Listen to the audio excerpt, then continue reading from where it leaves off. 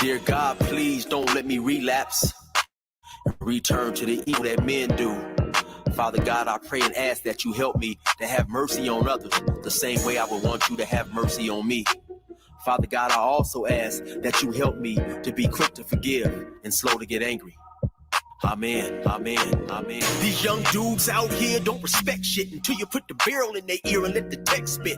I just might catch a case on my next hit, remove their whole face on some special effect shit. So show respect, Drake, or I'ma have a flashback. Digging through the dresser like, fuck it, where my mask at? The mash back with the banger and damage shit and say fuck everything I learned in anger management. Hop back on some east side managed shit and push a nigga's top back when I let the cannon spit. Start planning shit, premeditation. I'm in love with the streets again, rededication. Casket or cremation when I shoot you down. I was built for the smoke like a hookah lounge. I keep big shit that sound like a bazooka sound, and I shoot quicker than ain't gotta be a hoop around. Dear God, please don't let me relapse and return to the G-Ride, three straps, a ski mask with the case, squeezing keys apps, spraying everything from a nigga's brain to his kneecaps. Dear God, please don't let me relapse and return to the G-Ride with the three straps, a ski mask with the case, squeezing keys apps, spraying everything from a nigga's brain to his kneecaps. Gun on me, it ain't never for show, homie. I'm far from a bully, but I'm never a hoe. Get out of line, my Beretta will blow. Real talk, we can take the beef wherever we go. I bring it to your front door like I'm Uber Eats. I guarantee you listen up when this Ruger speaks. Plus I maneuver through these streets like a ghost, and I'm handy with the heat. I cook a nigga like a roast. On me, homie, this is not a boast. I will still come through, boy, and stop a nigga's post. Play him close, man, Eric will ease it. Quickly off the waistband, man, and Eric will squeeze it. Leave you niggas laid out dead or paraplegic. Niggas playing in these streets while I'm very strategic. I come to your house dressed like the gas man. Shoot you 9 times, leave you stretched by the trash can. Dear God, please don't let me relapse and return to the G-Ride with 3 straps, a ski mask with the case, squeezing keys apps, spraying everything from a nigga's brain to his kneecaps. Dear God, please don't let me relapse and return to the G-Ride with the 3 straps, a ski mask with the case, squeezing keys apps, spraying everything from a nigga's brain to his kneecaps. I don't put shit on Facebook, I just holler in person. Put the pistol in your mouth while you're hollering and cursing. All that shit you kept rehearsing and put on your live, got your clap with the big 4-5. You bitch nigga, if you tell me to pull up, I'ma do that. That nigga who was whooping first nigga that I shoot at. Ski mask on my face, bystanders be like, who that? I ain't with the talking, bitch, boy, I thought you knew that. Leave his brains where my shoe at and bounce like I'm on a trampoline. Leave you laid out, nigga, like you camping on the scene. If you want something sweet, grab a peach or tangerine. Niggas won't smoke, well fuck it, I'ma let them handle steam. AR with the beam, you see the red dot? We tug on this trigger, nigga, it'll make your head pop. Blood pouring down to your shoes, call it Red Sox. Your brains hanging all over your shoulders like some dreadlocks. Expect the gang of dead off if they ever cross the line. The Lord said in the Bible, oh, revenge is mine. So I'm just trying to find a righteous path between the two. Before I lose control and do the shit I used to do. This being humble shit is new. I'm trying to turn the other cheek, but I ain't never been a bitch, so watch your mouth when you speak. Your mercy's what I seek, so I pray on bended knees. Don't let me get the K with the extended clip and squeeze. Lord, please. Dear God, please don't let me relapse and return to the G-Ride with 3 straps, a ski mask with the case, squeezing keys apps, spraying everything from a nigga's brain to his kneecaps. Dear God, please don't let me relapse and return to the G-Ride with 3 straps, a ski mask with the case, squeezing keys apps, spraying everything from a nigga's brain to his kneecaps.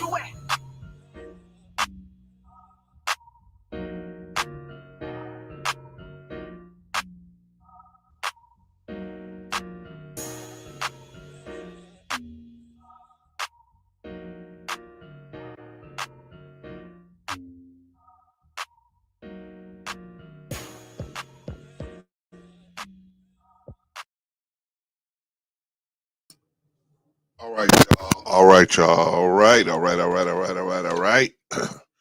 Good morning, everybody. Good morning, everybody. Shout out to everybody that's in the chat. I'm gonna get to you guys in just a second. Let me give Brother Eric his props real quick. Go over there to if you haven't already subscribed to 16 to Life, go over there and check the brother out. You know what I mean? Good stories. about life out there on the streets. Good stories about life out there in the prison system. He did 24 years up here in California in the penal system. Man, got funny stories about that. Some not so funny. But he's got a lot of music, man. Brother Eric's got a lot of music. He also he's got some animated stories over there now, man. I mean, dude is a really a smart dude, man, and a good dude, man. Good dude. Giving us this music royalty free, and so it is what it is, man. You know what I mean? He's a good dude, man. Hopefully, we can promote him into the stratosphere. But shout out to Brother Eric, man. Appreciate you. All right, that's Brother Eric. Let me bring him down, and let me shout out everybody that's in the chat, man. Let's see who's in the building real quick. Who's in the building? Let's see. What is this? 5 hours. Oh, this is minutes. I thought this was hours, man. I was like, what? I ain't been on those 6 hours. Okay.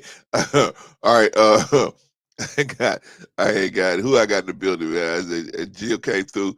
Jill said, "Hey, I'll be back, man. I gotta go. I gotta go to the church house real quick, and I'll be back after the church house." Shout out to Jill, man. Shout out to Jill's Chocolate Boutique. We'll see you later, Jill. What about A1 Day One Risa Neal in the house? Shout out to Risa. Glad to have you in the building, sis. Appreciate you. Sister Annie. Holy smokes, Sister Annie. Man, Sister Annie, please forgive me, man. I butchered your name so much yesterday, man. I was looking I was at home, I was in the bed, and I was looking I said, let me just look at this video, make sure I got her name right. And I saw that I didn't get it right again. I said, oh man. I had messed the name up on the video, man, but I think I got it right now. So shout out to Sister Eddie, man. Patience with your little brother, man. You gotta have patience with me because I'm trying. We're gonna get this thing together, man. I'm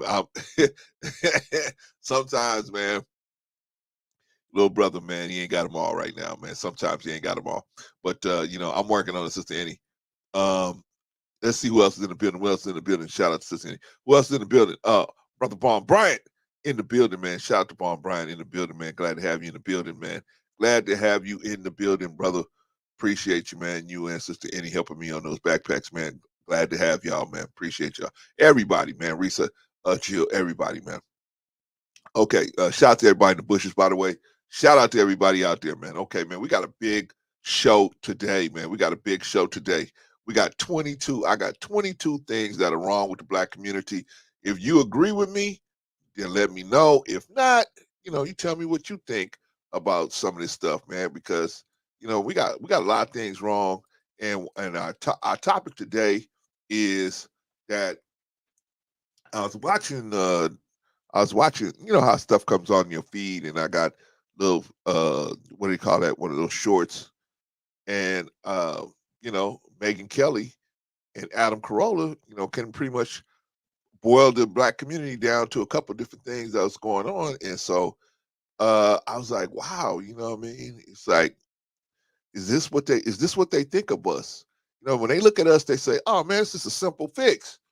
Fix this, or fix this, and you're done, right? But they just so stupid they can't do it, right? Well, maybe they didn't mean it that way, but that's what it kind of like sounded like to me. But I want to get y'all's take on it, and y'all tell us what y'all think about it, right? All right, let's see. I think we did everything, man. We gotta get right to work, y'all. Right to work. Oh, and I forgot, man, Patrice is coming on today. So we gotta get right to work, y'all. Right to work. All right, let's do the news, y'all. Let's do the news. Oh man, oh man, oh man, oh man. Let's see what we got in the news today. Oh man.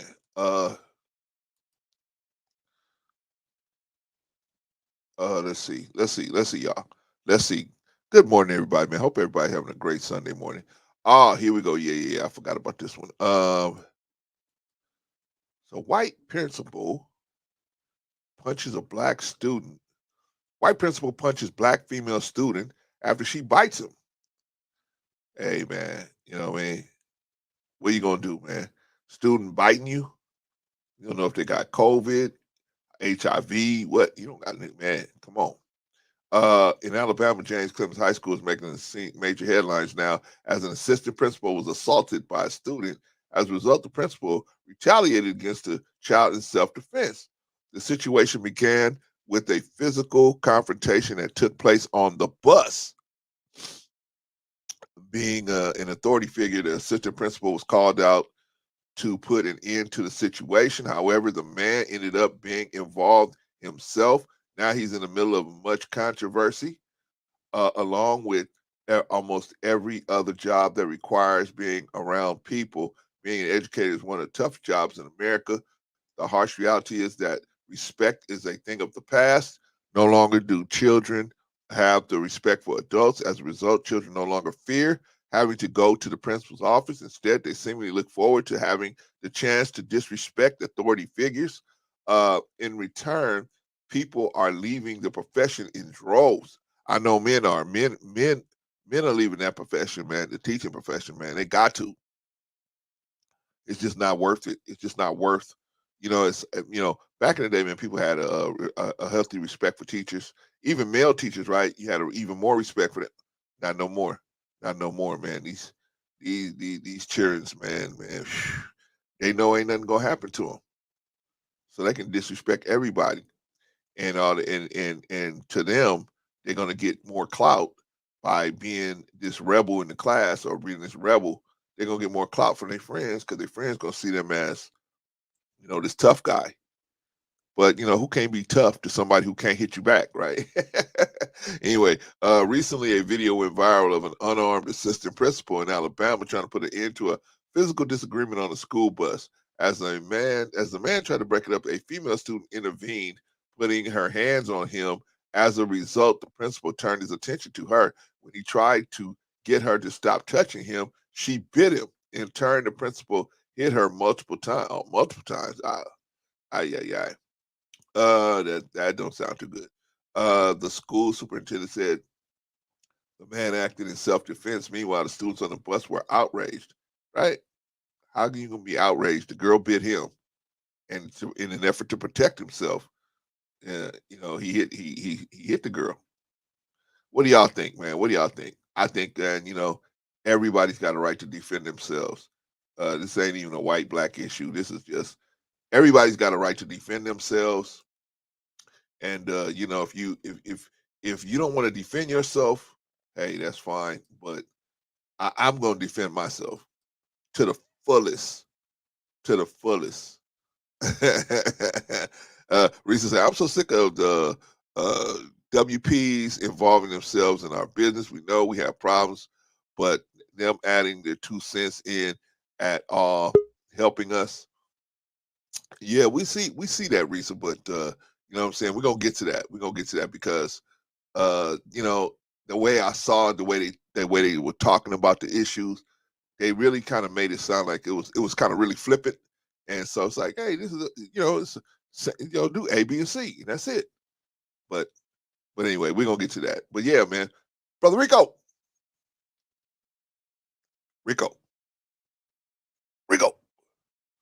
man, he went to go get a drink already. He went to go refill those libations already. Oh, Rico said 5 minutes. Okay.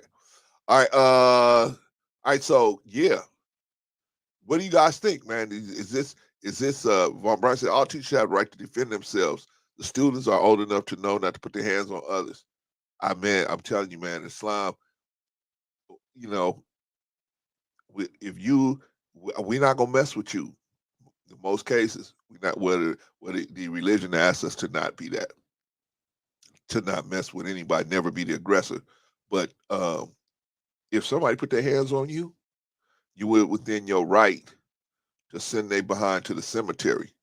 You within your right to send them to the cemetery if you can. Send they behind to the cemetery. You know what I mean? let their family worry about that, right? You know what I mean? Once they put their hands on you, or they try to do something to cause a harm to you, you within your right to defend yourself, right?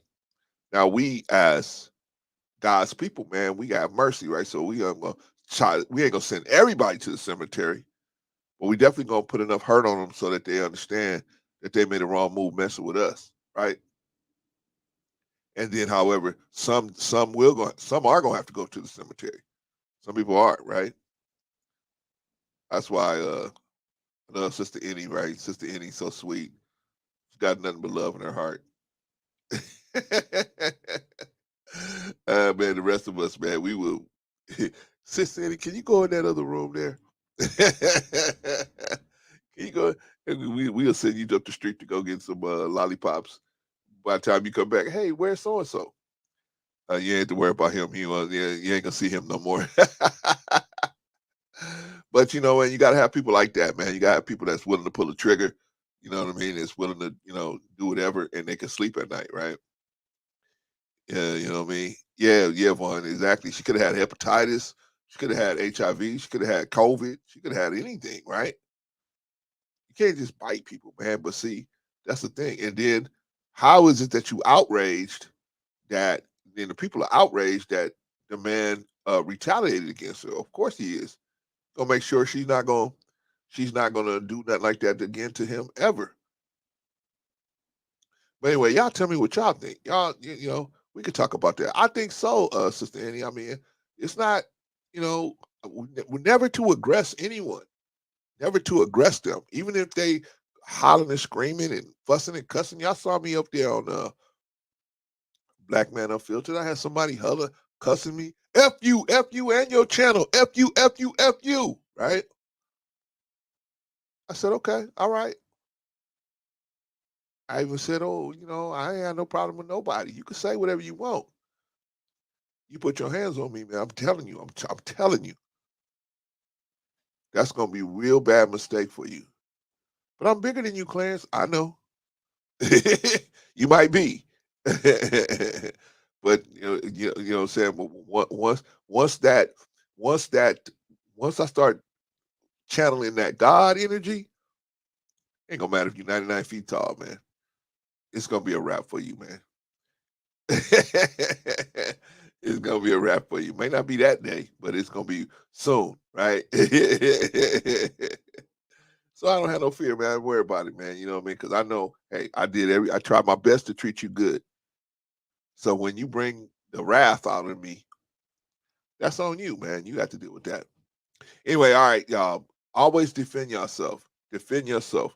You are you're within your legal rights to defend yourself to the fullest. You're within your legal rights to defend yourself. So always defend yourself, man. Don't think that you have to be the person who had the bigger turn the other cheek. You can turn the other cheek. Y'all saw me do it over there on Black Man Unfiltered, right? Turn the other cheek. It's no problem, right? As long as they just talking. When they start coming, when it physically assault you or physically come to try to assault you, that's now you within your rights to defend yourself however you can, right? Like I told you, you got to pull their eye out. You got to stick your finger all the way up in their nose. You got to do whatever you got to do, right? You got to jam a pin in their ear. You know what I'm saying? I don't know, high school age, Vaughn. High school. I mean, obviously, at least high school. I mean, probably, I would say, I don't know. Didn't say the article didn't say, but I'm assuming it was at least high school age, right? I don't think a junior high school student would at least would have attacked a grown man. That's something that I think maybe a maybe a high school student might try to do something crazy like that, right?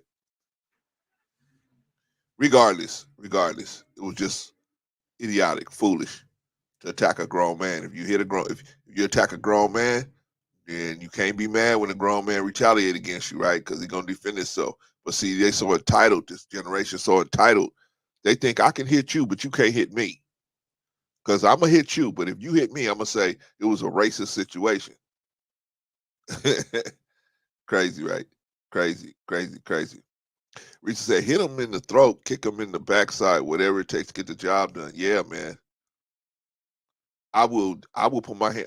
I will reach down and grab your man parts and pull them out while you struggling to get them back together.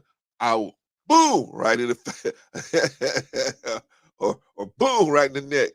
You know what I'm saying? I'm definitely the person that will pull both your eyes out. I put, pow right there, get them out, put them on. You trying to struggling to put them eyes in, I'm going to go to work on you. You try to put them back into their little sockets, I'm going to be going to work on you. uh, but we saved that reason. We saved that energy for people that are so brazen, they're going to put their hands on us. Okay. You know what I'm saying? We save that energy. People that's just talking, let them talk. Let them talk. But the people that actually, they're gonna put their hands on us. Once they do that, they should wake up in the hospital if they're lucky. Maybe a week or so later, right? Yeah, Risa. Yeah, let's we this is we try to show our people mercy if we can. If we can, Risa, if they're gonna let us show them mercy, we'll show them mercy. But if they won't let us show them mercy because they just they think they can just touch us any kind of way, and we could sleep good at night when they in the when they in the morgue. We could sleep good at night knowing that hey, we tried to extend them mercy, they didn't want it, so okay, you wanted this instead of mercy, you wanted me to go to work on you. Okay, no problem, we can do that. All right, y'all, let's move on, man, because we got to get going. We got to get moving. I got 22 things that are wrong with the black community that we need to get to. We got to get to. Let's see. What's next? What's next? Oh, the hit parade. The hit parade. Let's see. Let's go. Let's go to the hit parade. Let's get to the hit parade. Man. Okay. Let's see. Let's bring this up. Let's see. Here we go. Here we go. Here we go. Oh man, this is a terrible one right here, man. It's terrible. Terrible. Terrible. Terrible. Terrible. Terrible. Terrible. Let me see if you guys can see this. Okay, here we go. American Canyon High School teacher arrested for lewd acts with minors. Oh man, here we go again. Napa County, California. What is up with the Bay, man? Golly, man, they just got so much going on up there. I think they got all that. I think they got a lot of psychedelics up there or something. A teacher from American Canyon High School was arrested Friday for allegedly a lewd act on a minor, according to the Napa Valley Unified School District. Derek Allen Holland was arrested at 4:45 p.m. in Susan by Napa County Sheriff's Office. The incident happened after students were released from school for the day and did not happen on the Napa Valley Unified School District campus. Officials said no details were released about the juvenile victim. Holland is currently on administrative leave. American Canyon School's website lists him as a special education teacher. Holland was booked in Napa County Department of Correction with bail set at $50,000. He has been a teacher in Napa Valley School District for over 16 years, according to his LinkedIn. Ay, ay, ay, ay, ay, ay, ay, ay. Okay. Clarence, why do you keep on doing the hit parade? Why? Because I got to keep reminding y'all, I got to pound it in y'all's heads. Got to watch these teachers, man. You got to watch everybody. You got to watch everybody, man. These people, man, these people are sick. These are sick. They sick.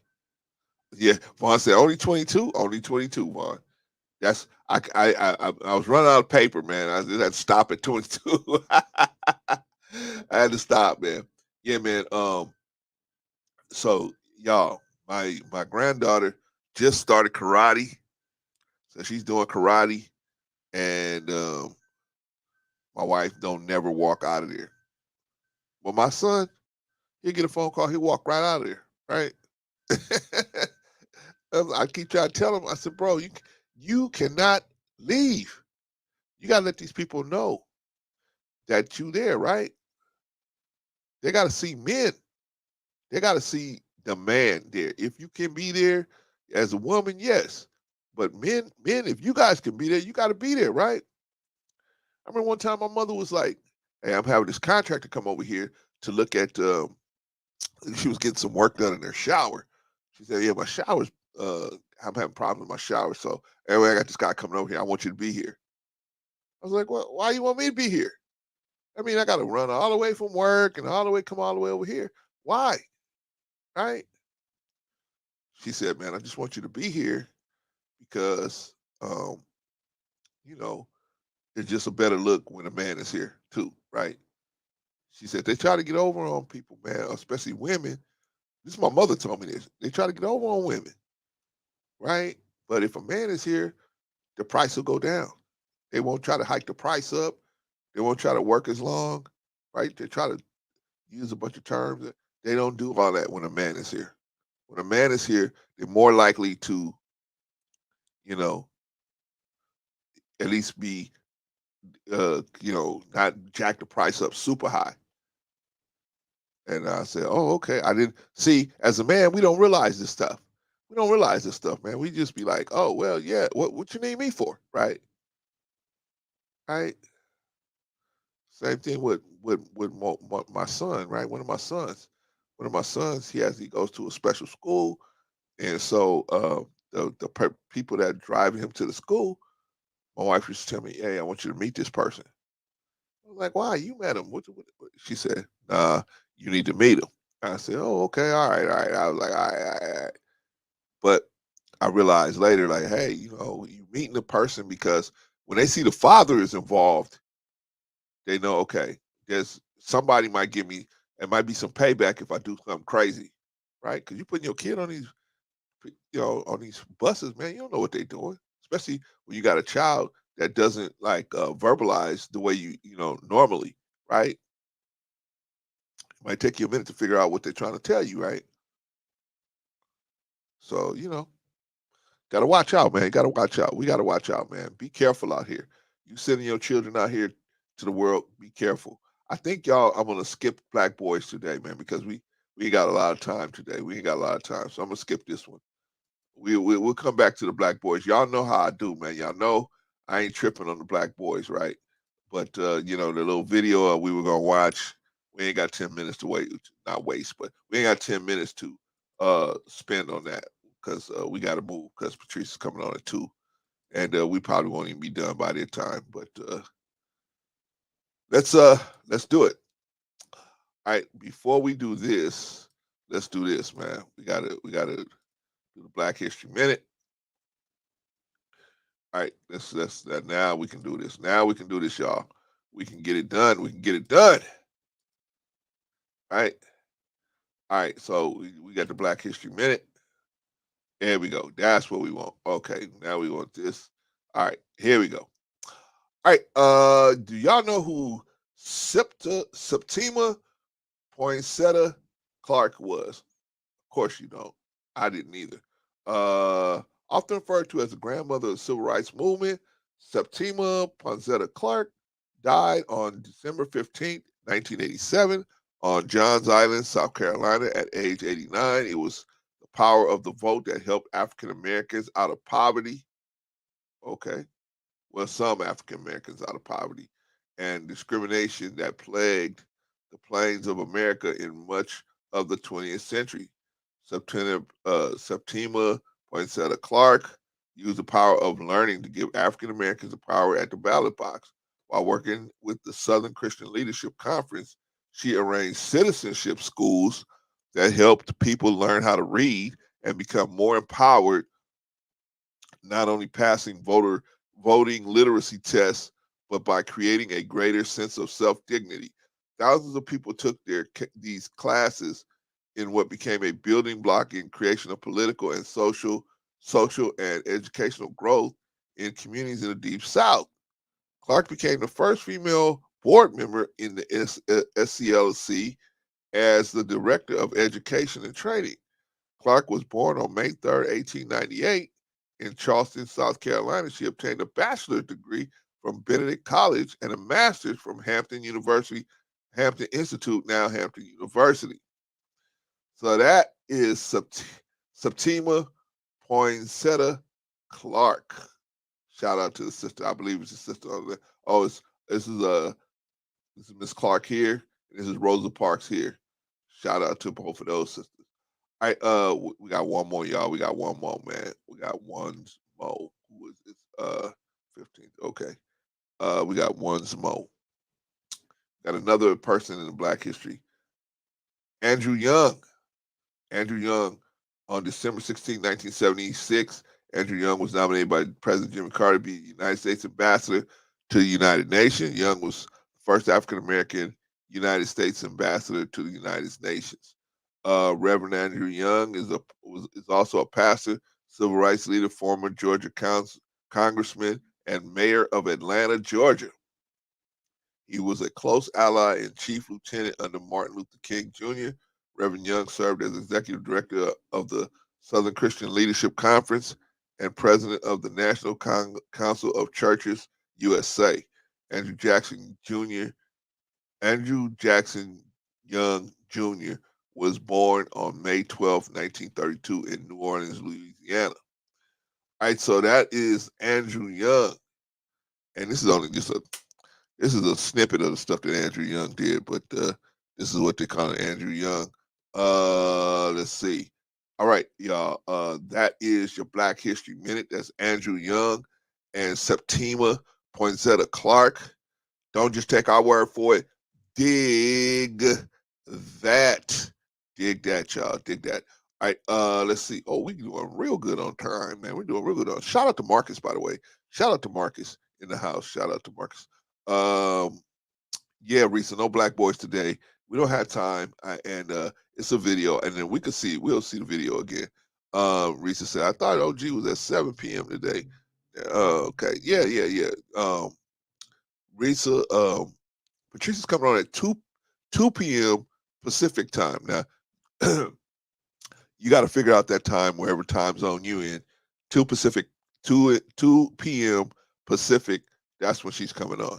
So, my goal is to have this wrapped up by then, so that we can talk about. We need to talk about and then get over there and support her, if we can. At least we'll be maybe 15 minutes later, a half hour later, something like that. All right, let's see. That is a Black History Minute. Dig that. Don't just take our word for it. Dig that. All right, y'all. Let's see. Oh man, we're doing great on time, man. Hallelujah, hallelujah. Okay, let's do the STEM job of the week. What's the STEM job of the week, y'all? I don't have one. I don't have one. What do I have? I have the website for the jobs for the city of Philadelphia, the city of brotherly love. And what am I doing? What am I doing? I'm showing y'all that they got jobs. Here's you can see, you can search by department. You can search by job itself, right? You can search by civil servant, non-civil servant. If you're going to get a city job, make sure you click on that civil servant. Make sure you get a civil servant job, right? Has much more protections. You want a permanent position, right? And so here's all the jobs they got open right now, right? But it's not all the jobs. It's just a list of some of the jobs they got open, right? But they got, what, 19 other pages plus more of jobs they got? Come on, man, that's open, right? So I'm sure you can search by, right? You can search by salary, right? You can search by salary. You can search by when it's closing. You can search by alphabetical. You can search by a lot of different stuff, right? You can get permanent, temporary, internship, right? Open to existing city employees, open to existing department employees, open to anyone. Come on, bro. Come on, y'all. We can make it happen. We can make it happen. So why am I always showing you guys these? Because all you got to do is go to the city of whatever city you living in, and click on the job board, and you'll see all these positions open. You know what my son told me the other day? I said, hey, man, what's going on with that? Because a friend of his had plugged him into this job thing. And I had told him when this happened 2 months ago, maybe almost 3, I said, hey, man, what if you don't get that job? Oh, I'm going to get it. No problem. See, this is my friend. He told me, no problem. I'm going to get it. I'm going to have a job. No problem. I said, oh, okay. I've been living long enough to know that whenever somebody say, "Oh man, this is for sure," it's not a problem. It's man, I'm telling you, this is a for sure thing, right? You guys ever seen a Raisin in the Sun? Hey man, this is a short thing. All we waiting on is you to bring your 10,000. That's all we need. And then once you bring your 10,000, we gonna get started, man. We're gonna get the contracts out here. Right?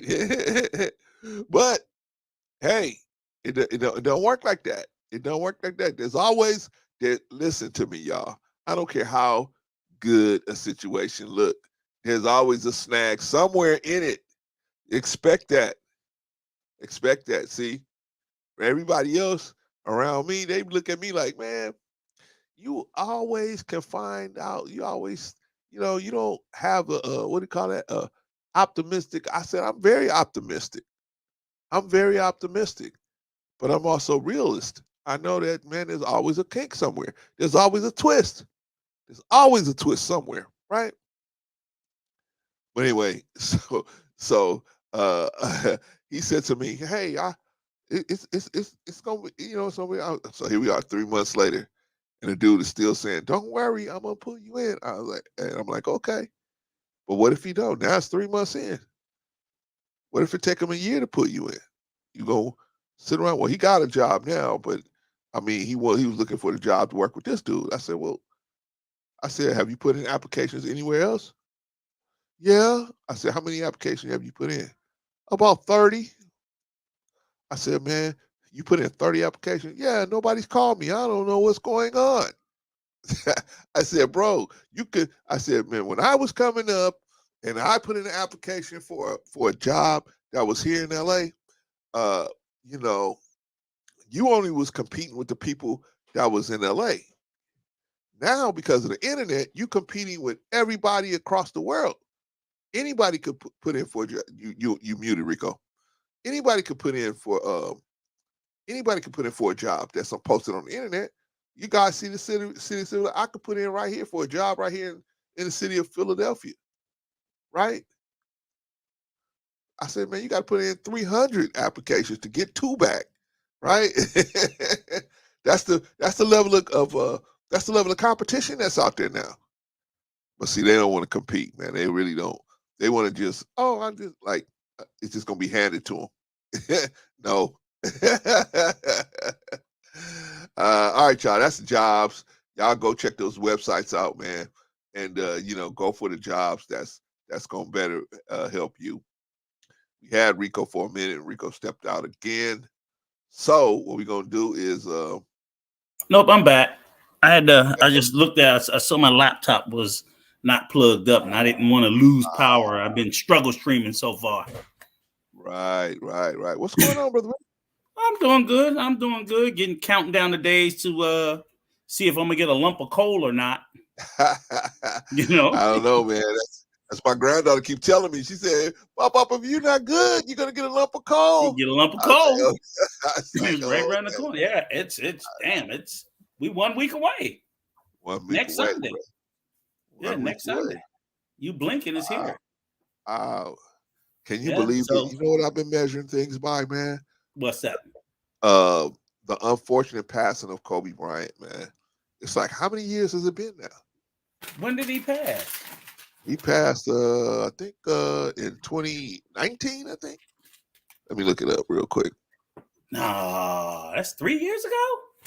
I think so. I'm not sure, man. Let me look it up. Kobe. And what time of the year did he pass? Was it this time? Yeah, no, it was I think it was January. Okay, so it's like right after Christmas. Yeah, January 26, 2020. Okay, so it'll be 3 years this January. Yeah, January. Yeah, so it is. Passed on my son's birthday. Yep. Wow. Oh no, not my son's birthday. A couple of days before my son's birthday. Yeah. Okay. Yeah, man. Damn. But I'm just saying, it just seemed like, man, wow, man, time is flying. Yeah, it is. Flying, I can't believe we at the end of the year. Me and the miss was talking. I'm like, damn, I can't believe 2022 is done in the books. It's in the books, bruh. In the books. So I mean, that's I'll tell everybody, I'm like, that's a sign of age. Because when you were younger, it seemed like it took forever. Right. Now when you older, like, damn, it was just January. Yeah, man. It's like it's December. Hey, so it's bruh. I remember eating cheese pieces in the lunch benches, man. I was just eating cheese pieces in the lunch benches, man. Yeah. That's gone now. That's Gone, gone gone, now. gone. That's gone now. We used to tease the God Squad, man. Yeah. The God Gone. Squad was a group of people in high school that used to do Bible study out on the bleachers on the track, and we used to clown them, man. We used to clown the God Squad because we didn't know no better, right? Right. So, but I remember doing all that stupid stuff, right? Yeah. Now, man, Now they clowning you, right? I'm an Now they old clowning man. us. Yep. My Yeah. sons be like, Dad, you just don't know what time it is. I said, oh, okay. Uh-huh. Okay. I don't know what time it is, but every time y'all got a problem, y'all come over here. Yeah. Okay. Yeah. Yes, indeed. Yes, indeed.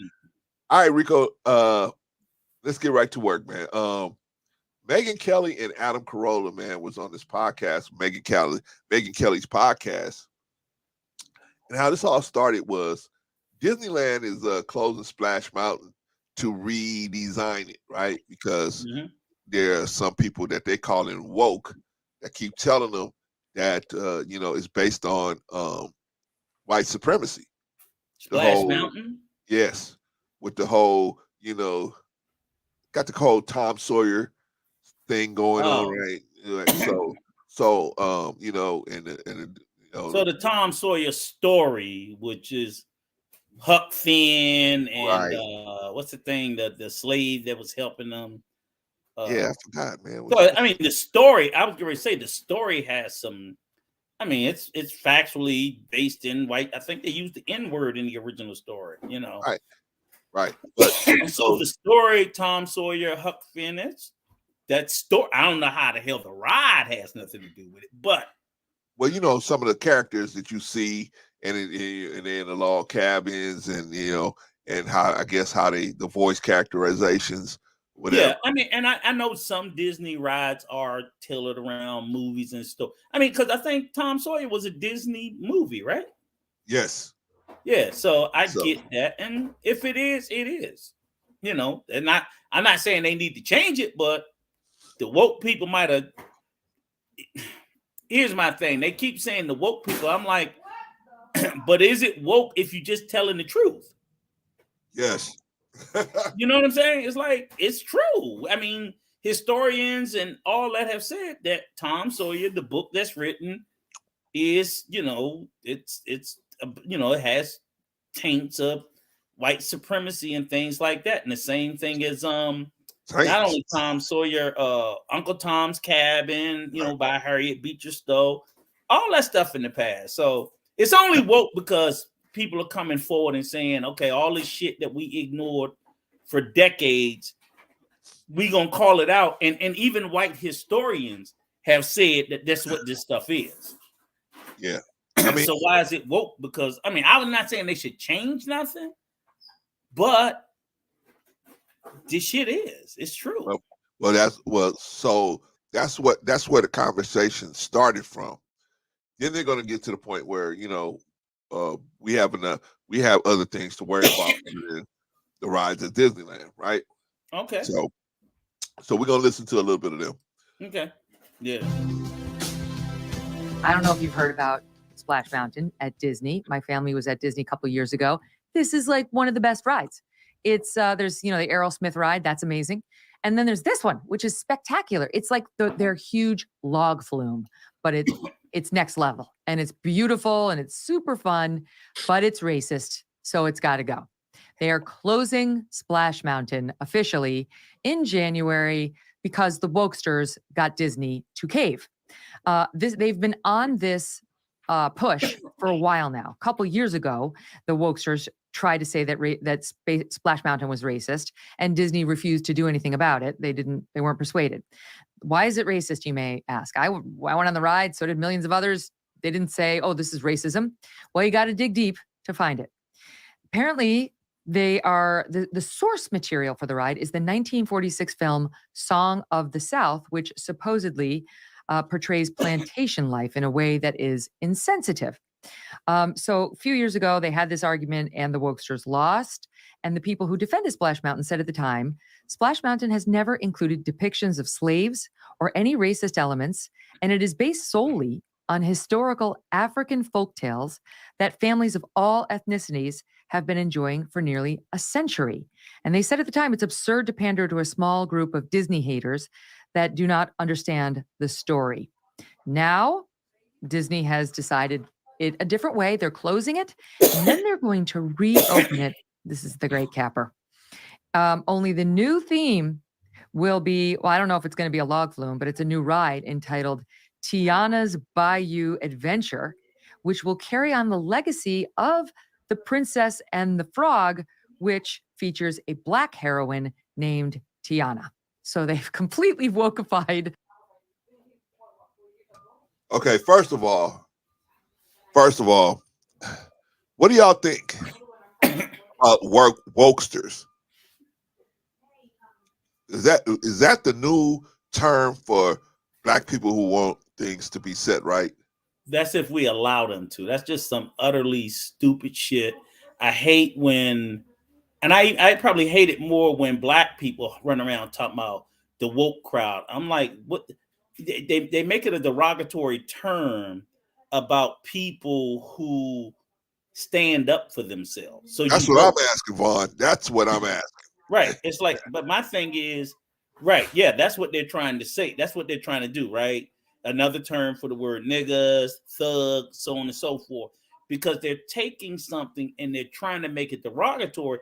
And the term woke and stay woke has been around, I think, that goes back to I want to say the 1930s. Oh, that goes way back. You can do a Google search on the history of woke, and woke has been around, I want to say, since George Washington Carver. Okay. When they was telling black people to stay woke, to stay intelligent. It's not it is not anything new at all. Woke is not no damn hotep at all.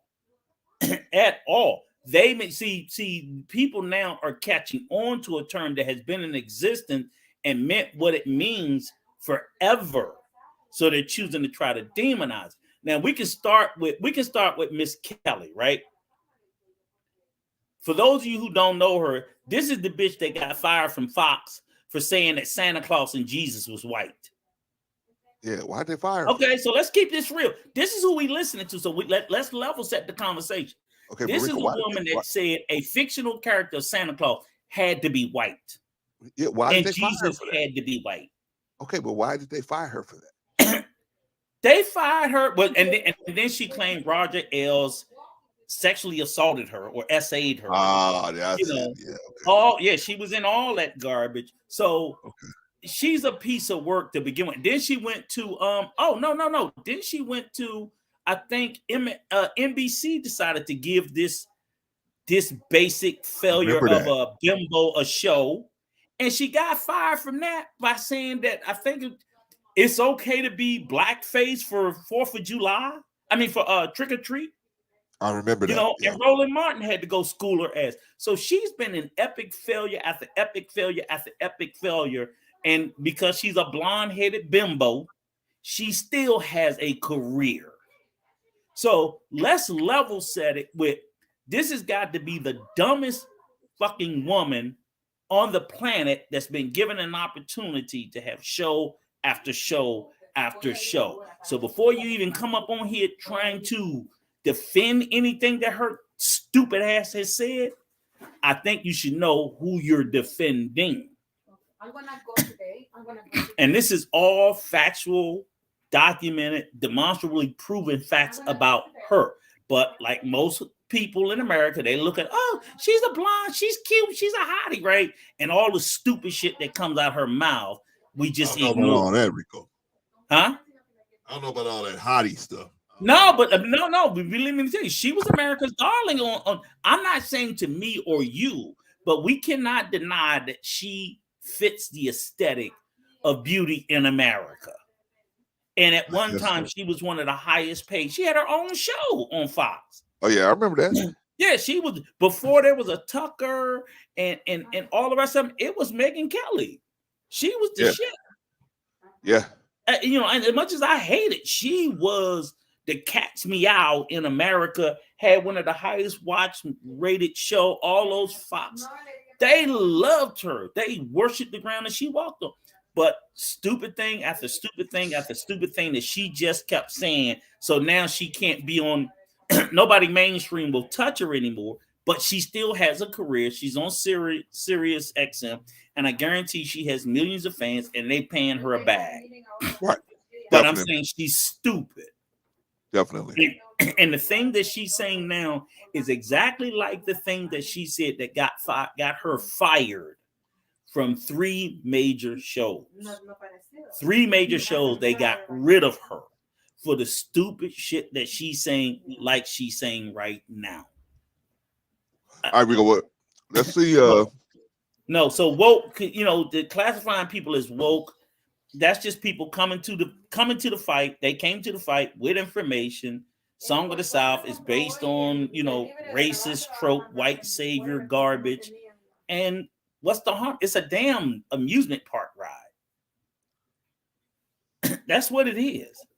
So I mean, it's no different than, hey, now we taking down Confederate monuments.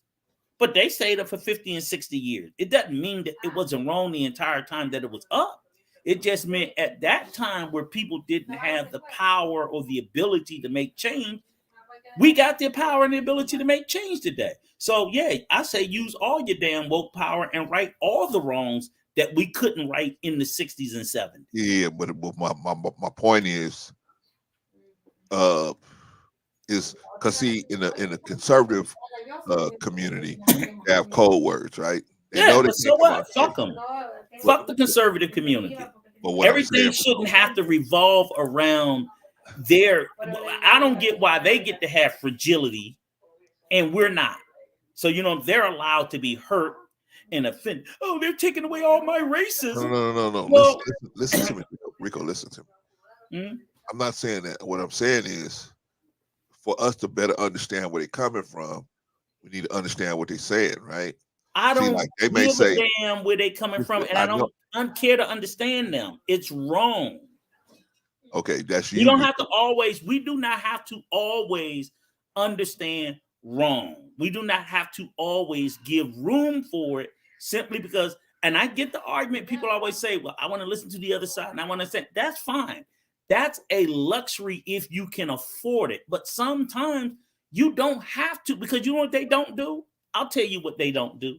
You don't hear them saying, I want to hear what the liberal side of point of view is. Because they don't care. They just want to win. And they just want to stomp us out of existence. So why do we always care about... No, it's not about caring, Rico. Listen, you're not listening. You're not listening to what I'm saying, bro. Okay. You're listening with your heart instead of your ears.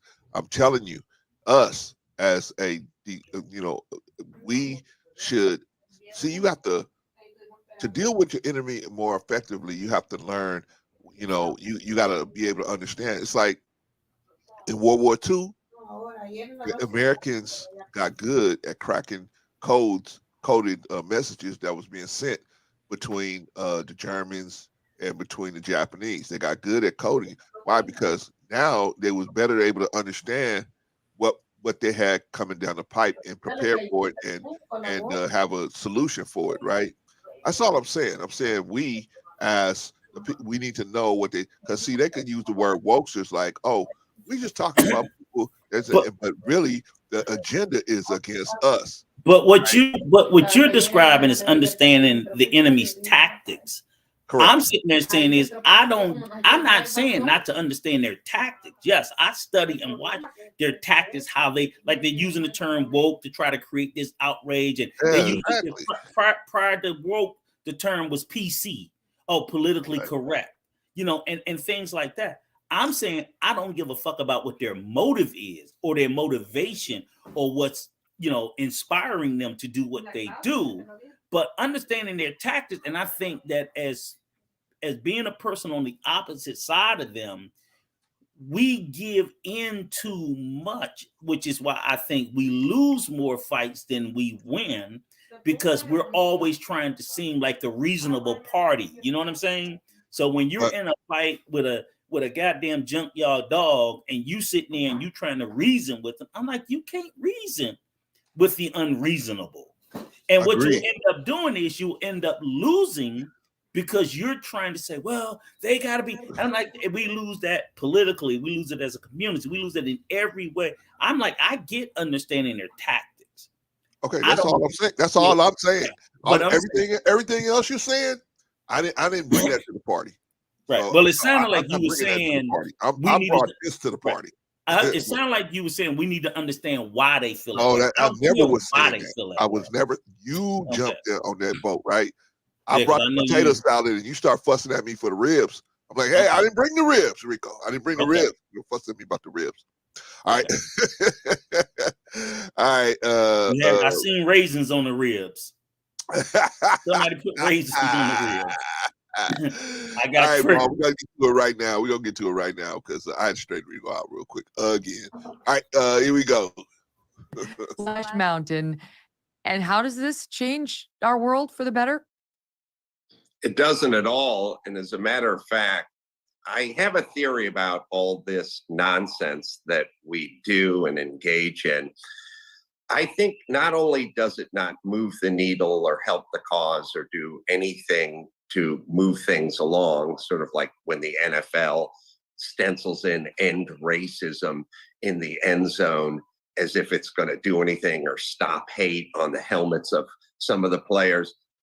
I think it actually hurts the cause because it puts the message out there that we are a racist nation, as previously discussed, but also it sort of satiates, like maybe there are some problems. Oh boy! All right, Adam Corolla says. Hang on, let me say this, Lewis. I apologize. I appreciate what you're saying.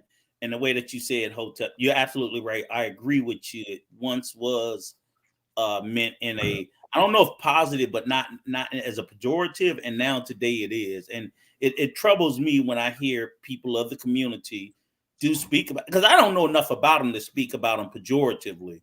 But I do see people who look, who reflect our complexion that speak very ill of the Hotep and the Hebrew Israelites. And I'm not saying I agree with anything they say. I'm just saying whether I agree or not, I'm not going to demean them in any way because there's no reason to that I'm aware of. Nothing that I'm aware of. So you're right. I'm glad you put that in and made that correction. But now I see how you were saying it, and great perspective. Go ahead, Clarence. All right. My question was, okay. So he said that it puts it out there like America's a racist country. Because America is.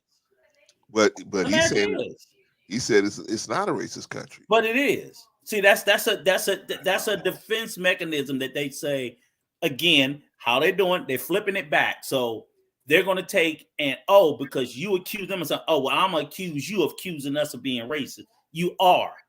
Rather than addressing the issue as to why people bring, so they're not going to address why the wokesters went and said they had a problem with. They're not going to address anything that's wrong with the depiction of the ride. All they're going to do is say, look at what you're doing. They're not going to address. So if those wokesters said it's wrong because of 1, because of 2, because of 3, because of 4, they're going to ignore 1 through 4 and say, see, here go the woke again. And then all of a sudden, the wokesters are now defending themselves rather than having the things that they pointed out addressed at all. Right. But that's what they do. That's a classic. But this is a classic tactic. Okay. Yes. So, as Brother Malcolm said, it's the fox.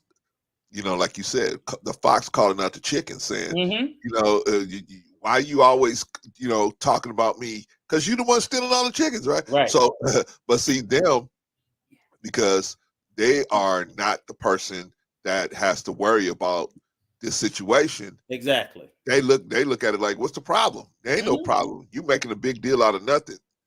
It's not even a big enough issue for you to even make it this way. Exactly. right? And so, of course, you're gonna say that sitting on that side of the aisle. Yep. So that's why we, like you said, I agree with you on this part, Rico. We got to watch out for these, how they shift these narratives real quick on you, and then before you know it, you spend all your time defending yourself when that wasn't even the goal. The goal was to bring some shed light on the issue that needed light being shed on it, and instead now you are running around how to defend yourself and got to prove your patriotism because these people question your patriotism and say. And what you found wrong is never even being discussed. Right. We ain't talking about that no more. See, now you and that's what we do is we let them put us on our back foot rather than staying on our front foot. But I'm like, you gotta brush that aside, blow through that. Comprehensive thing, though. Right. That's because we are not being taught in our schools, primarily in schools that's in the inner cities, comprehension. Just learn how to repeat information, but not how to crunch it down and critically think about it, right? Okay, so let's get back to Adam Corolla because he's about to drop some jewels on us, man. Go ahead. He already said that we acting like America is a racist nation. What's wrong with us? What's wrong with us? See, so I wouldn't even entertain that as a maybe question. We should get to those problems. Say, Rico. I'm saying I wouldn't even entertain that as a question because again, before I'm going to answer your question, you answer mine. So why do I have to learn how to address the issue of is America a racist country where I'm telling you this ride has racist connotations all throughout it. You don't feel like you need to answer any of these. And I'm sure that when they pointed out the ride, they were pointing out all of the instances of racism throughout Song of the South. I'm sure they did that.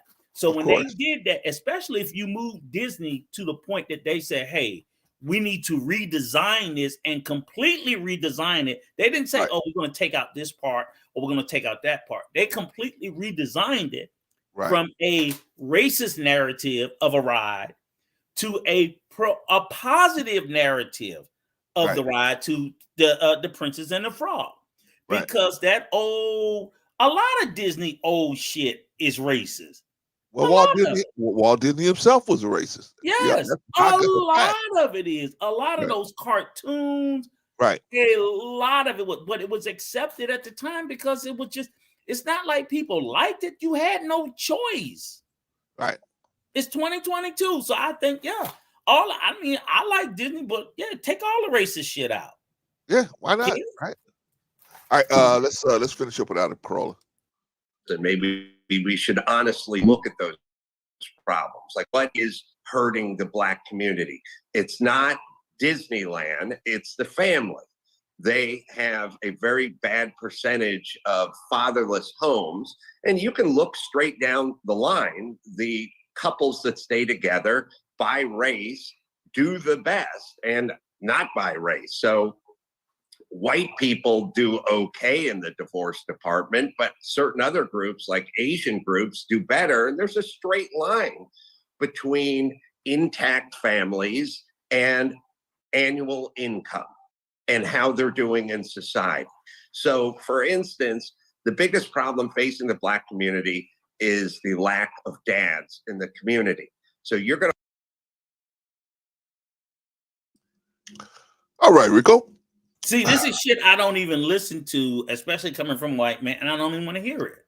I mean, I understand what you're doing, but I'm like, every time we get into this space, I'm not going to black-splain to his ignorant ass. Black-splain. One part that he's clearly leaving out is while he's talking about these straight lines, he's leaving out a huge part of the reason for why there's such a dearth of fathers. Of course, absolutely. You see what I'm saying? So, but again, we get into this space of having to explain ourselves while they don't have to explain themselves. See, we don't have to offer any explanation for why the mass incarceration rate has had such a profound impact on the Black family. He don't have to explain that. We have to explain why. And once again, he don't know what the fuck he talking about. But that's literally every time we get into these conversations, you just want to go, I'm not black-splaining nothing to your ass because you don't care to know what the problems are. He's a guy that looks at the end results, but he doesn't look at the causation of what caused the end result. I can look at the answer to every question, but if you know how to teach, you sit there and say, don't give me the answer, tell me how you got to the answer. That's the part he's not going to tell you.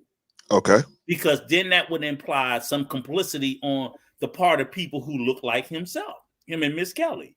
Okay. All right. So, and I can't even say that fatherlessness in the home is a big part in the black community, but that is not the biggest problem.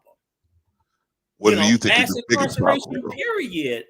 I think fatherlessness in the home is a result of bigger problems such as mass incarceration, the war on drugs, income inequality. A lot of factors involved in all of that. All of these are bigger problems than just if I tell you this, we could have the same rate of fatherlessness in the homes, but if we had a more equal rate of income, if the income disparity between families wasn't as great as it would, we would have fewer problems. But they don't talk about the theft of wealth. They don't talk about stuff like that because they want to ignore all that. So I'm like, okay, fine, fuck it. I can't make these people together. How about we start making sure that these families are paid equally? That the generational wealth is the same. Because whether the woman has a man or not, if she has more resources, the outcome of her children with a father or without a, because I'm like, I can't necessarily think that a poor family with the father intact is going to grossly outdo a more well-to-do. So you take a poverty-ridden family with the father, and you take a single-headed family with the mother, middle class. I'm like, they're almost the same. One has a father, one doesn't. You know what I'm saying? That father being there, but the lack of resources, being dirt poor, I'm telling you, that shit matters as well, because that single mom in the middle class, she can probably get her kids tutoring and get them in AP courses or lower upper class. So what I'm saying? Because her resources can make up for the difference of the absence of a father. So just saying just the absence of a father is the sole reason, I'm like, no, it's several parts to it. Right. But he don't care. It's not his community. That's what I'm saying. He don't care. But we have a lot of people, a lot of our own people who buy this bullshit, see stuff like this and buy it. And they say, "Wow, Adam Corolla is a smart guy." Right. And when you tell me you listening to him and Megyn Kelly, I know how stupid you are. Because a person of color listening to Megyn Kelly, yes, Santa Claus has to be white and Jesus had to be white. And no way, and lost a job over that. And that's what you listening to? You deserve to be stupid and stuff. Yeah. Okay. So Adam Corolla says the reason the biggest issue in the black community is the fathers not being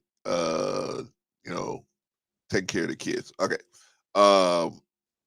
However he means that, whether this means not being in the house or financially or whatever, right? He didn't qualify what he said. So, but anyway, let's finish up. Let's finish up. Going to focus on Megyn, focus on Princess whoever in Buckingham Palace, and you're going to focus on Splash Mountain, and you're never going to get to the real problem. So, and it also satiates. That's kind of the problem. Like, it sort of feels like, all right, well, we did something here. We can rest. It's all a distraction. No one wants to get to the real problem. If you mention real problem, they ironically call you racist. So if you want to get in their good graces, you just brought up 3 race-based situations. You got the Splash Mountain or Pontoon Mountain or Toboggan Mountain or whatever's over there in Disneyland. You have Meghan Markle and you have Princess what's-her-face over there in the palace. All 3 are zeros. All three either don't exist as it pertains to racism or don't move the needle at all. But what would help are things like vouchers and school choice. That would be a big deal. I live in California.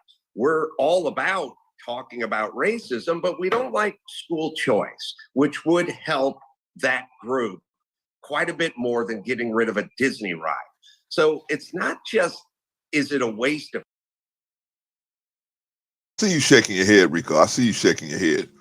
You mean school vouchers won't help, man? If we just send all the black kids to the white schools, that ain't gonna help.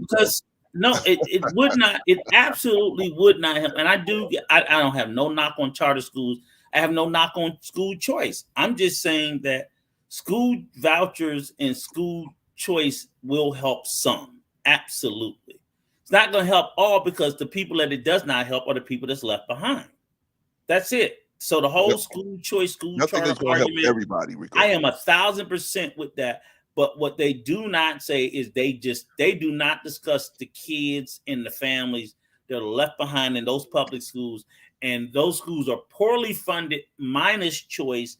They become more poorly funded once you start to once you introduce school choice, and the best and brightest of the black kids from those communities go to white schools. And I want them to go. Make no mistake about that. But what I would like to see is that if you take the best and brightest from the black schools and they get to go to these better, well-off to do white schools, I'm 100% in support of that. Then y'all need to continue to fund or fund even more the kids that's left behind, and they just don't. So if your school gets $100,000, right, and they take the best and brightest from your school and they send them to the white school, and they say, oh, we're going to take $40,000 out of that. Now your school that they left from, now they got $60,000, and they don't replace those lost resources. That's the thing. And they don't, and the school choice and school choice, they don't even talk about the schools that get left behind. They just seem to think like, oh, well, those kids can go. No, those kids can't. Most of those kids can't. Most of those kids, because even when you try to transition or transfer to a better school, you still got to test. Right. And the reason why a lot of those kids can't is because they're ill prepared. Right. And guess what? They're not going to, oh, well, they got to study hard. Well, how the hell are they going to get study harder if the school went from $100,000 worth of resources down to $60,000? Now the school got even less to do with the same thing. That's all I'm saying is, I'm just sitting there saying is, I'm for the choice. I'm for the kids moving. I'm just saying, then the people, nobody gives a shit. No one says anything about the ones that's left behind. They just don't. It's just like, oh, they got to get their own. And we are okay with that. And I'm just like, I'm all for school choice, but I'm also like, hey, we got to do better funding for the kids that get left behind, the schools that get left behind. You heard other radical models where like maybe, it works in a distorted way when you tie it into, like I said, school funding being tied into property taxes. So like if you live in a wealthy enclave, your school system and your schools are funded out the wazoo. If you live in a poor enclave, your school system is funded worth shit. I don't care how smart your kids is. I don't care how smart it is. Your kid can be a genius. And then that's just the resources of the school that they go to is going to be nothing. Okay, well, Rico, go ahead. Let's talk about schools on another situation, because that's a deeper conversation, and I think that we need more time to break into that. What I want to do is I want them to finish out their position first, and then we'll start. I'm gonna start laying out these points. I just addressed it because he brought this. He brought up the school choice thing, which is a valid thing. But if you're not gonna flesh it out, it's just bullshit just to say that and make people think, oh, just school choice. That's the magic pill. I'm like, nah, it's more to that, bro. Right. That's all. Because it doesn't matter if you have a society that's wicked that encourages promiscuity and has a dim view of education, doesn't matter where you send people like that, right? Yeah. They're always gonna go and they're always gonna avoid what they need to know and need to do to improve themselves, because they think of themselves only in one box. But let's get back to that. I wanted Megan Kelly and Adam Corolla to lay out their case so that when we can start picking people up and then see if they agree with it or not. All right, let's see. Time, it's energy satiates, and it actually hurts. Did you know that? That was Adam Corolla, and of course, Rico's favorite, Megan Kelly. She's up here, and they say that the what's the matter? The wokesters, or I guess that's a new code word for black people or black enthusiasts. They are at it again, taking the good ride over in Disneyland and turning it into a woke thing, Rico. And why can't you just leave it the way it is? This is what crazy. We talking about Sambo and Jimbo and everybody else in them log cabins. But Clarence, we talking about a damn ride. They can't let a ride go. And I'm like, wait a minute. Why y'all even crying? Most white people can't afford to take the goddamn Disney World almost $200 a ticket to get in. Yes. That's why they changed insane. So, wait a minute. First of all, don't y'all get Disneyland is not sympathetic to you. They just know that they're the landscape of the crowds that are actually going there are changing. And so they understand that, and so they have to be sympathetic to that. It's not because, you're right. Morally, you're right. That makes sense. Yeah, we should have an inclusive. No, the only reason why they're doing this is because they realize more black people are striving for better. More black people are becoming more having the types of incomes that they can do that vacation in Orlando, right? Mm-hmm. They can go out there and do all that stuff. And so they're going to turn the spigot off, because I think amusement parks are down all over the country. Amusement park attendance is down all over the country. It's been like that since COVID, right? It's down all over the country, and they're all fighting to get people to come back, right?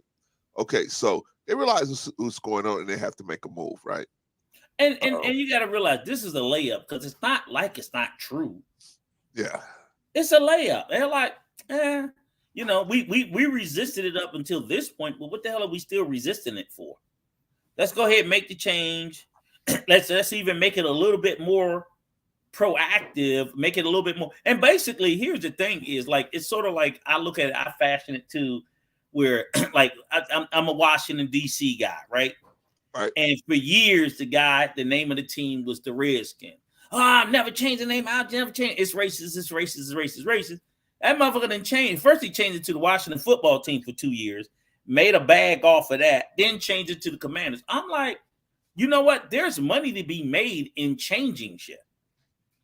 Yeah. So all this whole, it's always been that way. It's traditional. No, you start to lose money when a brand gets so old it becomes businesses revamp their brands all the time to give it more pop and change.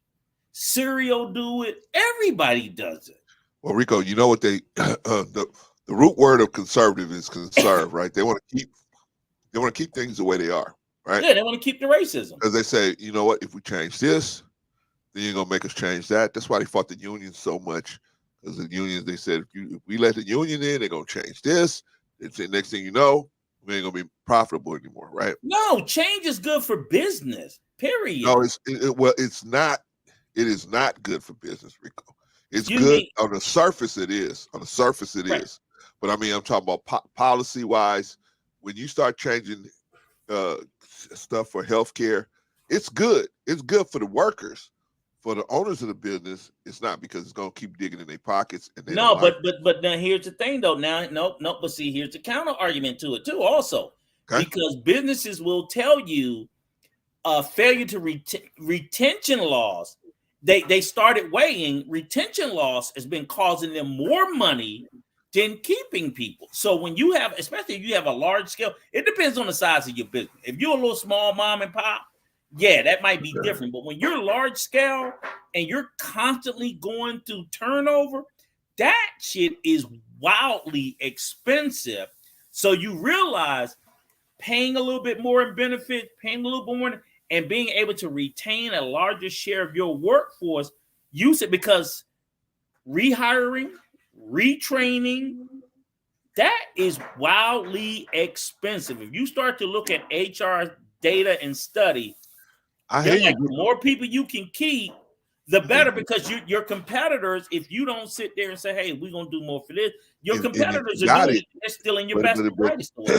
But Rico, it is something that's going to eat away at your bottom line. And if you have it, you're a company like Facebook, you got it. Yeah, but it's going to eat away. But it eats away at your bottom line if you're losing through loss of retention. Is what I'm saying is people get I understand it. That's why I said it's better to do it if you got it. Right. So what I think most businesses, you weigh the scale and you say, okay, if we're losing 6 to 8% of our workforce every year, what's the dollar value on that? Because again, it's not just the people you lose, it's the cost that you have to spend into rehiring. Well, I would say this. It depends on the type of business you have. In most cases, it's not, because if you give McDonald's employees health benefits, 401ks, that's going to kill McDonald's bottom line. I'm not looking at McDonald's, right? Because McDonald's is McDonald's, but I'm like pharmaceutical industry, legal industry. That's what I'm saying. You got it.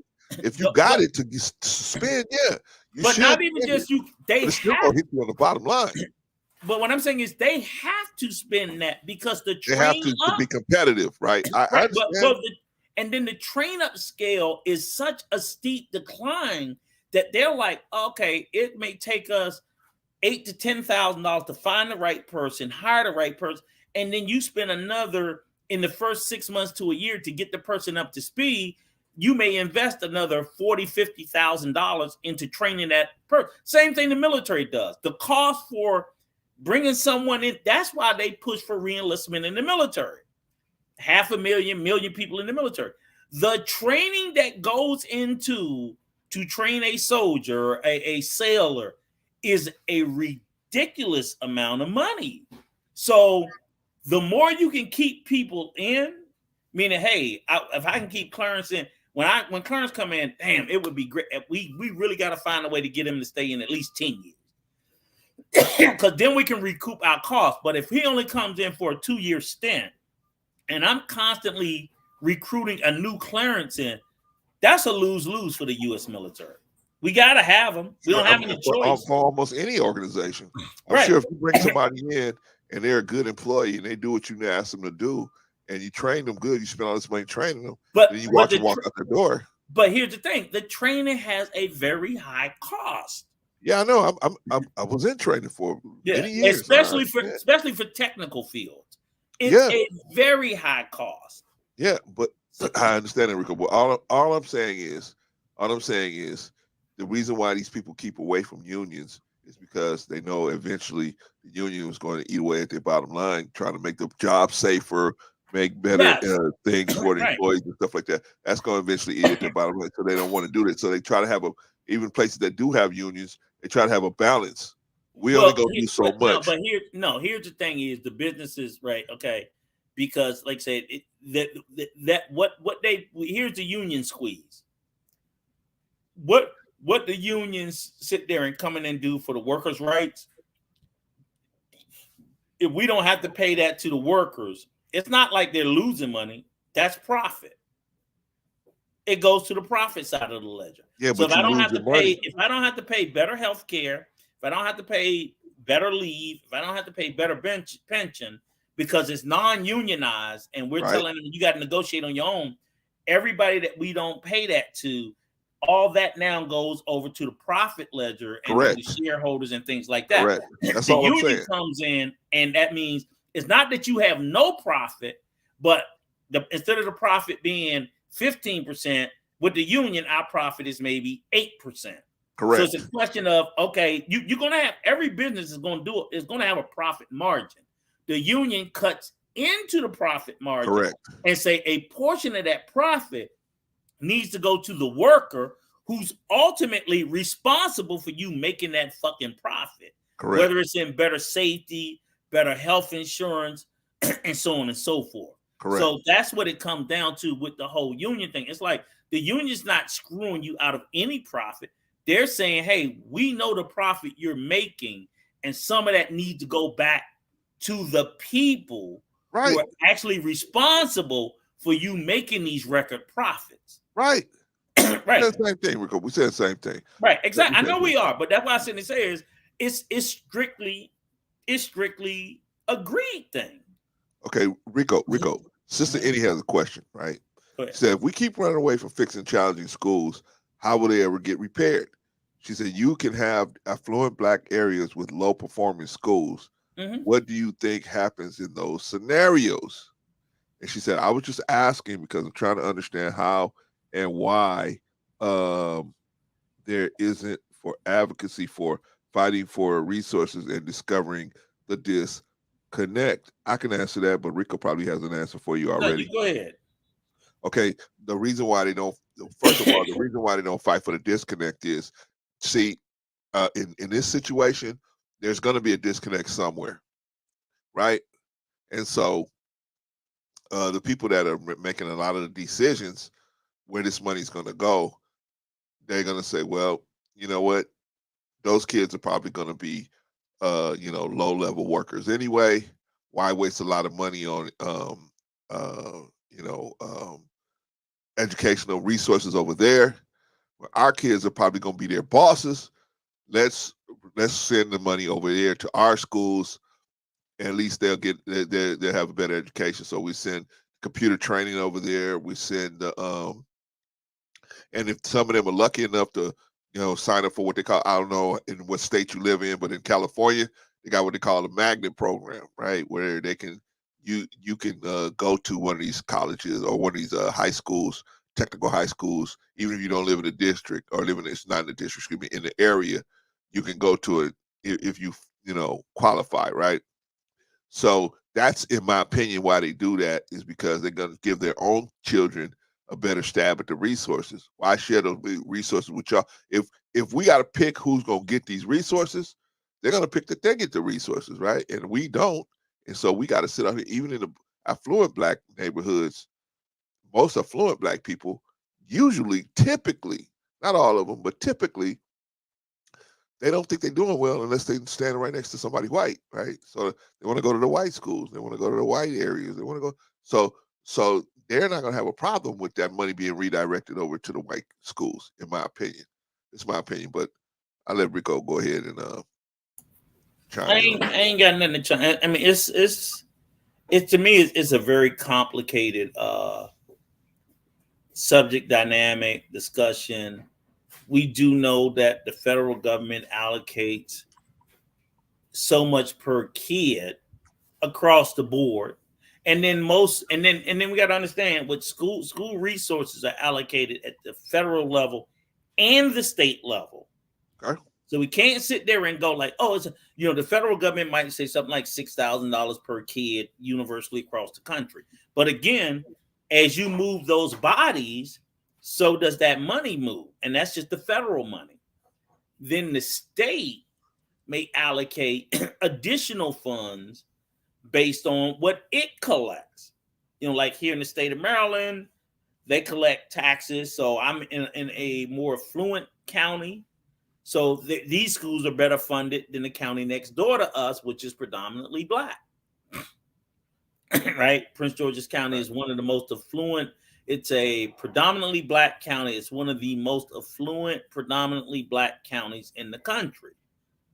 Half their schools are outstanding. Half of them are fucking horrible. But overall, the entirety of the county is doing well. But it just still, and so even within the county, schools in the affluent areas are doing very well. Schools in the less affluent areas are doing worse. It's wildly complicated.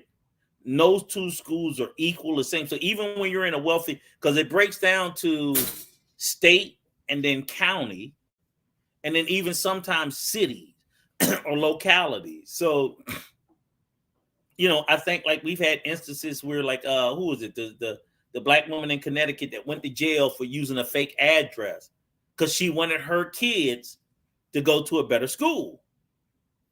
And parents have been prosecuted for doing that. Yeah. That's been something that's been an ongoing thing for people of color for a while throughout the country who like, oh, my mom lives in a better area. I want my kids to go to better schools. And when you do it and they find out you don't live there, they prosecute your ass for this. A sister in Connecticut went to jail for it. Okay. Let me ask New Growth something real quick. Let me ask New Growth. New Growth, you said that something I said wasn't true. Well, what did I say that wasn't true, brother? Let me know. And Sister Annie says, so if we don't help the schools and the government doesn't seem to be doing it, where does the help come from? That's it ain't a good coming. question. Well, no. It can come. What we got to do, Rico, is we got to get back involved in our community, in our children's life. Stop it. Okay. That's just, I mean, I get what you're saying, and I get, emotionally, that sounds wonderful. Come on, Clarence. What? That's just not gonna happen. Why not? I'm just living in the here and now, and the reality is like what you're saying is true, but it just ain't gonna happen. Why so not, why Rico? even? Because people are just not going to do it. So why are we offering that as an alternative? Where who the hell is going to just sit there and do exactly what you say, getting involved in the schools? And no. I'm not. Listen, Rico. You have this habit of cutting me off before you listen to the whole thing I'm saying. Okay, come on. Okay, so I'm not saying you got to go and quit your job and go work at the school. That would be nice if you could, but most of us can't afford to do that, right? So what I'm saying is we have to like Minister Farkas said, you got to debrief your children. You got to go over what they was taught that day. You got to go over it with them. Right, but that's what I was getting ready. And I was just about to say that. I was just about to get to the point where we're lucky if we can get parents to sit there and teach and talk to their kids that come home in their own house. We're struggling for that. But we got to do something, Rico. Do you think we should just leave I'm not saying we don't have to do something. I'm just sitting there saying I'm looking at 2022 and I'm saying because the reality tells me that these people are not doing it right, then the best option to me is if the kid comes home and he comes home to a broken home, and I'm gonna come home and I'm gonna try to get my mother to help me with math and reading, and she can barely count and she can barely read, and her background is almost an abysmal failure. Most of those kids thrive if they find themselves in an environment outside the home that enriches and encourages them. So then they go to school and they get a teacher. But those teachers are so poorly funded. And that's the very thing that we don't never want to talk about. It's like those schools need to be better funded. They need to be better resourced so that they should have smaller class size. They should have extra curriculum. They should have extra aids. They should have all that. But you know why we don't do it? Because we don't want to pay for it. Right. So we have failures because we refuse to pay for the success. It costs fucking money. It costs more money than we're more willing to do tax cuts. We're more willing to throw money at everything else. We're more willing to throw more money at the police. We'll give the police more money every year to go out and shoot people who look like us. But good luck in asking them to sit there and give these teachers a fucking raise. Good luck with asking them to sit there and give them lower class sizes. Good luck with that. But we'll give the police more money. We'll do more tax cuts. We'll do all this other stuff. And it's even people who look like us who go, oh, fuck them kids. And that's the conversation that needs to be had. We're going to get to that in just a minute. Rico. All right, because I got 23 points that we got to get to that are wrong with the black community. 23? 23 things that we are doing. No, we ain't doing all 23. Yeah, we're going to do them real quick.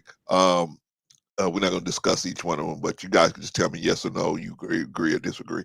And then the ones that you have a real issue with, you can just tell me about it. Okay, New Growth. What's up, bro? What's up, bro? What did I get wrong? What did I do wrong this time? Just real quick. I ain't gonna tell you everything, but okay. Thanks, man. I'm just from the school standpoint, the funding is not based just purely upon a poor neighborhood. Actually, a lot of poor neighborhoods get more funded because the basic thing that they look at is their learning ability. So if I have a kid with dyslexia, that person needs more money. Like, in these people in certain things, if I have a kid that's on Ritalin, these places get heavily funded. And this was new to me because when I had my kids in school, and I was like, man, and the school was failing horribly. And then I started doing research when I pulled them out. They're getting almost $25,000 a student to fail horribly. And that's a new hustle. That's a new hustle. The better you do in school, the less funding they say we might need. Okay, it's just like, okay, well, you're doing good, Clarence. You don't need a certain amount of money because you're on a good path. So those schools do suffer, but it's a hustle to put these schools in a situation, put these kids. It's almost an incentive, especially a lot of these new charter schools that come out. It's an incentive. So if I get $25,000 a student, when the average school in Georgia gets 5,000, how are they under? Oh, you breaking up bad, bro. You breaking up real bad. Oh, I'm sorry. Yeah, I'm just saying if you get 25. Good. Yeah, I was just asking if you get $25,000 a student in a horrible school, and the average school in Georgia gets $5,000, and these are schools that are performing at the highest level. Why are they getting more money in the horrible schools? Right? It's more of an incentive. Well, unfortunately, that's the capitalistic hustle. Okay, I'm not saying it's not a hustle. I'm just talking about, maybe I should have qualified that by saying this is how it goes in California. California, your property taxes goes to pay, giving some of them property taxes goes to the schools, and so right. And so in California, let's say where I live in LA, right? I live in South Central LA, right? My property tax is going to be a lot lower than somebody who lives in the Palisades or over in Rancho Palos Verdes, right? They're going to pay a lot more in property taxes. Therefore, they're going to, and the property taxes are going to be localized, right? So they're going to have more money available to work with the schools in that district, right? Because of the property taxes. And I'm saying we don't have that now. I'm not saying that the state might not say, hey, you know what? That school next to Clarence needs more money. Let's give them some more money to fund after school program or something, right? I'm not saying the state might not intervene. I'm just talking about the property taxes, right? Because out here we got schools out here that got Olympic swimming pools, Olympic tennis courts, and you got a school out here in Watts called Lock High, right? You lucky man if you can make it get to school, get in the gate, get through the metal detectors, and get back out of there and get home, right? right. But my question to you is, like, I'm gonna bounce out of here. But my question to you is, look up that school, look up them two schools, and how much they get funded per student. Because I pay property taxes. Well, this is a big thing out here too. But when Bush, he put No Child Left Behind, so that gave more incentive for the federal funding to go towards schooling as well. And I agree with you.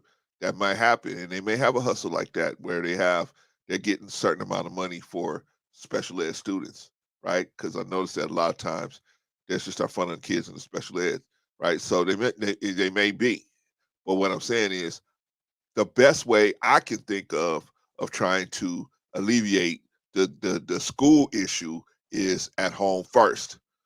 Then when we send them out into the school, they're going to have a different perspective on what they're there to do, right? Sometimes they go into school Some kids are going to school simply because that's where they're going to get something to eat. That's where they're going to be able to play with their friends, is at school. Some kids are just, they just in that situation, man. It's that bad at home, right? So what I'm saying, in particularly in our area, in where we live at the most, a lot of kids are like that, man, where they just, hey, you know they're going to get something to eat, and they're going to be able to see their friends. But now we got to say, okay, school is more than that. That's not the chief reason you should be there. The chief reason you should be there is because you want to give yourself a fighting chance to go out and be able to secure some income for yourself so you can take care of yourself. And if you decide to have a family, you can take care of that family too. Because at some point, you're going to have to take care of yourself, right? So yeah, I agree with you totally. My only disagreement was, and I'm bounced. My only disagreement was that how the funding is allotted, right? A lot of us, and I always thought that way too. Like, hey, they got swimming pools, they got stuff. Yeah, because a lot of these schools in these black neighborhoods, there's no even no home ownership. So to be able to pay $25,000-$30,000 a year for these kids, that has to be coming from the federal level, and it's incentivized. You say no, Rico? No, I just looked it up. Okay. So we're going to share it. We're going to share it. No, go ahead. I'm just saying we're going to share it because I just looked it up. I even looked up the Georgia thing because I was wondering where you got the 25,000-30,000 from. And I'm not saying you're not right. I'm just saying what I looked up is different. It does show that there's more funding for special needs, but it also explains the reason why. Obviously, special needs have special requirements, so you're going to need more money. Right. So I mean, but they're still failing though. Yeah, I'm not saying that. But I'm just saying is right. But a kid in a wheelchair and things like that, it's going to cost more to educate him than a kid that's not in a wheelchair because he has special needs. And I mean, the ones that don't have special needs are failing. All of them are failing. I'm talking about special needs like Ritalin, learning disabilities, inability to concentrate in school. A lot of the things that they diagnose our kids with very early. Right, and I'm not saying that they don't diagnose those kids either. Right, I agree with you there to that point, but I don't know if that. I don't want to get into it.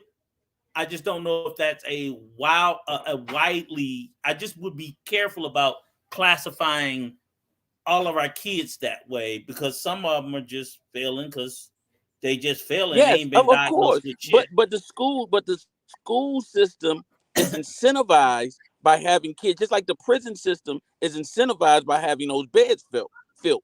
But the problem with that is that even if you sit there and if I incentivize all your kids with special needs, then I actually have to spend that money because I was looking at even the joke. Then you have to spend it on these programs. So you don't get to take it and do what programs are you talking about? What programs are you talking about? The programs that are required for special needs. So if you sit not for charters. Well, now charters, I don't know. I just look. And that's what I'm trying to tell you. Right. That majority of these schools in these areas are becoming charter. See, it's a whole mechanism.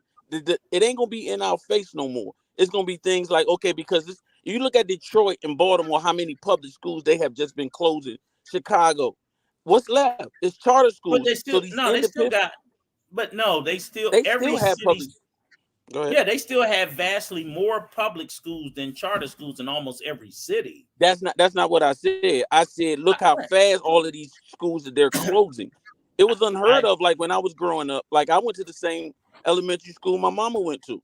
It was unheard of that schools would close, but a vast majority of these schools are being closed and being reopened by charter schools, and the charter schools really don't have the same criteria that and this is because I researched it. Maybe it's in Atlanta and Georgia, but my research and my personal involvement in it, they don't have the same. They can deviate, but they still under from the basic levels. So they don't have to spend the money on something that a public school would have to. That has the same.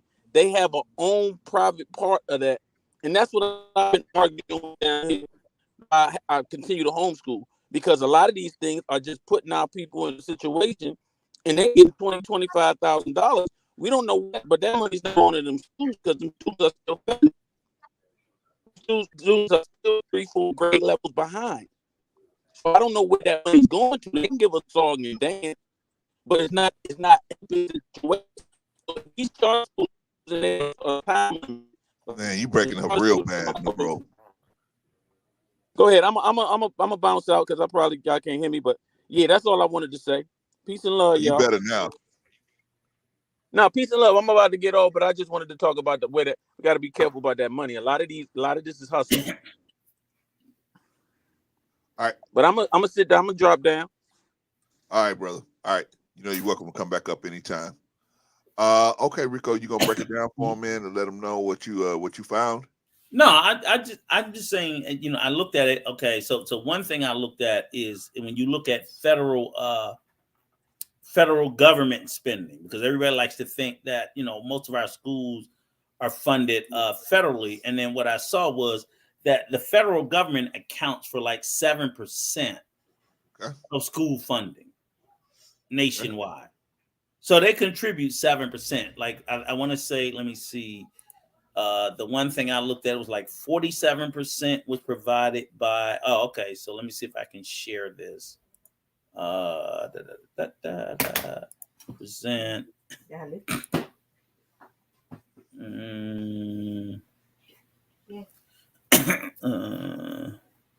See, 1 second.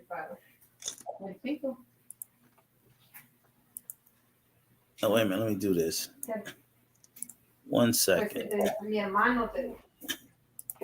Okay, I'm trying to share a screen. Tell me if you can pull it up. Okay. All right, so see this chart here?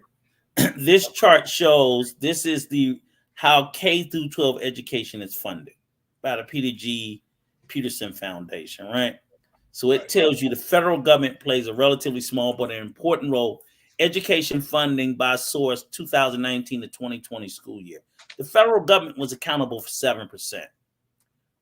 47% of your school funding comes from your state, and the additional 46% comes from local.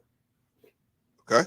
So the vast majority of your funding is dictated locally. So whether you're in the state of Georgia, state of Maryland, state of California, state of Texas, wherever you're from, and that's why state superintendents and local school board, that's why they dictate the shit. Now, the federal government, the money that they allocate, they do have certain stipulations and rules on it. The states, they have rules that they pass down to the counties.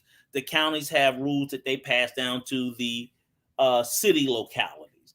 And every state, that's why, like the state of Texas, they have shit in their books. The state superintendent for the state of Texas dictates what they must teach, their core curriculum. Now they can teach additional stuff, but they say, hey, these are every state, like the state of Maryland, the state school superintendent lays out the minimum requirements, whether you're public educated, whether you're chartered educated, whether you're homeschooled, to be awarded a diploma by the state. The state awards diplomas in every state.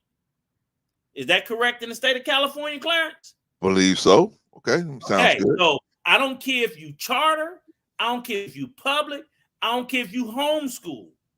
They list core curriculum that you are required to fulfill for them to bestow these credentials on your program to give it out. And right. you can slick it, whatever you want. I'm not saying that you can't do that. I'm saying it's state controlled. And then they pass down these rules to the local. And that's why when people are like, oh, these teachers doing that, I'm like, stop it. These teachers can't teach what they want. They're told what they have to teach. And they do, how they teach is up to the teacher. But this is the criteria that they must, because you have state testing requirements. And if the students don't pass these tests of a certain, they fail. That's just the way it is. So I just wanted to point that out. So before we got off on a tangent into, the federal government, they are responsible for a small slice of the pie. Okay. Less than 10%. Then I looked at this additional, and I just, let me see if I can bring this over.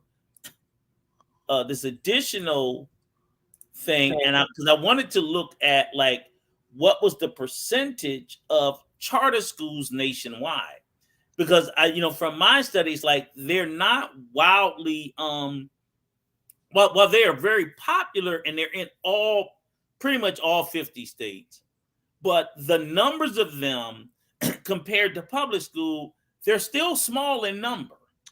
Okay. And believe it or not, just as many public schools fail, charter schools fail too. Right. They fail, they go out of business, they're poorly run, all of this. So all I'm saying is when we talk about it in context, we have to talk about it in the context of all of the data and not just, some of the data, because I knew this, that some charter schools succeed and some don't. So even like here, like a public charter school is a publicly funded school that's governed by an organization under a contract with the state or the district or entity. The charter, it is exempt from certain state or local rules and regulations, not the requirements, the regulations. You still have the core requirements that you have to pass. In return for flexibility and autonomy, the school must meet the accountability standards outlined in this charter. So you won't even be granted. Who are you granted a charter by? The city or the state? State, yeah.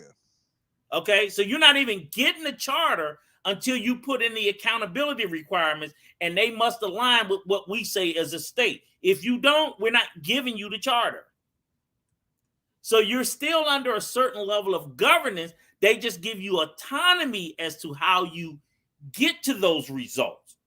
It ain't like, oh, well, I'm going to teach, the earth is flat. We'll be like, hell no, we ain't doing that. So you do have that, right? A school charter is reviewed periodically by the entity that granted it, the state, and it can be revoked if the conditions are not met. Right. So the state can give you permission to have the charter, and we can take it away. Right. So this whole thing that they can do whatever they want, no, not true. Between school years 2009-10 and 1920, the number of public charter schools increased from 5,000 to 7,500. So that's almost a 10-year range, 7,500. The number of public schools in this country, this is probably maybe, we're lucky if it's 5% compared to public schools in America. And that's through 2019 and 2020. All right. Also, according to percentage of all public charter schools increased from 5 to 8%. So that's 90% of public schools that still exist. So I'm sitting there saying, it's like, yeah, those 8% or 10% or 12% of kids that are doing well, that's great. I'm all for it. But nobody's talking about that 80, 90, 70% that's left behind, whose schools are, I'm not saying that the funding's cut in half, but it decreases by the percentage of, as the percentage of charter school grows, the percentage of funding of public schools decrease. And it's not being replaced with money from somewhere else. It's not. All right. So let me talk about California. So, right. And just say the first law establishing public charter schools was passed in Minnesota in 91. 45 states in the District of Columbia has passed public charter school legislation. The states in which public has been passed by that time were had not been passed. There's no charter schools in Montana, Nebraska, North Dakota, South Dakota, and Vermont. Those are these states here with these, I guess, these stripes. The average enrollment size of public charter schools, the percentages were, I think it's like increased. Like most public charter schools, less than 300 decrease. So a lot of public charter schools, they might have 100 students, where the average California high school has 1,500, almost 2,000. Agreed. It's not comparing apples to apples because a school with 300 students is excelling as opposed to a school with 2,000. I'm like, they say is when you go to the inner city, the charter schools go in and they recruit the best and the brightest. That's what they take out of them. So again, I'm all for it. I want those kids to excel. I want them to reach new heights. I want them to reach the moon. I want them to do all that. But what about the kids that are left behind? No one seems to care. So that's my thing. But back to you, bro. All right, now, let me answer Ron's question. Ron says the lotto money was supposed to go to schools as well. That's what they were told us in California, right? It General fund. No, it says in the state of Maryland, general fund. That's the lottery money. Well, in California, it said 34% of the lotto money that's collected, I guess, on a yearly annual basis, is supposed to go to the school system, right? Yeah. Well, I don't see it happening as teachers. Teacher salaries aren't exploding, right? So obviously, it's administrative costs that are going up, where they're spending the money on different positions and different, administrative stuff. So that would be my assessment of it. I don't know, but I know they're not spending it. We know they're not spending it on teachers, and they're not spending on classrooms as far as computers and everything like that, because some places have them and some places don't. So, let me say this, Vaughn. I do think every state, because even the state of Maryland and other places, before we had the lottery, every state sold the lottery. Remember, like people used to say, "Oh no, that's gambling and devices and this, that, and everything else." Right? Everybody was so against the lottery and the casinos and everything else, and they all sold it as that would be more money for schools. Right. And you know what's great? That got everybody to vote for it. Right. Now, once it came in, they then reallocated and say the money needs to go to the general fund because we need to pay off debt. And then, once the money goes to the general fund, the state can do what the hell they want with the lottery money. And that is the thing. Yes, it used to, when it was a referendum and we voted on it, it was specifically sold as to be allocated for education. I think every state still gives some money to education, but I do not believe that the vast majority of the lottery funds go to education in any state. It was a great salesmanship, but yeah, good. Fuck you suckers now. That's all there is to it. That's just the way it is. But you're absolutely right, Vaughn. I specifically remember that. Like it was yesterday in the state of Maryland. Oh, yeah, it's going to go to education. Yeah. Every state I'm aware of sold it that way. Yeah. In every state, I think the people voted on it that way. And they probably did like the first 5 years, but gradually less and less money went into education and more went into roads, paying off debt, just all kinds of shit. Maybe in California, all the wildfires. Oh, we didn't know we was going to have all these wildfires and, and they do what they want with the money. And it's just like, okay.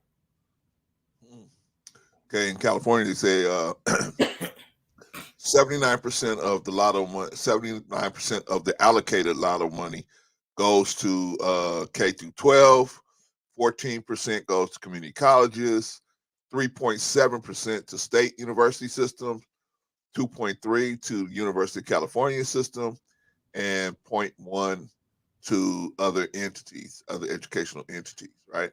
But that's what's allocated for education, not allocated. That's not the lottery money. No, that's not all the lottery money. Right. That's just what the state allocates to 34% is supposed to go towards helping schools, right? Right. So that's how they divide up that 34%. Right. Yep. Good job. And it looks like so they even give some to Department of Developmental Services, Department of Education, Department of State Hospitals, Division of Juvenile Justice, Hastings College Law, and University of California. Okay. All right, y'all. We got to go, man. We got to go because we got I got about an hour, not even an hour, to get to all of this stuff, man. All right. I'm trying, man. I'm trying. Okay. So let's get to the first problem in the Black community is that we don't have no common code of conduct. We don't have no common codes of conduct. Everybody does. Can I ask you where you're getting your 23 points from? This is an observation. This is an observation. Oh, okay. This is Bro C observation. This is Bro C's observation. Oh, okay. If you have a different opinion of it, then I'm disagreeing with all this shit. But go ahead. So we do have a common code of conduct, do we? To create success. Hell no. Go ahead. There you go. You got one on me. Moving on. Number 2, the heterosexual father is conveniently missing from almost all media sources that our people consume. Right? Say that one more time. The heterosexual father is conveniently missing from almost all media sources that our people consume. Right? Almost every radio, TV, internet, the heterosexual dad is conspicuously missing from a lot of those places, right? You really have to go looking for him and go places to find, like, for example, if you turn on TV right now, you'll find a bunch of different shows where the women are, girl power, and they're running the whole situation, right? And there is no heterosexual father, or if the heterosexual father is there, he's got some type of twist or kick, something's wrong with him, right? But luckily the woman is there to make sure everything's going to go right. He's just, off right. But then you also say, I agree with that, but I agree with it with I do agree with it, but I agree with the caveat. One, you say when you start, you say heterosexual. I'm like, hell, I don't see the heterosexual, homosexual, any sexual. It's like the absence of the father, period. That's one. And then number 2, I asked to myself, when you say, where we consume, well, we always looking in trash. You know what I'm saying? I think our viewing habits and our choices of entertainment is like some of the least desirable places that we should be looking at.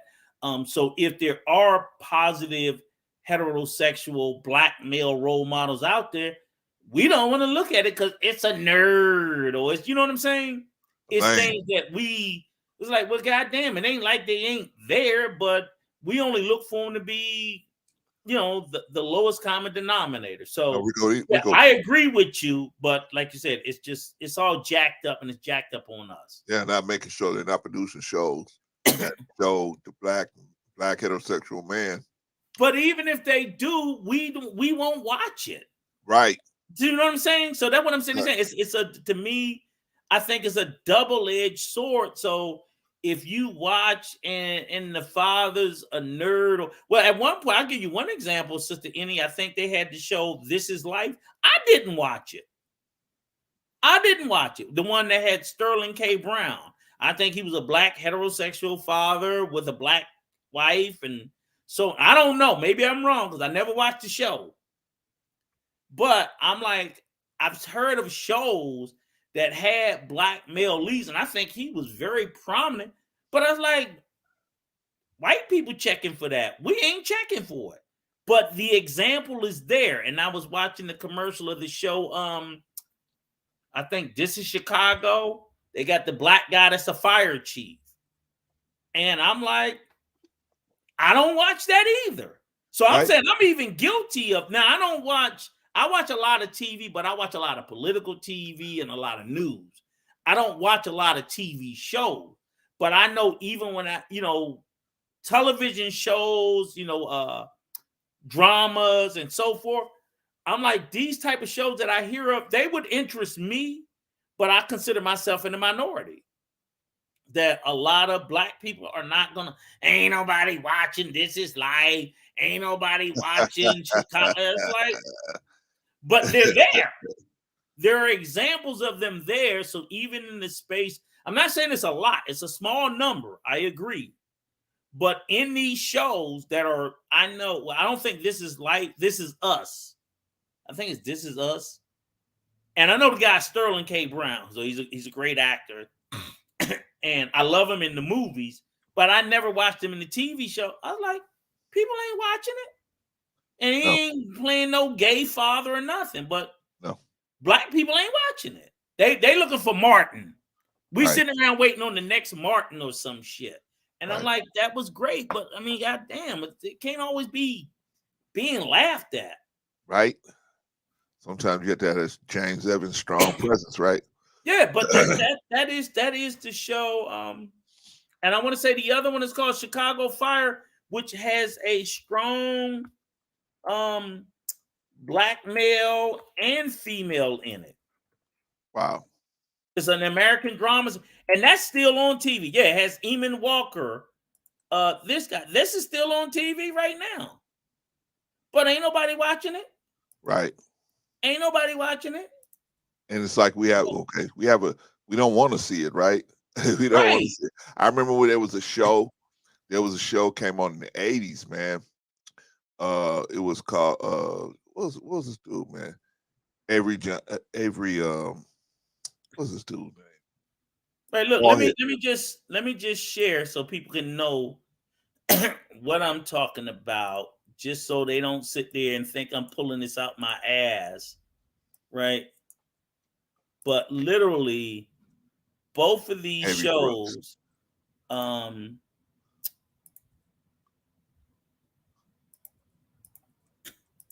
so okay, can you see? Go ahead, share. Let me bring that up. So here's This Is Us. That guy Sterling K. Brown.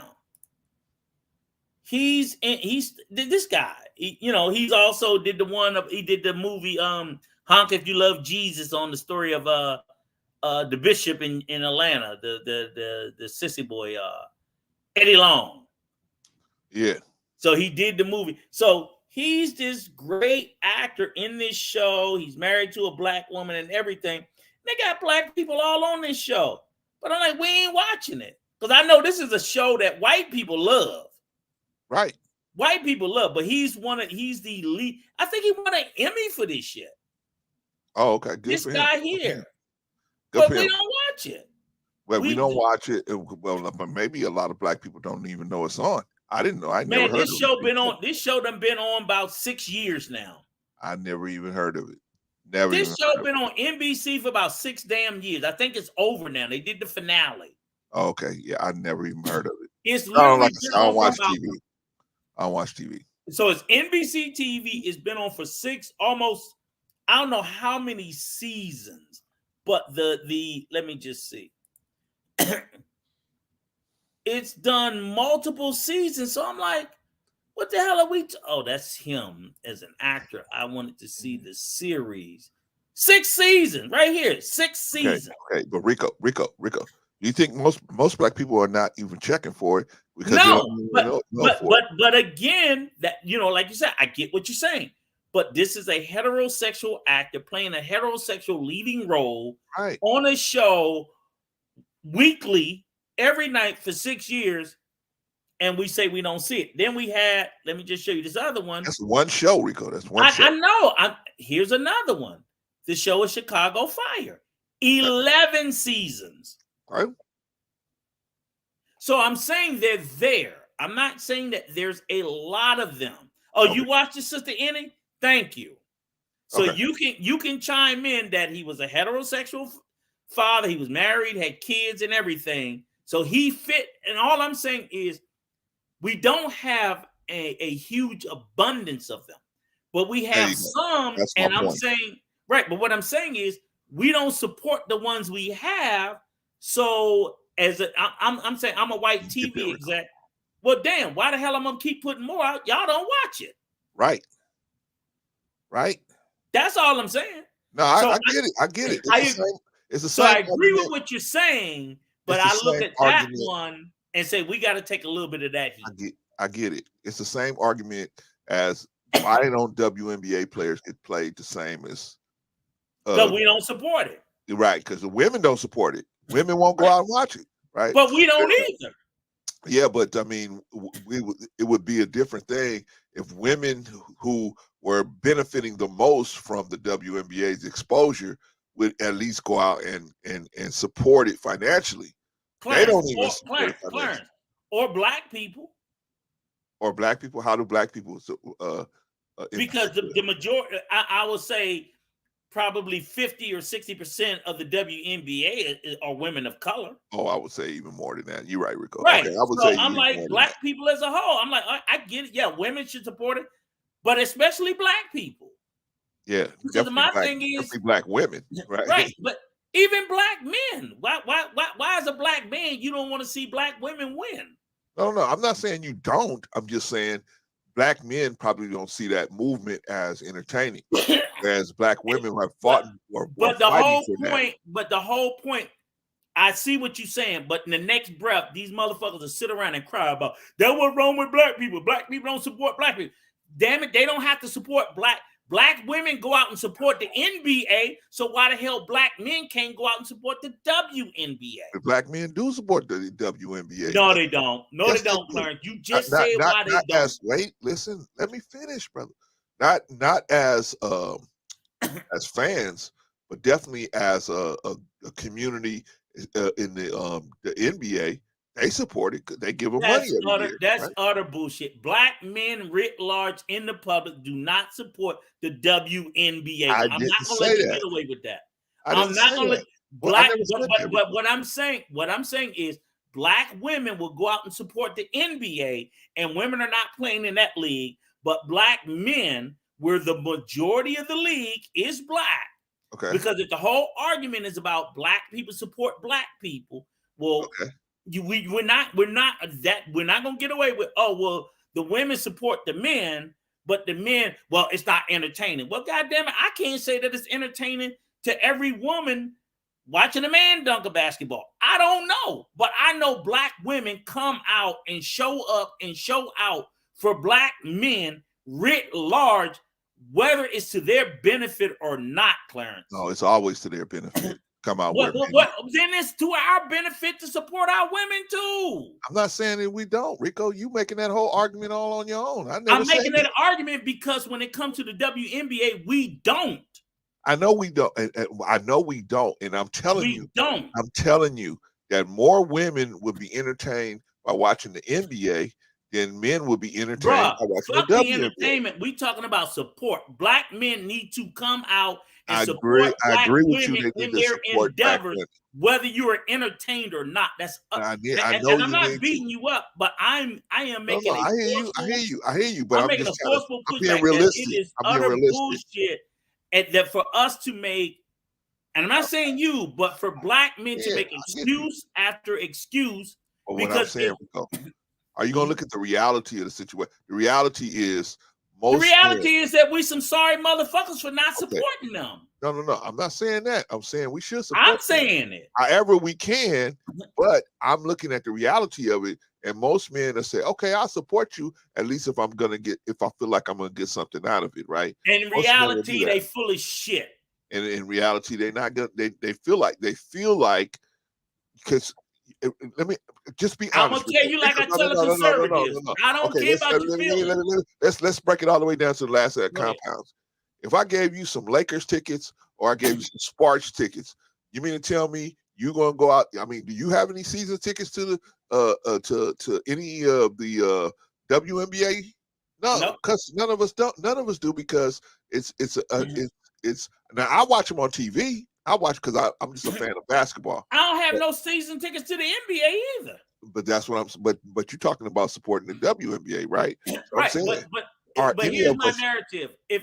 If I would support the male sport, it's because I would sit there and say that I realize that those tickets have a greater value.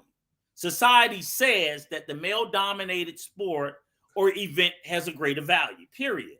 There's no. I'm not arguing that point.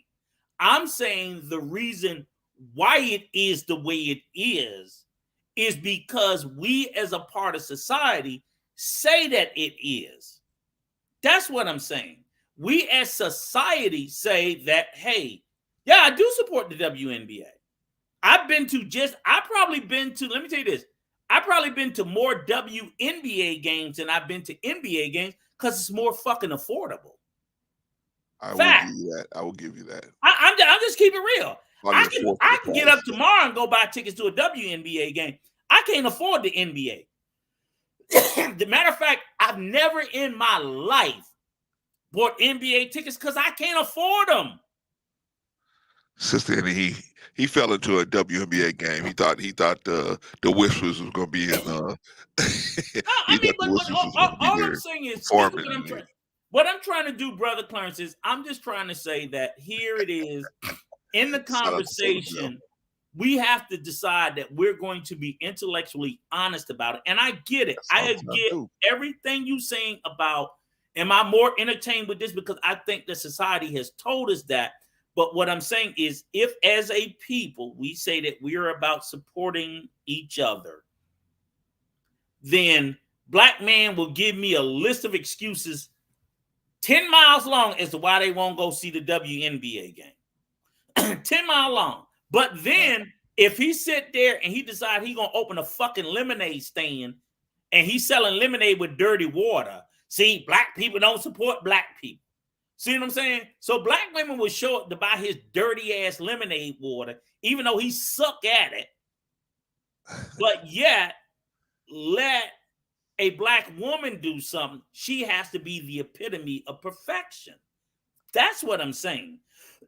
I'm saying, why do we demand that black women have to be the height of perfection, but when it comes to black men looking for support, we're expected to be supported in spite of all our fucking failures? I don't think. We do. I just think. Well, because when we don't, we get butt hurt and we cry. No, what's wrong with it? They don't support us, and we need to be supported. And blah blah blah blah blah. Yes, we do. Okay, no, Rico. What I'm saying is, in this instance, come on with your red pill ass. Go ahead. in this instance, even women don't support the WNBA, right? Even they are not entertained by it. But Clarence, why? Why? I know why. You think they're not as equally entertained? Of course they're not. If they were, utter bullshit. You know why they don't? Because they fall under the same. They fall under the same spell of bullshit that society says that the NBA is a far superior and better product. So guess what? They're willing, because you know what? We say that the NBA has greater value, and it does, because society. I'll tell you a perfect example. A fucking I was watching an article the other day, and I didn't realize this, right? You know, lobster used to be prison food. Yep. It used to be prison food. They used to feed lobsters to prisoners because it was considered shit. Yeah. Now it is the most expensive food on the fucking planet. Yeah. It's a multi-billion-dollar a year food industry, and they used to feed it to prisoners, people to die, because no one wanted to eat it. Right. And it's a mindset of how we dictate and we determine what's valuable. People still say, oh, lobsters, cockroaches of the sea. And people kill for it. Escargot, which is fucking fish eggs or some shit. Yes. I mean, just truffles. All sorts of shit that we place an unrealistic value on because someone says it and everybody. So I say women support the NBA more because men say it's more valuable. You have any way to prove that, Rico? No, I have no way of proving it, but I would say this. If you could, the only way you can prove it is you would have to take a young boy, a young girl born into this world and not let them be as a part of society. And that's what we're basing everything on, our societal system. And you drop them into a place and you sit there and you say over a period of time, which one? We don't know if all of a sudden the WNBA would be more interesting, the NBA. We assume things about ourselves that we don't know scientifically and biologically to be true because we do it in the framework of the society that we live in. So every decision, and I get it, everything I look at, like I said, I'm more appealing. The NBA is more appealing to me because I grew up in a society that told me the NBA was better. Not because I necessarily think it is. I don't know. If I know nothing about basketball and I'm dropped into it, They may look the same. Both of them putting the fucking ball through the hoop. Both of them are doing the same thing, but I'm told by society which one is more interesting, which one is better, which one is just everything. So I accept that to be a truism. And I'm fine with that. I'm fine with that. I know what the dominant society says. I know how it works out. All I'm saying is when this whole support argument, black women support black men without question, or are expected to.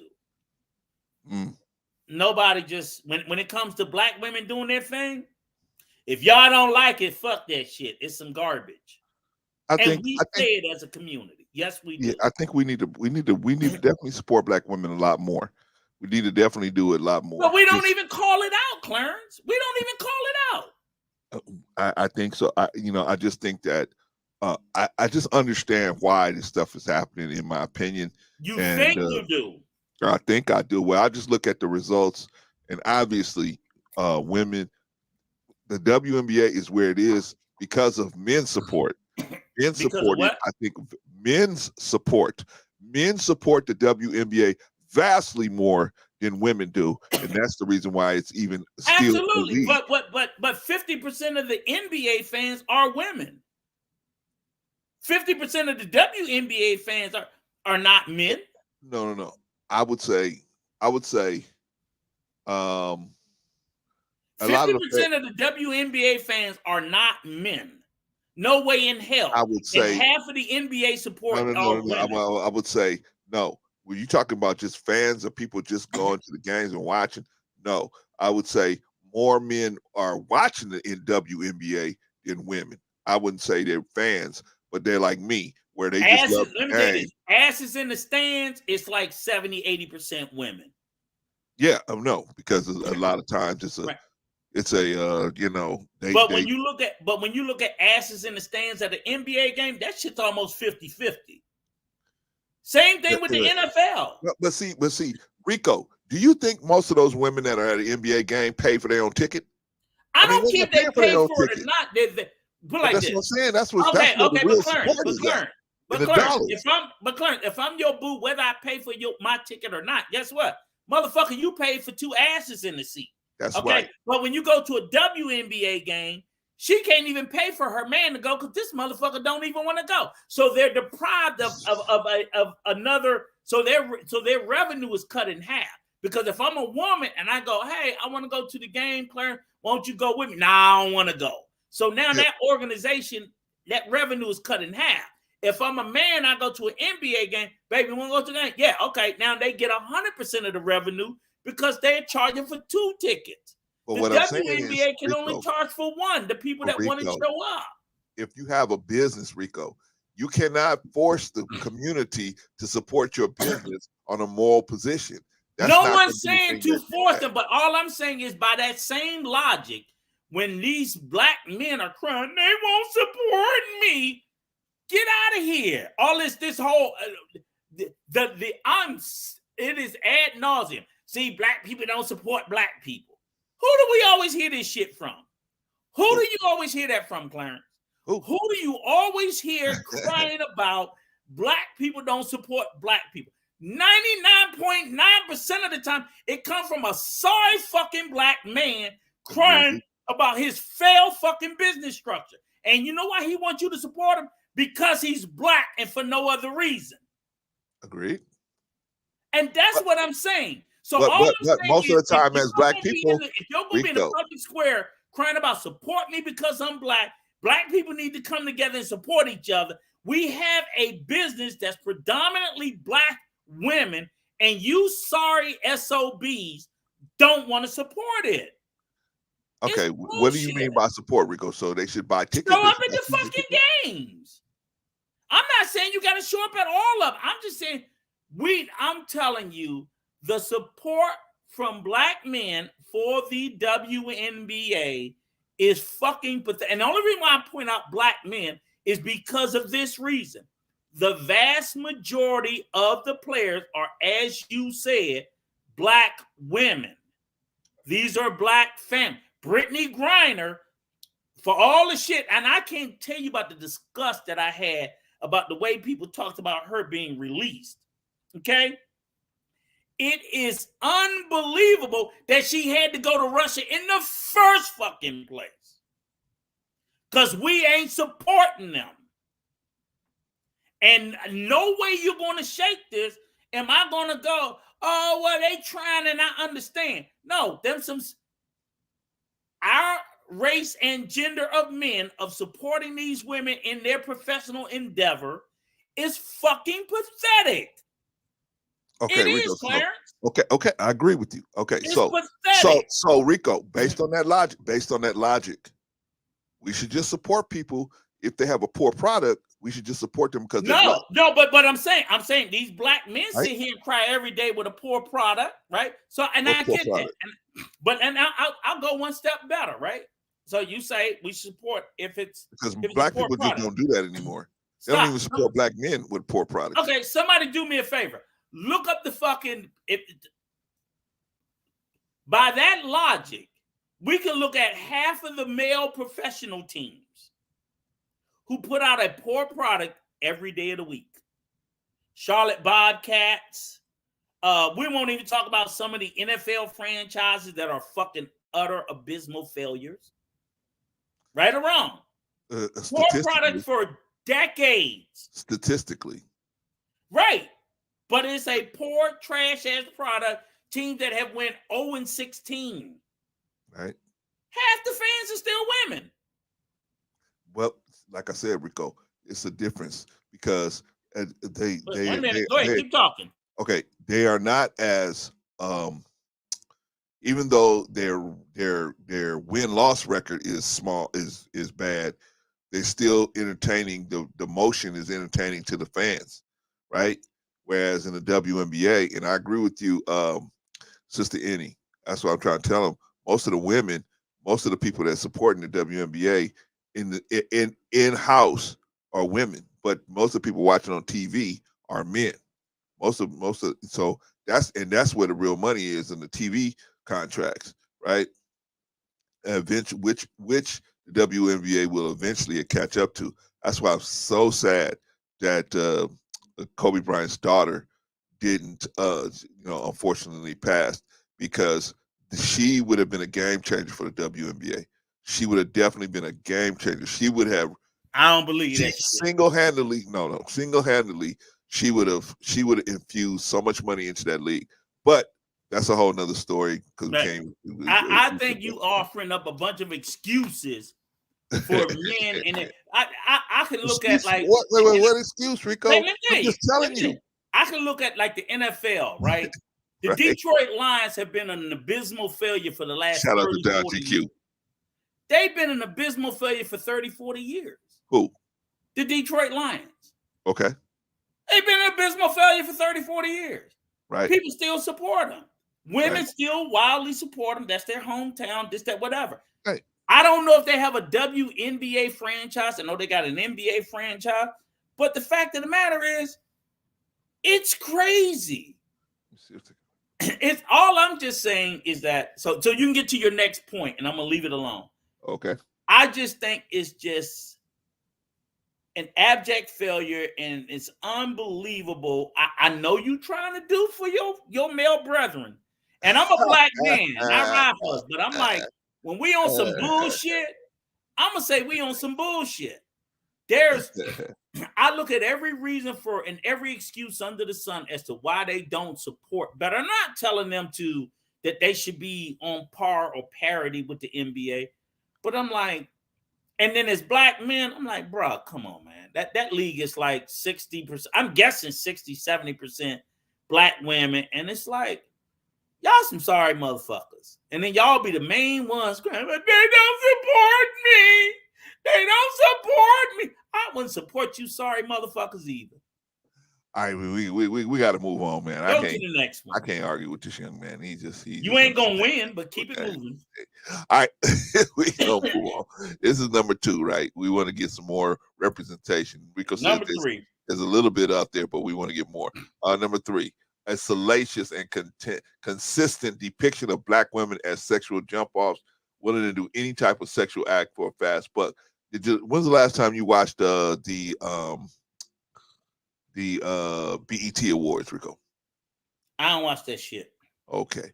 And I'm telling you, those are places where, and Saturday Night Live, and places where they bring on black women, and Saturday Night Live. Saturday Night Live. They just had Megan Thee Stallion on there a couple weeks ago, right?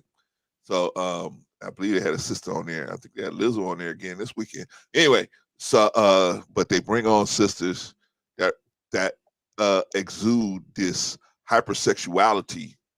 And so people that's watching, they think, oh man, this is how black women are, right? But do you think that those are the worst depictions, Saturday Night Live? I mean, you couldn't find BET Awards, or even just if you look on YouTube, you just look on YouTube, man. You can find. I mean, they got one out here called Glorilla, man. I mean, but Clarence, I don't understand why you went to those depictions and just completely skipped over what's shown weekly, which is just the reality TV shows. Those two. That's two. That's to me, that's the worst, because the BET Awards is once a year, right? But the reality TV shows is almost every day, because it's in syndication. But I'm saying people that those are worse. Those are bad too. Those are bad. Those are worse. All of it, even because on the internet, right? You can look up, man. My granddaughter, she can look up whatever, right? And she can find whatever. If she, you know what I'm saying? We got to keep her. No, you got to go back to kids' YouTube. You can't go, right? Because if they look up stuff, they can find whatever they're looking for, right? Yeah, those are worse, but they got trashy ass white ones on there too, though. So let's see if we agree. Do we agree that? I agree with that. I ain't got no pushback. We agree on that one. We agree on that one. Let's move on, y'all, because we got more. Problem number 4. A love for self and kind is at an all-time low. I think Rico proved that point. I agree with that. About that the WNBA situation. Got no pushback. Problem number 5: urgency to forget the past and not learning critical lessons from those experiences. I agree with that. I got no pushback with that. Okay. None. People tell you that's a golden one. That should have been number 1. That should have been number 1. You getting good now. You cooking now. All right, John. So yeah, we don't want to forget about the past, man. When they tell us, we don't want to talk about slavery now, man. Don't take your teeth out of them. Don't take your teeth out of them, because our Jewish friends won't let them, and even our Caucasian friends, man, they make monuments and they blow up. Our Latino friends, our Asian friends, nobody forget that shit. Yeah, we're the only one told. You're the only one that do it, that promote, and look how that's going for us. All right, let's move on. Problem number 7: to keep it real, street code, man. You know what I'm saying? I got to keep it real. That's just stupid. I got to keep it real, right? That's just stupid. All right. Let's see. Number 8: hedonism and savage Greco-Roman culture for our young people to chase and obtain the pinnacle of wickedness, man. What do I mean by that? I mean by what our people have picked up the Greco-Roman culture, where hedonism was just whatever, right? You can have sex anytime, anywhere, with anybody or anything, right? And now we are out here, and we're out here trying to out-wicked each other to try to get the attention of everybody else, man. What do we think? We're going off on that one? I ain't got a lot. I mean, I don't know if I agree with it, but because I don't know if we're trying to shout out to Jill, by the way. I don't know if we're trying to outdo anybody, because I'll be honest with you, I think we're right in where the level of wickedness is equal to what everybody else is, to be honest with you. I don't think we're more hedonistic.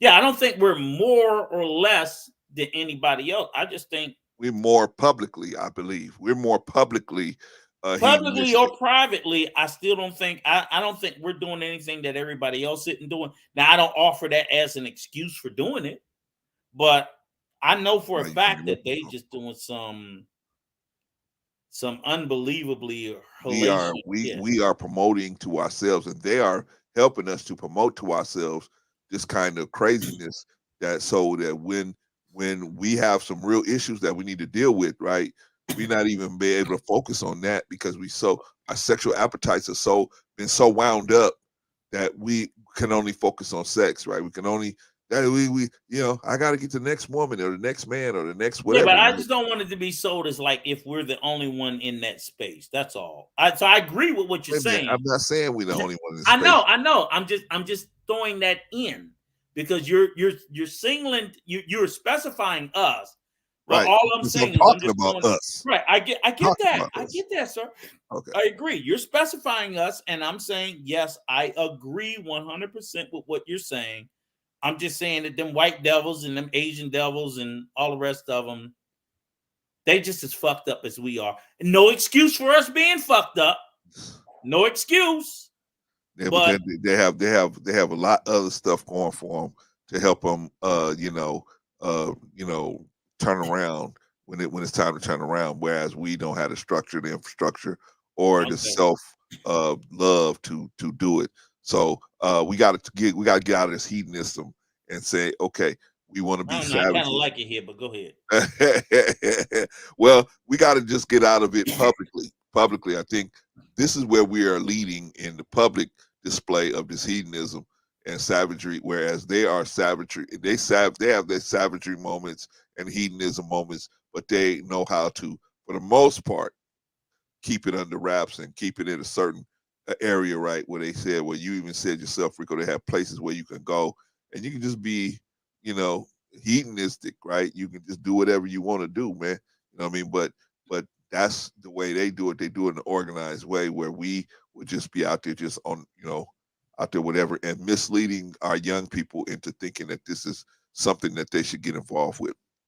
All right, let's see. Let's move on. Number 9. Learned behavior and acceptance of brutal and vicious fratricide as well as genocide and child killings on hood, right? In other words, ain't got no pushback. We would destroy each other just on the strength of the hood, right? Or my ego or whatever, right? We got to get out of that behavior as well. Number 10, a rejection of right guidance from any direction or person, right? Right. Right. A white person could come to us and say, hey, your tire is flat. What you mean? What you mean? What you talking about? What you mean? And then by the time we get done cussing them out, turn around, the tire is flat, right? when a man would just try to help you, or a black person, right? An old black man like Rico, right? Tell you, hey, don't do that. Oh, old man, what you talking about? Or me, old man like me. What you talking about, man? Y'all don't know nothing, man. Y'all don't see how it go. Then a year later, we run into you again. You got a baby with a girl you can't stand, and she is dragging you through the family court, like you are a wristwatch on a string, right? Dragging you all around, and you saying, it's these women's fault. Without taking a look at yourself, saying, wait a minute, we told you. We told you not to do that, but you did it anyway. All right, let's see. Sister Annie said, I didn't think your 23 was based on how we relate to others. It was more just acknowledging what you believe the issues are. Yeah, this is my opinion. Me either, Sister Annie. Yeah. Me either, but continue on. Don't listen to him, Sister Annie. Don't listen to him. I'm trying to let you get through the list. He's a rabble rouser. An hour and a half to go. A rabble rouser. Oh, hour and a half? No. She comes on in 10 minutes, man. We got to get out of here. Oh, shit. All right, so problem 11, sick desire for acceptance from the broader white society, right? Well, it's working for their acceptance, their validation, right? Number 12, an adopted class system where the non-rich are in the victim Olympics, right? If you ain't pushing all that money and you in the victim Olympics, right? I made it.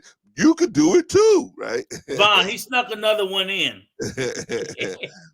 Prop 13, no value on fathers, steps as well as bio, not by the general public, not generally speaking. We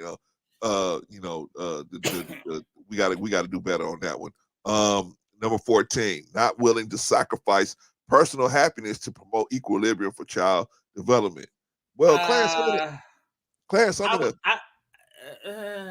let me explain. Go ahead. Okay, so you in a relationship, you not saying it's violent, not saying it's hollering and screaming, but you're just not happy. You're just not having your you're not able to have your cake and eat it too, right? But your presence being there is helping to sustain the children and focus them, and keep their focus on school and likewise and stuff like that, right? But what we want to do is we want to be happy instead of making that sacrifice, because sometimes we might have to sacrifice our own happiness to be there to make sure those children come out right. Then once they come out and they on their way to college, then you might be able to make a move like a lot of people do. Sometimes they wait until the kids go to college. You got to push back on that, Rico. Yeah, I mean, I think in probably two parts. One, and I'll make it short, is the whole, because I'm not even sure if I even believe in happiness. I had this conversation with my wife a month or so ago where she was going to the whole, I don't make you happy. I'm like, I mean, I'm serious. And the conversation was like, no, you don't make me happy. And she was stunned by it. I'm like, baby, you fill a hole in me that needed to be filled, but I have multiple holes in me. So my happiness is not dictated by you, it's dictated by me. Right. I mean, I know I'm sorry if you just, hell no, you don't make me happy. I'm just not a happy person. It's just like, but happiness to me is subjective. It's a moving target. I think it's a period of evolution. It's like, so the only reason why I say is like, you say, I agree. I would not, end a relationship because I'm not personally happy. Because when I got into the relationship, I wasn't happy. So I'm not looking for happiness. And now I wouldn't say I know the pushback I would say is don't stay in a relationship for the equilibrium of a child if you are miserable or wildly unhappy. But I don't think you need to be happy. What does that mean?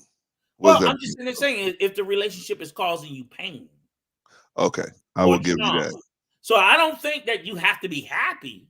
Like, no, motherfucker, you ain't got to be happy. But I don't want to see people in a relationship where they're dealing with trauma, pain, back and forth, because eventually that's going to affect the child. And the only other part that I would have said was, I love for the equilibrium of the child. I would like it would have been said for the community. But that's it. I have no other. What community? Just the community as a whole. Us. Oh, okay. Okay. But because I think that I don't think I don't think people like, well, I'm not happy. Motherfucker, what is happiness? That's just a wildly objective criteria, right. And it's something that you have to find with. So if I tell a person, if you're unhappy in a relationship, ask yourself, is it the relationship or is you? Or is it you? Most of the time, it's going to be you. Right. And you just use the relationship as an excuse. Like, motherfucker, oh, I'm not happy. I'm not happy with you. Okay, now when you left, are you happy? No. Well, motherfucker, you were going to be unhappy anyway. Right. But most people don't figure that out until they get on the other side of the fence. Right. It's a you thing. So the person can only feel. So for me, my mate feels a specific hole, but I think most people have multiple holes in themselves. You have multiple, injuries, emotional injuries that you're dealing with, and that person can help heal one thing, but they can't heal everything, nor should they. So that's just my spin on it. But go ahead, go to your next one. Okay, no, because I just want to make sure that we understand each other. I'm not saying you should stay if you are miserable or unhappy. Well, if there's abuse and you are or you are suffering physical pain, I'm not telling you. Or emotional. Well, you go. Well, it all depends. It could be like I said. But remember, you just had the stream the other day about the brother Twitch. Yes. So, but I'm not saying don't get help though. I'm not saying right. But I'm saying and that's the way to deal with it because ultimately, what's more important, you dealing with your pain or these children coming out the way they're supposed to come out? But the reality though, Clarence, some of that help may resolve around.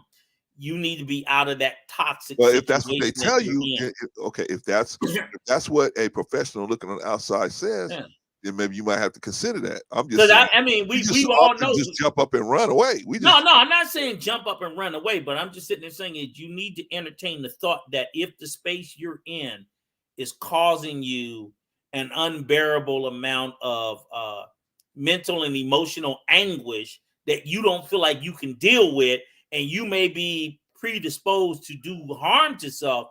Oh no, man. Remove yourself from that space. Absolutely. Because I rather you be here to support your children than for you to fight it through and your kids come home and find your ass hanging from the rafters or something like that because you tried to tough it out. No. Absolutely. No, that's why I encourage you to get help, Rico. That way, if a person can objectively look at you and say, okay, objectively, I can see that, you know, you got about a year left. I'm not recommending leaving, but I'm just sitting there saying is you have to put that on the table. And I said, that's why I said even more than just physically. Don't think it has to only be physical trauma. It can be physical or mental, emotional, because people can be mentally abusive, emotionally abusive, abusive in a lot of ways beyond physical that can hurt just as much. So, and if that's who you picked, and sometimes you don't know, hey, check out without checking out, or check out of the relationship before you decide to check out of life. That's all I'm saying. I'm not going to say it has to be strictly physical. Right. And then other than that, oh well, I'm like, no, because I don't think with Brother Twitch it was physical. Didn't look like it to me. Wait a minute. Wait. But I wouldn't hear on the screen. Patrice. I'm looking at Patrice, and it says Patrice don't come on till 5 today. That's all right. That's another hour, right? Yeah, no, that's for me. It's another 3 hours. But anyway, that's okay. We'll finish it. We're gonna wrap this up. But we ain't going another 3. No. We're not. We're gonna wrap this up. All right. 15. All right, we go on 15. Hyper division between black men, women, and children. No effective communication. So it's hard for us to talk to each other because we got this big division between us where the black men are blaming black women are blaming black men. Nobody listens to the children, and the children are off doing their own thing, right? So we can't communicate with each other on one accord. No pushback. All right. No pushback. That's something we need to fix. Problem number 16. We speak the language of contempt and hate to each other, and especially about ourselves to other races, right? You know, we have the Candace Owens situation, right? Where you know, boss, I'm with you, boss. I ain't got no pushback. Negroes over there, man. And we can't seem to wonder why we can't get together. And we don't understand that them as a community, when I say them, in particularly our Caucasian friends, they don't really respect that. They much rather respect you if you come in, you know, you at least have some unity with your people, right? Yeah, you stay on code at least a little bit. They respect that a little more. But anyway, number 17, a lack of humility to receive and accept information about the community building and how to advance in America, right? Me and Rico tried to talk to lots of different guys, man. They just do not listen, right? They don't want to listen to us, man. They say, y'all don't know how it goes. And then turn around and they are in the situation we try to tell them about not being in, but you know, it is what it is. So we got to have some humility, man, to be able to look at people and say, I tell my son say, I didn't like that mom said this to me this way, or you said this to me this way.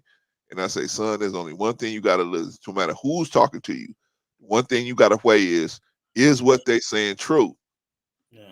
Right? Because if somebody could tell you, hey, your breath stink, and you think they just being mean, but you got to say to yourself, well, does my breath stink? I would even go further and say that, look, I agree with this 100%, but I would also say, like, it doesn't mean you have to do the information or the advice, or you have to follow it. Just receive it and listen to it. And I'll say this, like I always say, question everything me and Brother Clarence say. Yes, definitely. Question it all. Go behind us. Thank you. Validate my information. Make sure whether or not it's accurate or inaccurate. Because I'm wrong. I tell everybody it's more things in this world I don't know than I do know. But what I know, I know. So yeah, definitely question it. But because even at my ripe old age, I have the humility to listen and that's all it is. When we say humility to receive and accept it, I'll listen to it. I have to listen to this old Negro source every day. I ain't following it, but I listen to it. No, I do. Okay, Rico, you listen to me. I listen to you. Any of y'all ever been on a phone call with Rico? This. Let me give you a phone call, Rico. Hey, Rico, how you doing? Man, let me tell you what happened, man. Let me tell you, man, they crazy, man. Rico, calm down, Rico. Let me just. No, man, cause that's stupid. F that, F this, F that. All right, man. Call me back, man. I'll talk to you later. And Clarence think about it and be like, that old Negro was right again. Yeah, he got one in on right me. again. He might get one in on me, man. Like, he was right about that one. All right, let's move on, y'all. Let's get it, because we almost done, actually, y'all. We're gonna drop the link and we're gonna bring some folks up. Yeah, I already dropped it, but we're gonna drop it. We'll drop it again. Acceptance of heroes and demigods as leaders of thought because of their apparent wealth status among the white people. Oh my God! Woo, we can name somebody right now, right? We can name somebody right now, man. So you know what? We got to get, we got to stop looking at all these trinkets that people got. And they say, hey, I got this kind of car, so they weren't listening to me, right? And people get burned doing that, man. And I'm not saying you don't listen, but what I'm saying is you got to think about what they're saying and then weigh it for yourself. You know what I'm saying? Because because a lot of times people like that, what they do is, Rico, they sneak truth in with the lies, right? They might have a little truth in there, so you get stuck on the truth. Oh yeah, that's right. Yeah, that is true.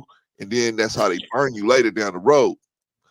Any no pushback on this one? Well, I'm gonna tell you this. I do want to say this. No pushback, but I'm gonna add a little sauce to it. Okay.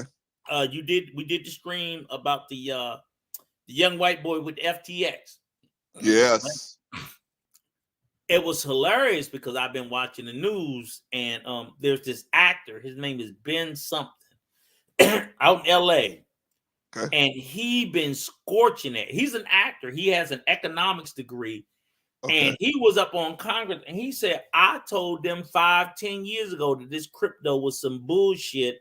Yeah. And he was calling it magic. I know who you're talking about. Yeah. Yeah, I think I know who he been tearing their ass a new one. He said, I've been telling them and telling them and telling them and telling them that the whole crypto shit is nothing but a Ponzi scheme. Right. And I was like, wow. Yeah. I mean, he been just smoking them. And I'm waiting on somebody to come back and push back. And he's like, it needs to be pulled up under the banking system. 30-something million Americans lost all their money on this shit. Well, they and knew people are going to continue to lose their money buying into. And again, like I said, I don't know anything about crypto. Ben McKenzie. His name is Ben McKenzie. Ben McKenzie. And I've seen him in a couple of movies. You probably he's not no huge A-lister, but he's a pretty decent actor. Yeah. And I'm just like, the things he was saying was just things I thought as just a regular Joe Schmo. I ain't got no degree, much less an economics degree. But he was like, this shit is not real. Right. And I was like, I've been saying that it don't feel like it's real. Nothing, man. It should not be. It is not an investment. It's not an investment legally, but it's definitely not an investment for you to invest your money in. Yeah, it's all speculation.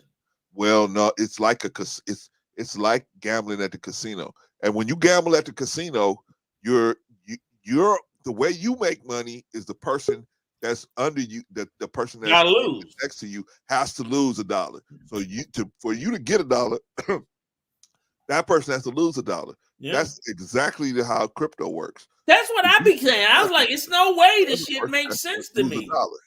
The other person has to lose $1 to make sure so that you can gain $1. Because people say, well, it's just like gold. It's a non-performing asset.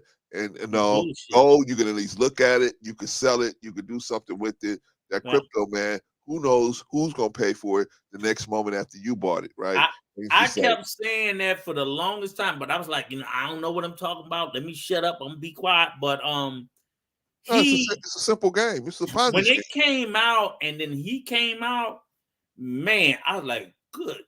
He got on the news, and he was like, and they showed him in front of Congress, and he was like, he's been telling them it's a con, it's a scheme. You know who else was telling him that?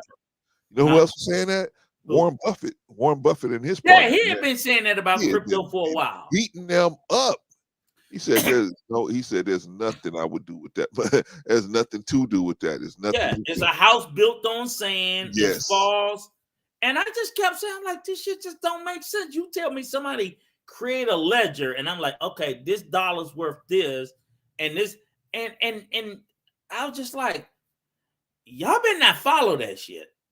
Nah, not unless you got money to gamble with. You basically gambling, right? You go to the casino, money to throw away. You go to the casino and you betting against the person next to you, right? Yeah. And if they lose, you win, right? Okay, right. You understand that concept. Okay, that's the same concept with crypto. That's the same concept. For you to win, all these other people got to lose. So before we get into a tank, I just wanted to point that out because to me, he fits within this acceptance of heroes and demigods. Right. And in the earlier part where you were talking about people, people in our community promoting things to us. Correct. And selling it to us as if it's going to help us and it's going to benefit them. Because like you said, we the suckers that's losing the dollars that they're gaining. Right.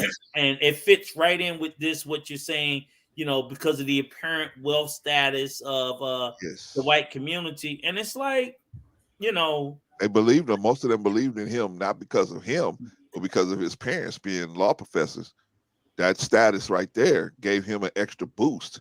And I want to say this, Southern Belle, I don't think it's a risk because a risk is something, and this is what I'll say to you, Sister Southern Belle.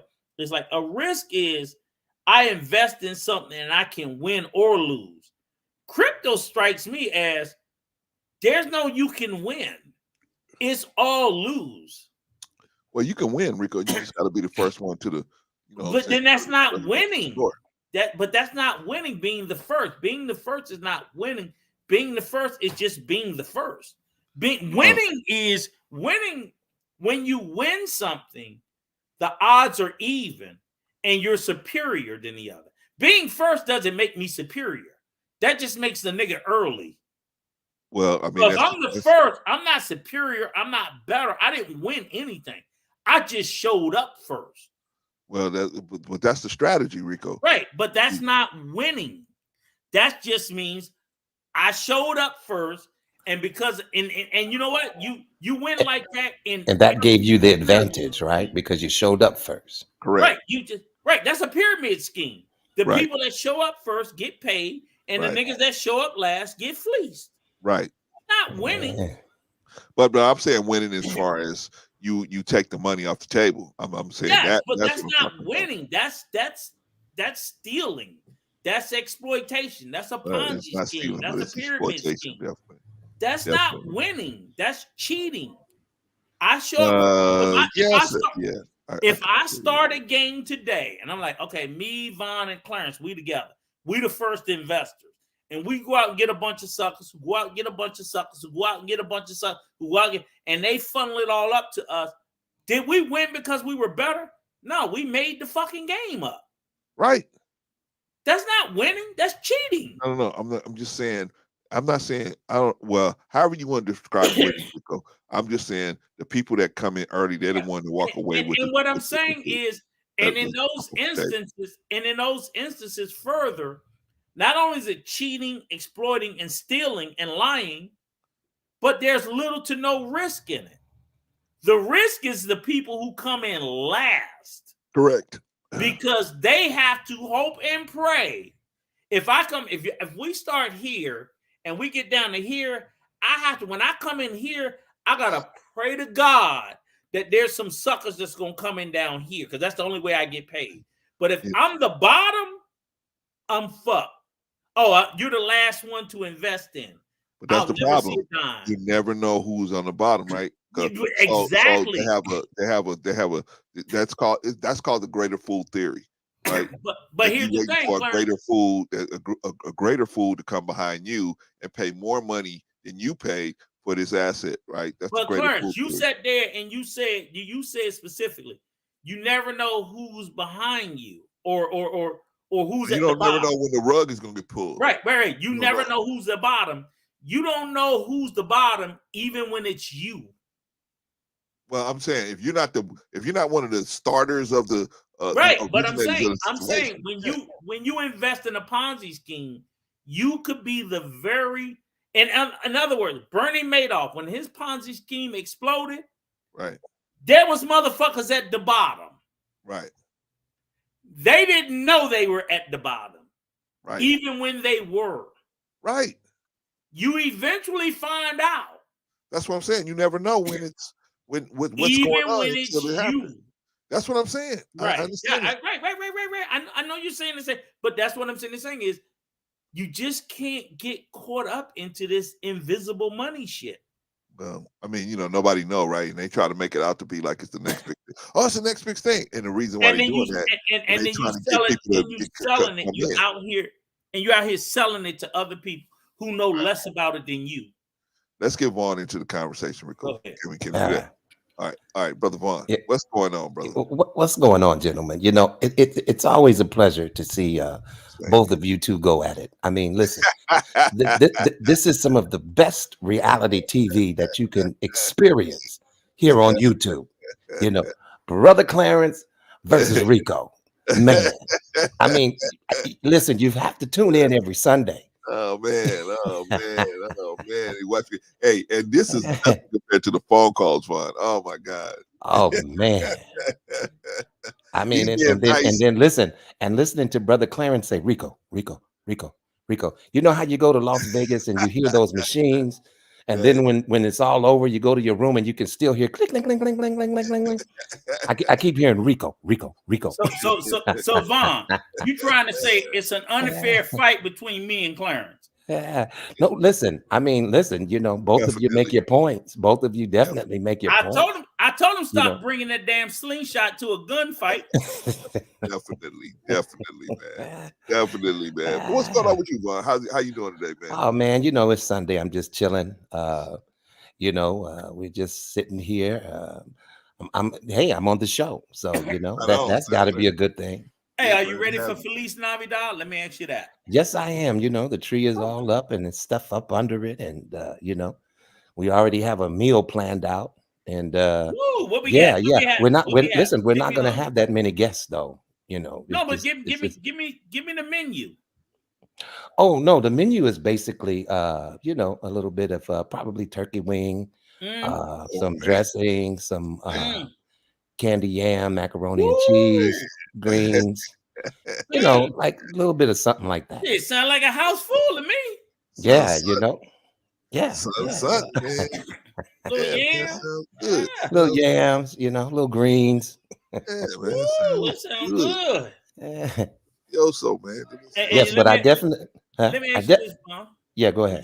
Okay, so so we know Feliz Navidad is next Sunday, and so the week after is New Year's. Let me ask you this. So and you too, Clarence, y'all on the West Coast. Now I want to see what your Southern roots about. So what y'all cooking on New Year's? Well, New my Year's wife, Eve. Yeah, for New Year's, my wife usually makes traditional stuff like black eyed peas. Oh, there we go. That's what I was waiting to hear that. You know what it is, brother. You know what it is. Easy, Rico. We don't say no black eyed peas. Yeah, she puts her twist on it, and it's real good. It's real good with all the other stuff in there, That ain't nothing like some black eyed peas and some cornbread. Yeah, yes, sir. I mean, you don't need much after that. Yeah, that's quite filling, right? And you're supposed to eat that at midnight because it's supposed to bring you good luck for the new year. Yeah, man. Right? Listen, like you were saying, Brother Rico, that this year has gotten out of here so quickly. Oh man, and it's like, wow, 23 already. Yeah. Man, it seemed like it was just 2020. You know what I'm saying? And like you said, Vaughn, 2022 has just been full of so much shit. Yeah, it was like a blur. Yeah. Not a stuff. Yeah, 2022. I mean, man, we need to do a review. I'm pretty sure you're going to do a review show, right? Yeah, a review of the year, right? Oh yeah, okay, we can do that. Yeah. Do a review of the year show, and then we can look back and see what happened throughout 2022.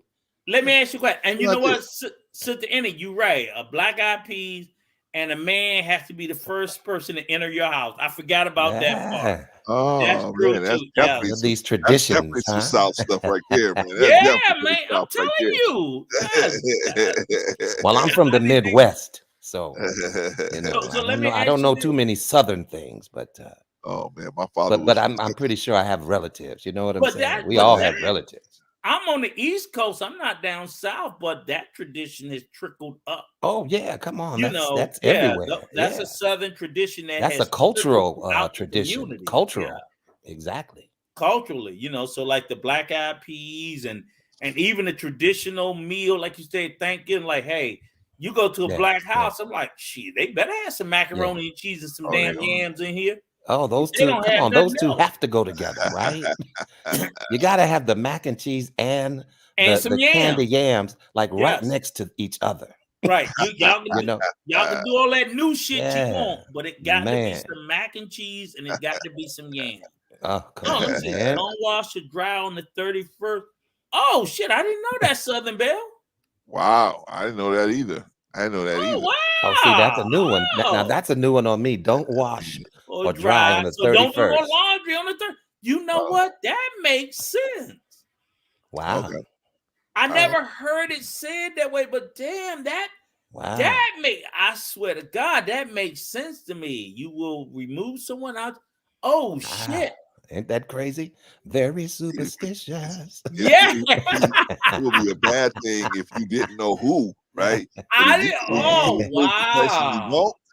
You can remove the person you want. That would be a good thing, right? Listen to Brother Clarence. The person you want. Yeah. But that's scary now. Now I'm scared. I'm like, oh man, there's so many of them, man. Look, we can do a whole show on those. The crazy part about it, there's a lot of them, Claire, you do laundry and it be your ass that you wash and right, dried out. Stuff, right? You washing your clothes out, you get washed out.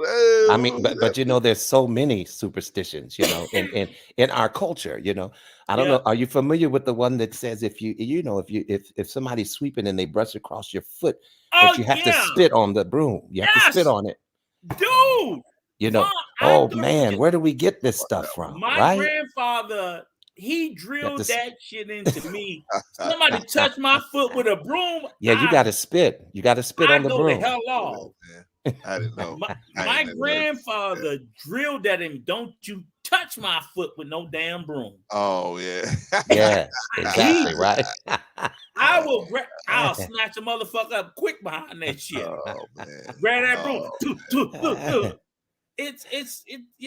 I believe in that. A lot of these things I never heard of, but I'm sure there's a lot of them out there, man. A lot of them out there. There's another one like my ex had told me and it was funny. She was like, it was a saying. I don't know if it was a certain time of the year or any time of the year. Like maybe it's New Year's Eve. You tell me Southern Belle. They were like, don't buy a man no shoes. Oh yeah, I've heard that one because he'll walk right out of your life.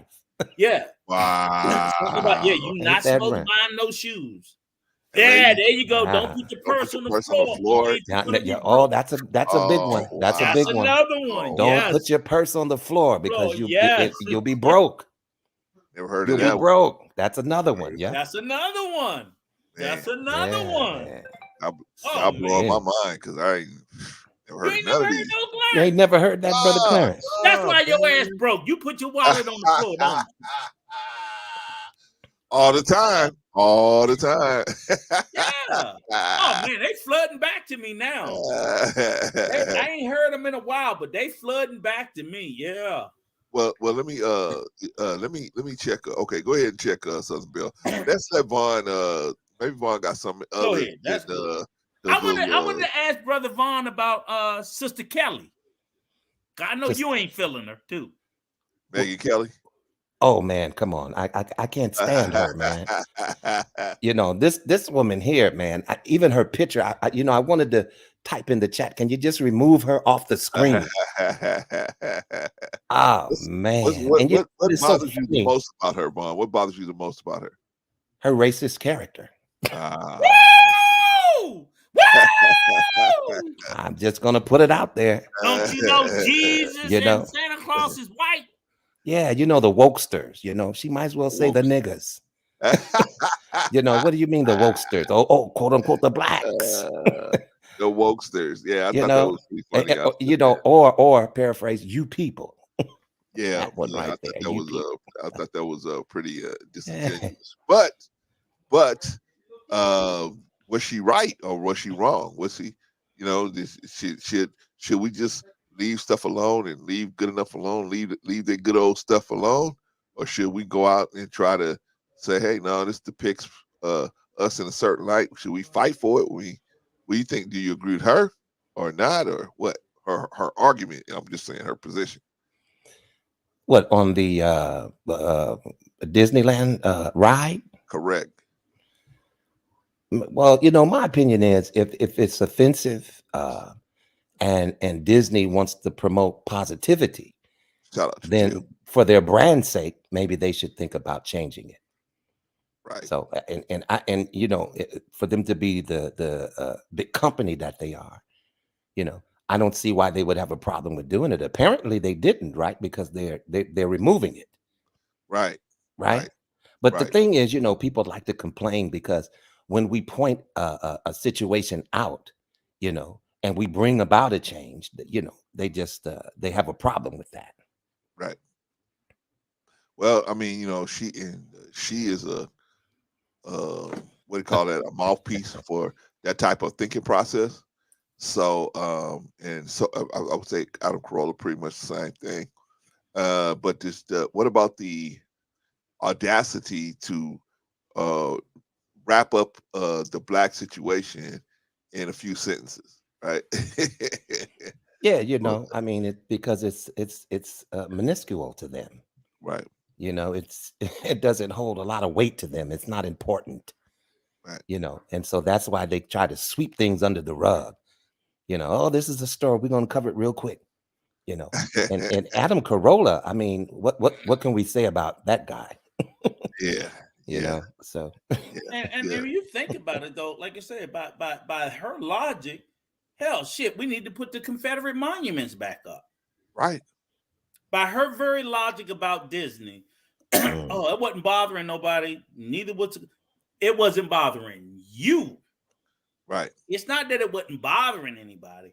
It wasn't bothering you. That's why when we had after the George Floyd, people like all these racist ass Confederate monuments need to come down. Because they shouldn't have never went up. People have never liked them. It's just that y'all wouldn't listen then. You have to listen now. So if you have to listen, it's not that we just woke up. It's just we just now waking your asses up. We've been woke the whole time through all this oppressive ideology and thoughts and songs and even in business. We've been woke through all that. Exactly. Black people have been complaining about that shit for decades. And you know what? If since we're the wokesters, then I should consider them the sleepsters. Yes, because you're definitely not woke. You know, actually, you know, your eyes are wide shut.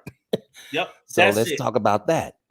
And the thing is too, like you said, Vaughn, is like when we go into the conversation again. Megan or Adam didn't address any of the complaints that the people had about it. They automatically went to saying, oh, well, here's the problem, really.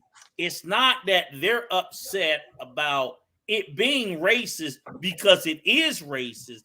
They should be talking about fatherlessness. I'm like, how the fuck did fatherlessness come into the conversation? We talking about the ride being based on a racist, white supremacist ideology. Because it is. Oh, they want to say America's racist because it is. Stop, Southern Belle, stop. And then you know what? One thing that people have a habit of doing, pressure from everybody, you know, and some of our white counterparts, you know, when you bring a specific situation, you know, to them, you know, they have a habit of, you know, quickly saying, "Hey, look over there," you know, just to distract you. You know, it's that look over there syndrome. Even though I'm bringing up a legitimate point, you know, your response really to it is, "Hey, look over there." Yep. You And see what that's I'm how, saying? like, me and bro Clarence started off sideways, because I always tell him, like, for me, and Wait a I minute, you admit, guys started out sideways? I didn't. well, right, because the reason is because for me, when I hear certain things in my ear, I get triggered with, I'm not even having this discussion with y'all. I'm not gonna do it. I think that I don't even and we're gonna go back to letting Clarence finish his list in a minute, because you went to 18, right? Yeah, we Right. almost there. We almost So I think we got like 4 more. But one of the ones, I'm gonna add one to it. I'm gonna add, matter of fact, wait a minute, I'm gonna stop. I'm gonna try to remember. Finish your list, because I'm gonna add one to it, because it's directly to you, and I'm gonna get in your hind parts about it. Go ahead, finish your list. So I'm get gonna have your to. I'm hind gonna have parts to listen. ready, I'm because gonna have I'm to gonna tear moderate the your rest of hind this parts up. conversation. I No, do it you all the stick time on the around phone. for it. No, you You stick do it around all the because you time. want to agree with me, Vaughn. Let him Okay, finish his list, because I got a you're number not there on the 24. phone, Vaughn, anyway, so that's okay. Don't worry about it. Stick Sit back around, and Vaughn. relax. He got 23. I got number 24, and I'm gonna get in his hind parts about it. So you go ahead with your list, Now, see, you gonna make him add 25 to it. and I'm See, gonna come with we gonna 26. be. Keep pushing him back, Vaughn. I'm keep pushing him back. Go Hey, ahead. Rico, I got one more, Rico. I got one more, Rico. All right, y'all, Come let's on. move on. Number 19. Number 19. Single parenthood, the major family structure for most Black people, right? So most of us have our children.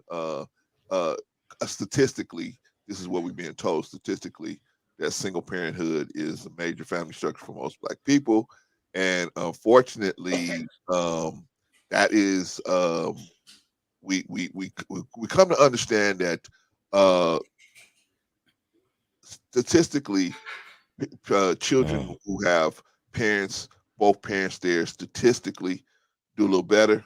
Statistically, I'm not saying that's every situation, but statistically, so that therefore the people that are putting this information out use this information to say that single parenthood is an issue, and that's what Adam Corolla was saying. And I do think it's an issue where the father should at least be present, be able to be present, and nobody should be stopping the father or the mother. If the mother's not present, she should be present. But everybody should be present, at least able to have some what do you call that, ability to do a little parenting. You know what I mean? That'll balance off everybody. The male balance off the female, female balance off the male, and that balance is good for development of kids. Now, will some kids develop with just one parent? Yes, of course. There's some parents that you got Patrice's son. He went all the way and did all these different things, man, great things. And even though she said she was the one raising him, but the father was still involved in his life. But I'm thinking by the way she described it, they weren't living together, right? So it means that we got to look at that and say, why are we having so many single parents? Why do y'all think that is? Wow, I think it has to do with the parents. you know, they just didn't take enough time to figure out who each other was before they, got entangled, with children. Agreed. And just because you have children, you may want to stay together for the children's sake, but I wouldn't suggest that all the time. Not all the Because time. some of these relationships are so toxic to the point to where it's definitely unhealthy for the child. It would be better for you, both of you, to co-parent. You see what I'm saying? You go over there, she go over there, and try to figure out how to co-parent at some point. Right. But as far as the single parenthood being the major family structure, for most Black people, in from my experience, and I'm not speaking from statistical things, but I I have seen that be the majority, of single parents. So yeah, I would agree with that. I would agree with that to some extent. Problem 19. I would agree with that to some extent. There is a study that shows that Black fathers, you know, are more in their children's lives than most other races. You know what I'm saying? And I that would study say was this. done by the CDC. I You would see say what this I'm saying? because I agree with you that the fathers that are there are more involved. I'm saying that there's a lot of our fathers are because of incarceration and other things. They're Yeah, not so many different reasons. Exactly. right, but I'm saying the ones that are there, I would absolutely agree that they're probably more involved because they know Yeah, that more they know involved. exactly Exactly. what's More, going at on. least more involved than what people are saying they are. You Right, know what I'm saying? Because we're not all out here, you know, dead beaten. We're right. not all doing that. We're not all You Derek know, Jackson and I out there. think yeah, I think that's a stereotypical view of Yeah. us as black men. Well, And that's you know, right. and listen, you know, let's be honest, we've created that stereotype, you know, because we Yeah, have been missing in action, you know, quite a bit in yeah. many instances when it But comes to family. So I'm gonna take a page out of Rico's book. I'm gonna say that white men are probably the most MIA, right? They're the most just oh, okay. numbers. Okay. Just numbers, just the numbers, right? They have the bigger population. So as far as anything that's going to go sideways, they should have a bigger number of that situation, right? Mm, They yeah. should. But now, because they have the system itself is structured to course correct them when they go off and not us. That's my point on that, right? So that's why we got to get more involved with our children, in my opinion. I don't know if Rico, you got something to say you want to throw in on this? Yeah, I agree. I agree with that. We'll keep it short. I agree with you 100% about the statistics of single parenthood, without a doubt.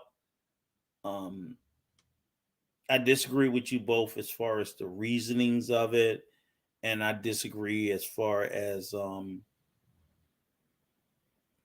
I agree that yes, it's statistically I cannot argue the fact that we have a very high rate of single parenthood as the major family structure for most black people.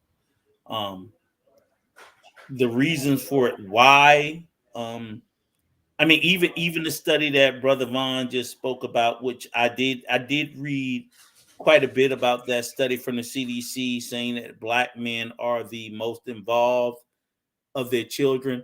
But if I read a little bit deeper and it gave some of the reasons why. And some of the reasons why it gave it wasn't as flattering as if you stop that black men are the most engaged of all other people. Mm-hmm. We have higher rates of unemployment. So you're home to be with your kids. You know what I'm saying? So when you I I mean, yeah, that's a factor as well. yeah, you know what I'm saying? So it's a positive stat, but it's a little less positive when you dig a little deeper into the reasonings as to why. You know, and they classified it as, well, when we say most involved, meaning, you know, were they watching their kids? Did they bathe them? It's not so much of, you know, when they said there was a higher preponderance of white men who were less involved because they were actually out there being breadwinners. So basically, if the more of the white male, if their work ratio was 50-60 hours a week as opposed to half that of a black male, well, duh, if a dude's out there working 60 hours a week as opposed to somebody working 30 hours a week, who do you expect to be more involved? Well, the guy that's working less. So I get it, you know, I don't like, it's a positive, but But now, but now, let me ask you this: do you think that that's the only reason why no, I don't think that's the that only reason. we're more active in our children's lives? Is it because we're unemployed? No, I do not think that's the only reason, but I Okay, think so that's a well, that's good. factor That's that good. I think that's a factor that Yeah, plays a part in it. And I'll tell you and that, I would agree with you on that. right, That could be a factor that does play a part on it. right, because You know, I but know a it's lot of plenty of young, other things that right. I you think see what plenty I'm of other saying plays a things. part in it as well. Absolutely do. I think that we're emotionally attached to our kids, this, that, and whatever. I think we love our kids and all that. But I know a lot of young black men who are unemployed. I mean, if I'm sitting around with no job, not in school, well, the fucking least thing I can do is like, hey, let me go check on my kids. So Exactly. I'm not saying that they wouldn't do it if they.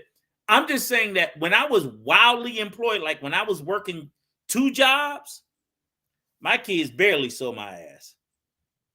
Cause I mean, it's just like that's what exactly. what grinding and getting that paper does. It's like you're disconnected. So is it like black fathers are great or white fathers are terrible? It's like, well, if white fathers out there getting that damn paper, maybe they would spend more time with their kids. But because I know when I had to work the hours like they had to work, my kids sold me the same amount that their kids sold them. Barely. It's like when I get off work, fucking, I'm tired. I'm trying to go to sleep. I got to get up and I got to make this paper again. Oh, Daddy, I don't get to see you. I got to go make this money to take care of all the stuff that you need. And then even as a father, you figure out, even though that time, is spent at work, you still figure out a way to have some type of quality time with your children. You know what I'm saying? Because I've done it. I've done that.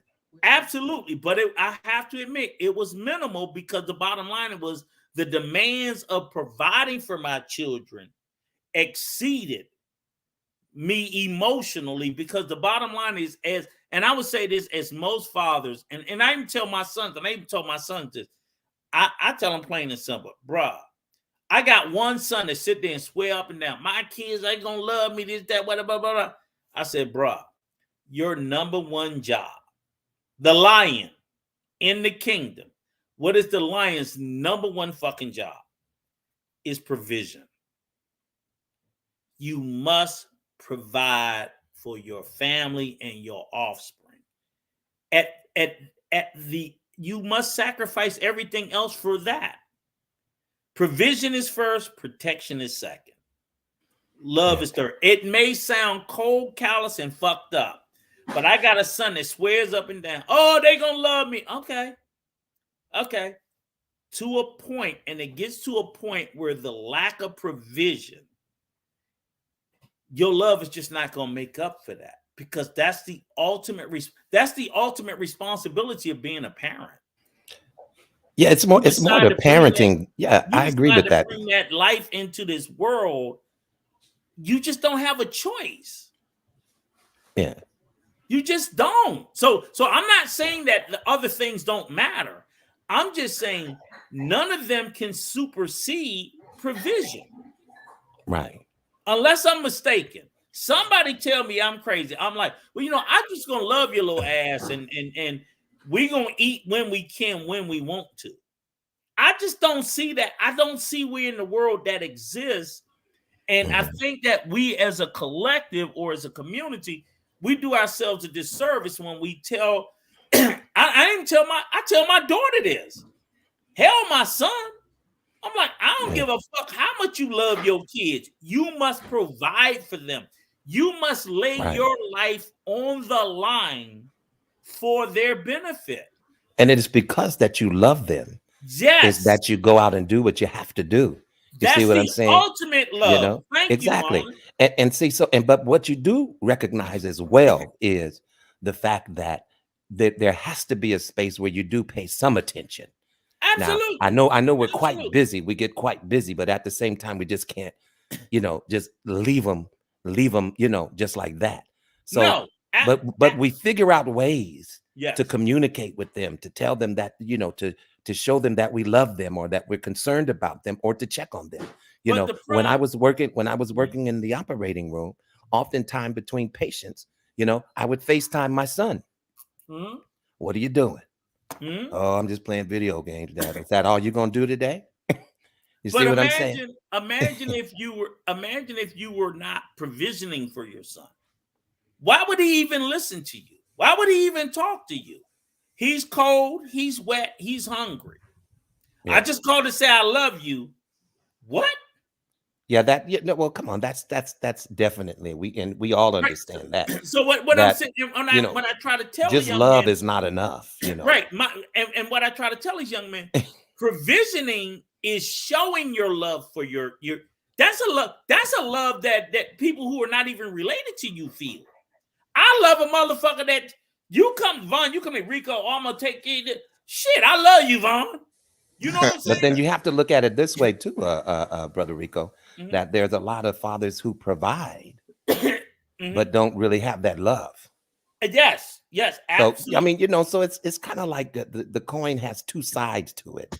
You But know what I'm saying? But I do agree with what you're saying. Right. When All it comes I'm saying to is this: is that you cannot love without provision, but you can provision without love. So you're exactly what you said. I can provide for you as my child and may not give you love, but how can I love you if I don't provide for you? Yeah, I mean, come on, that goes without saying. That's just an impossibility. You know, you and can that do and listen, one that's without a the listen. other, but you can't do the other without the first. Right. Disagree That is with a Rico. listen. That is a fatherly instinct. Yes. You know what I'm saying? Is to make some type of provision for your family. That is a fatherly and a husbandly instinct. Go ahead, Brother Clarence, because I know you want to chime in. Come on with your crazy ass. Okay, no. I'm just gonna say that what you're saying theoretically is right. You should, if as a father, that should be your main desire, is to make sure that your offspring is without provision. Right, but we got some fathers that are just in a bad way, man. They can't find a job, or they're down on their luck or whatever, right? And that's understandable, Brother Clarence. That's understandable. But what we do is we continue to try, though. That's what I'm saying. But I'm saying some of us, some fathers, they got an injury, they can't work, they can't. I mean, so we just want to qualify by what we're saying and say, you know what, this is the way it should be. Yeah. Now there might be some cases where it's not like that, right? Yeah, but like you said, Brother Clarence, for medical reasons, we understand that. I understand. Okay, I know, but I'm just trying to qualify for the audience. You guys do, but I'm trying to qualify for the audience. Yeah, but see, your qualification is now here's what I'm saying. Here's the problem, because I'm gonna get to you. I ain't got to my number. Your qualification is now you're gonna sit there. Somebody's out there listening who's without injury, who's not without freedom. None of those two characteristics apply, and they gonna say, see, bro, Clarence said you can love and they don't need money and all this bullshit. I'm telling you, this is the space that gets you got created. A crystal ball, Rico, you got a crystal ball. You can see that guy sitting there right now. You see him sitting there going, well, Clarence said that I'm okay. I don't have a job. I ain't been looking for a job. He look just like my son and yours. Clarence, and I got this he look just like my son and yours. He look like little Rico and little Clarence.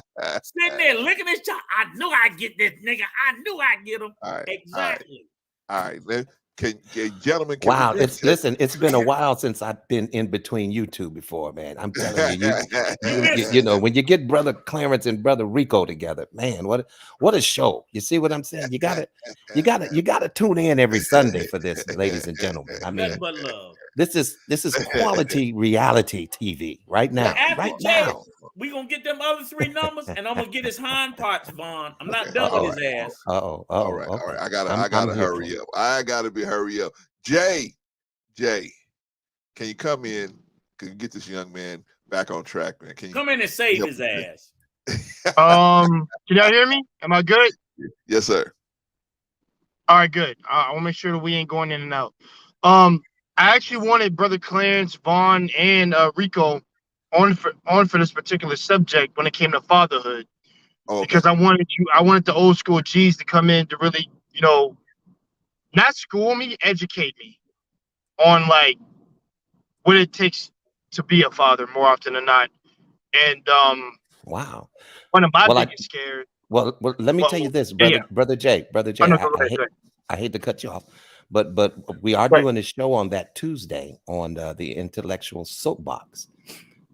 It's going to be myself, Brother Bolo, hopefully Brother Clarence, and possibly Uncle Stu. Some of us older people who are fathers and have been fathers for a while.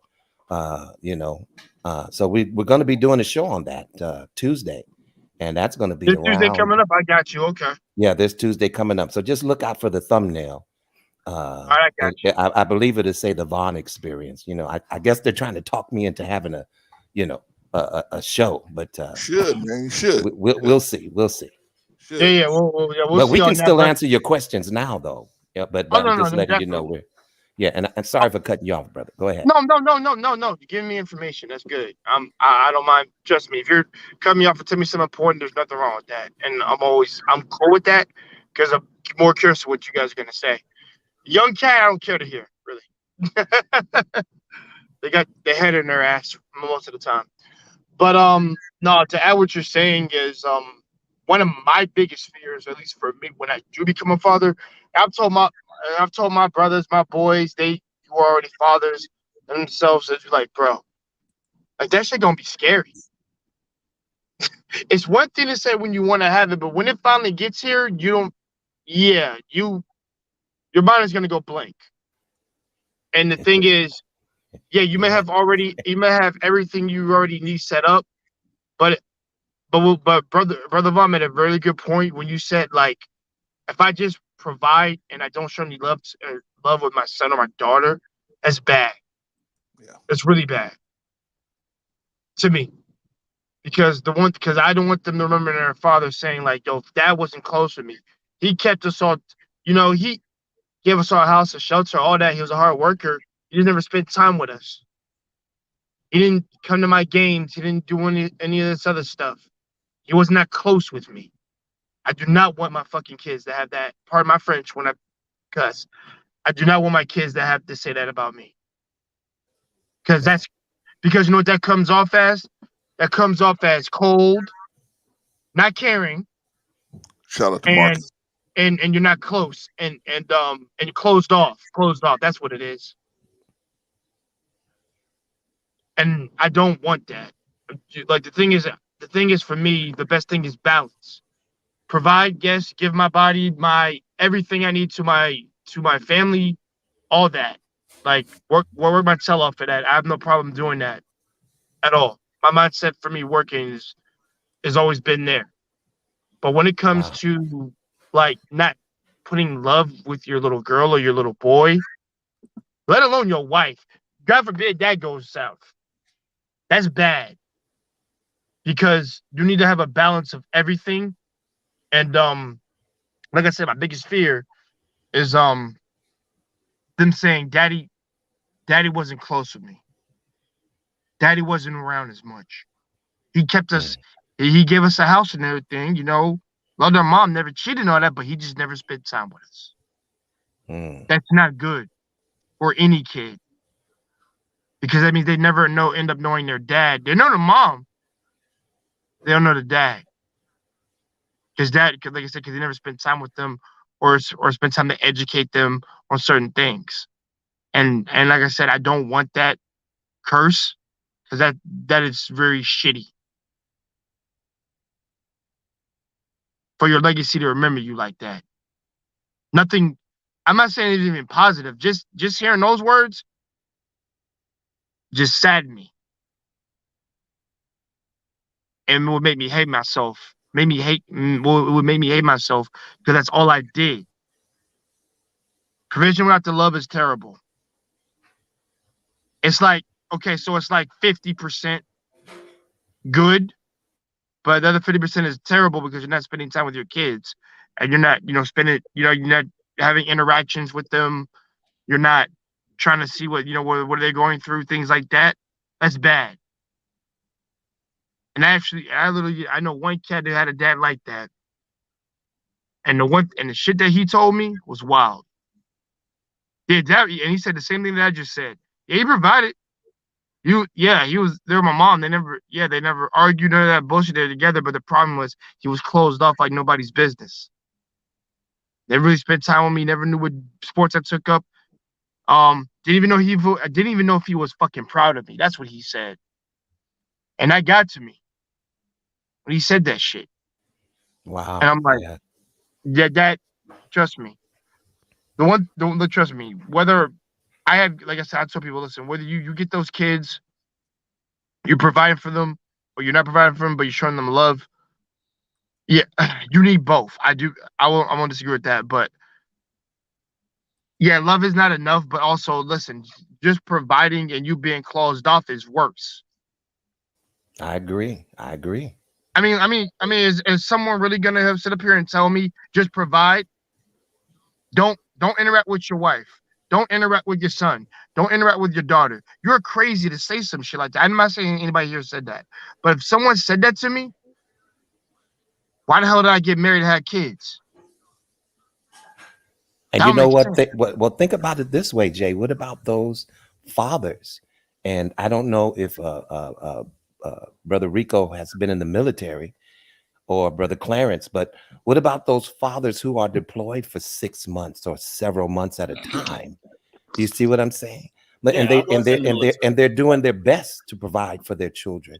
Yeah, you know? yeah, they are. And so you could imagine, the separation anxiety that's there for the father, and that's there for the children.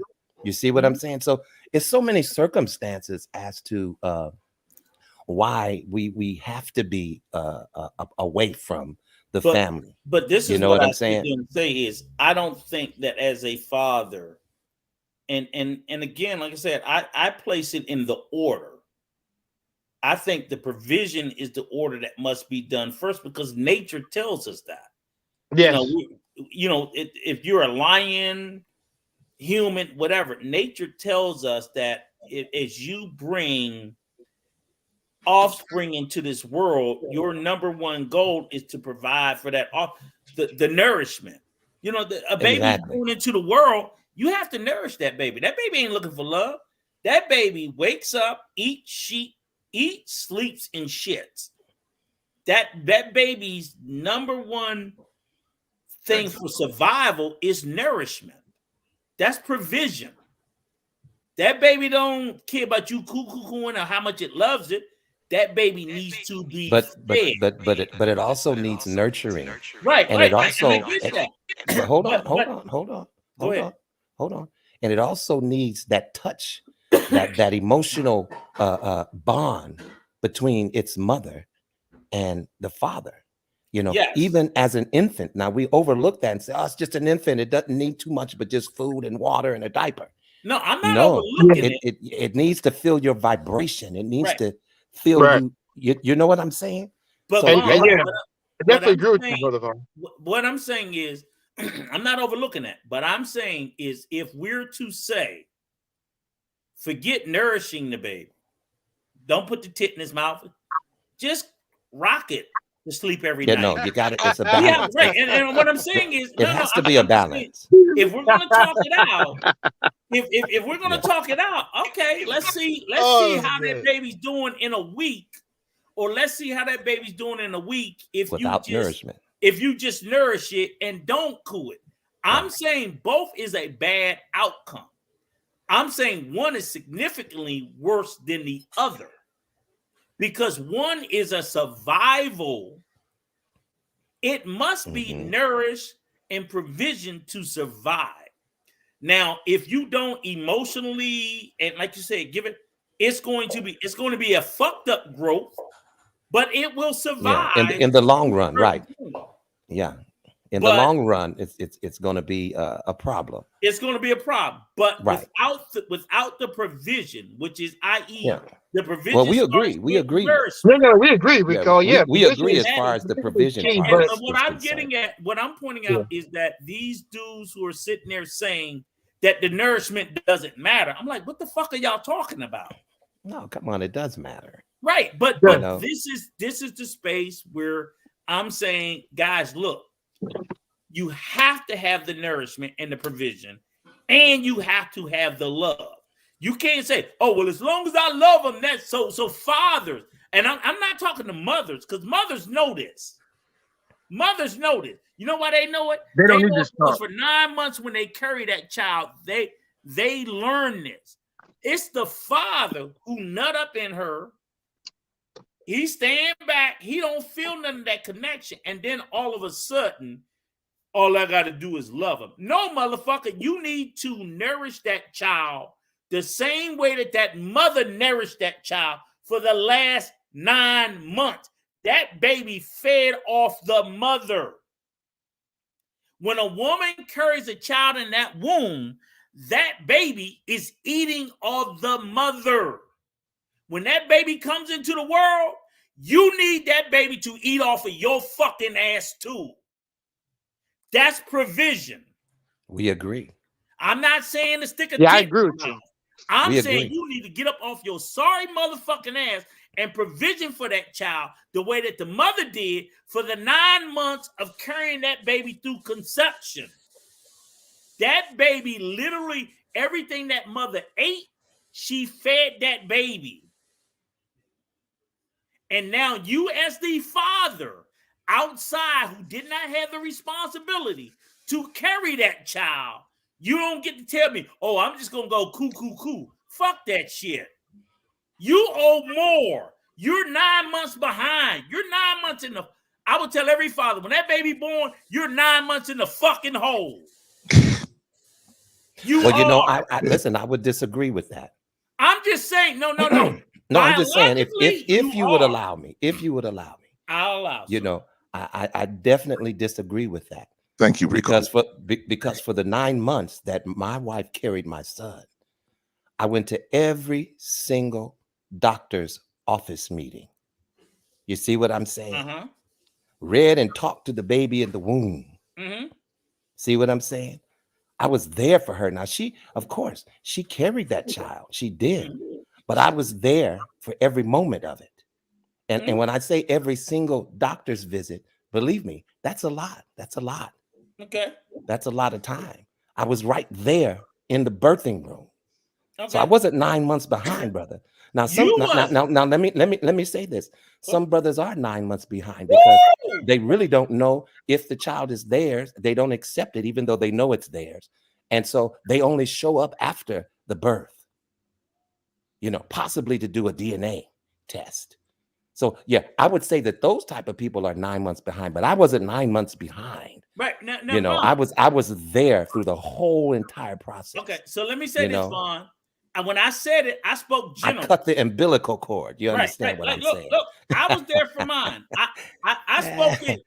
I spoke Come on being now. 9 months in arrears generally. But I'm telling you, the vast majority of brothers are 9 months in fucking arrears who don't do what you described.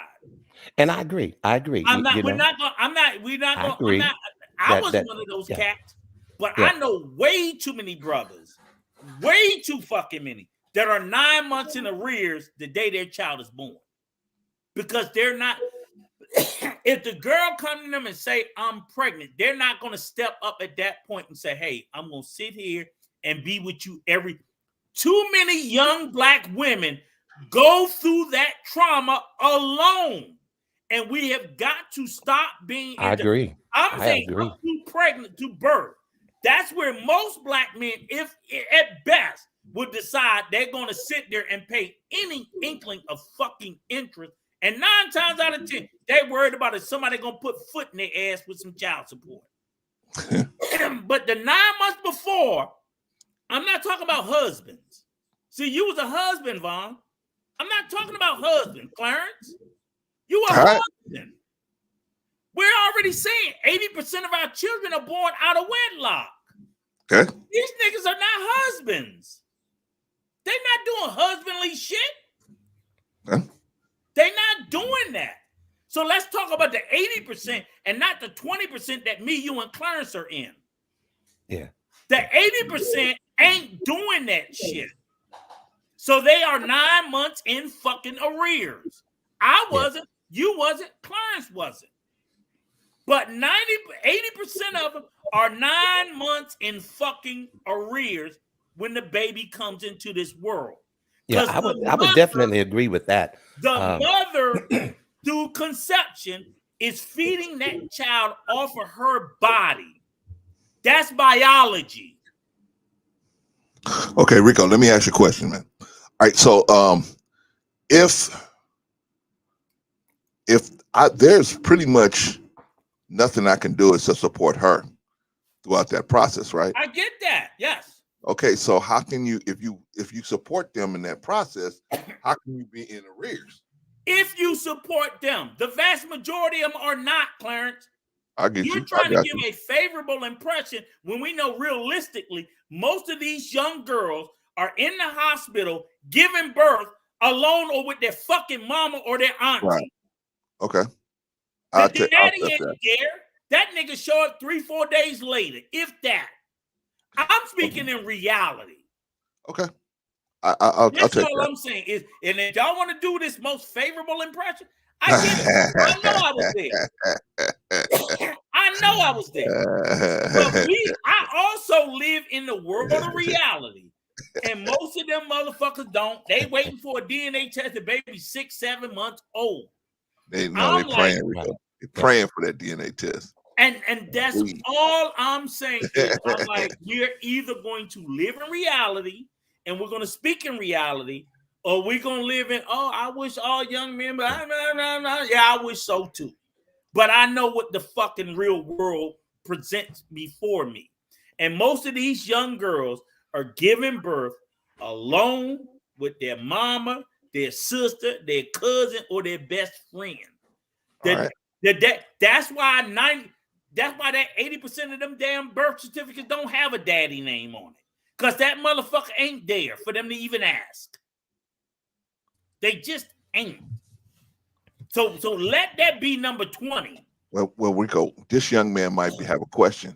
Oh, he can have, but I'm sorry, Jay, but I'm just saying when I said it is because Vaughn, I'm with the pushback on married black men.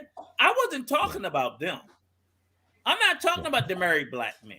I know the married black men. If shit, I'm with my wife every fucking prenatal care, doing the vitamins, all that shit, doing the fucking what Lamaze class you do, Lamaze, all of that. Like, oh my God, kill me. It was just like that shit is stressful.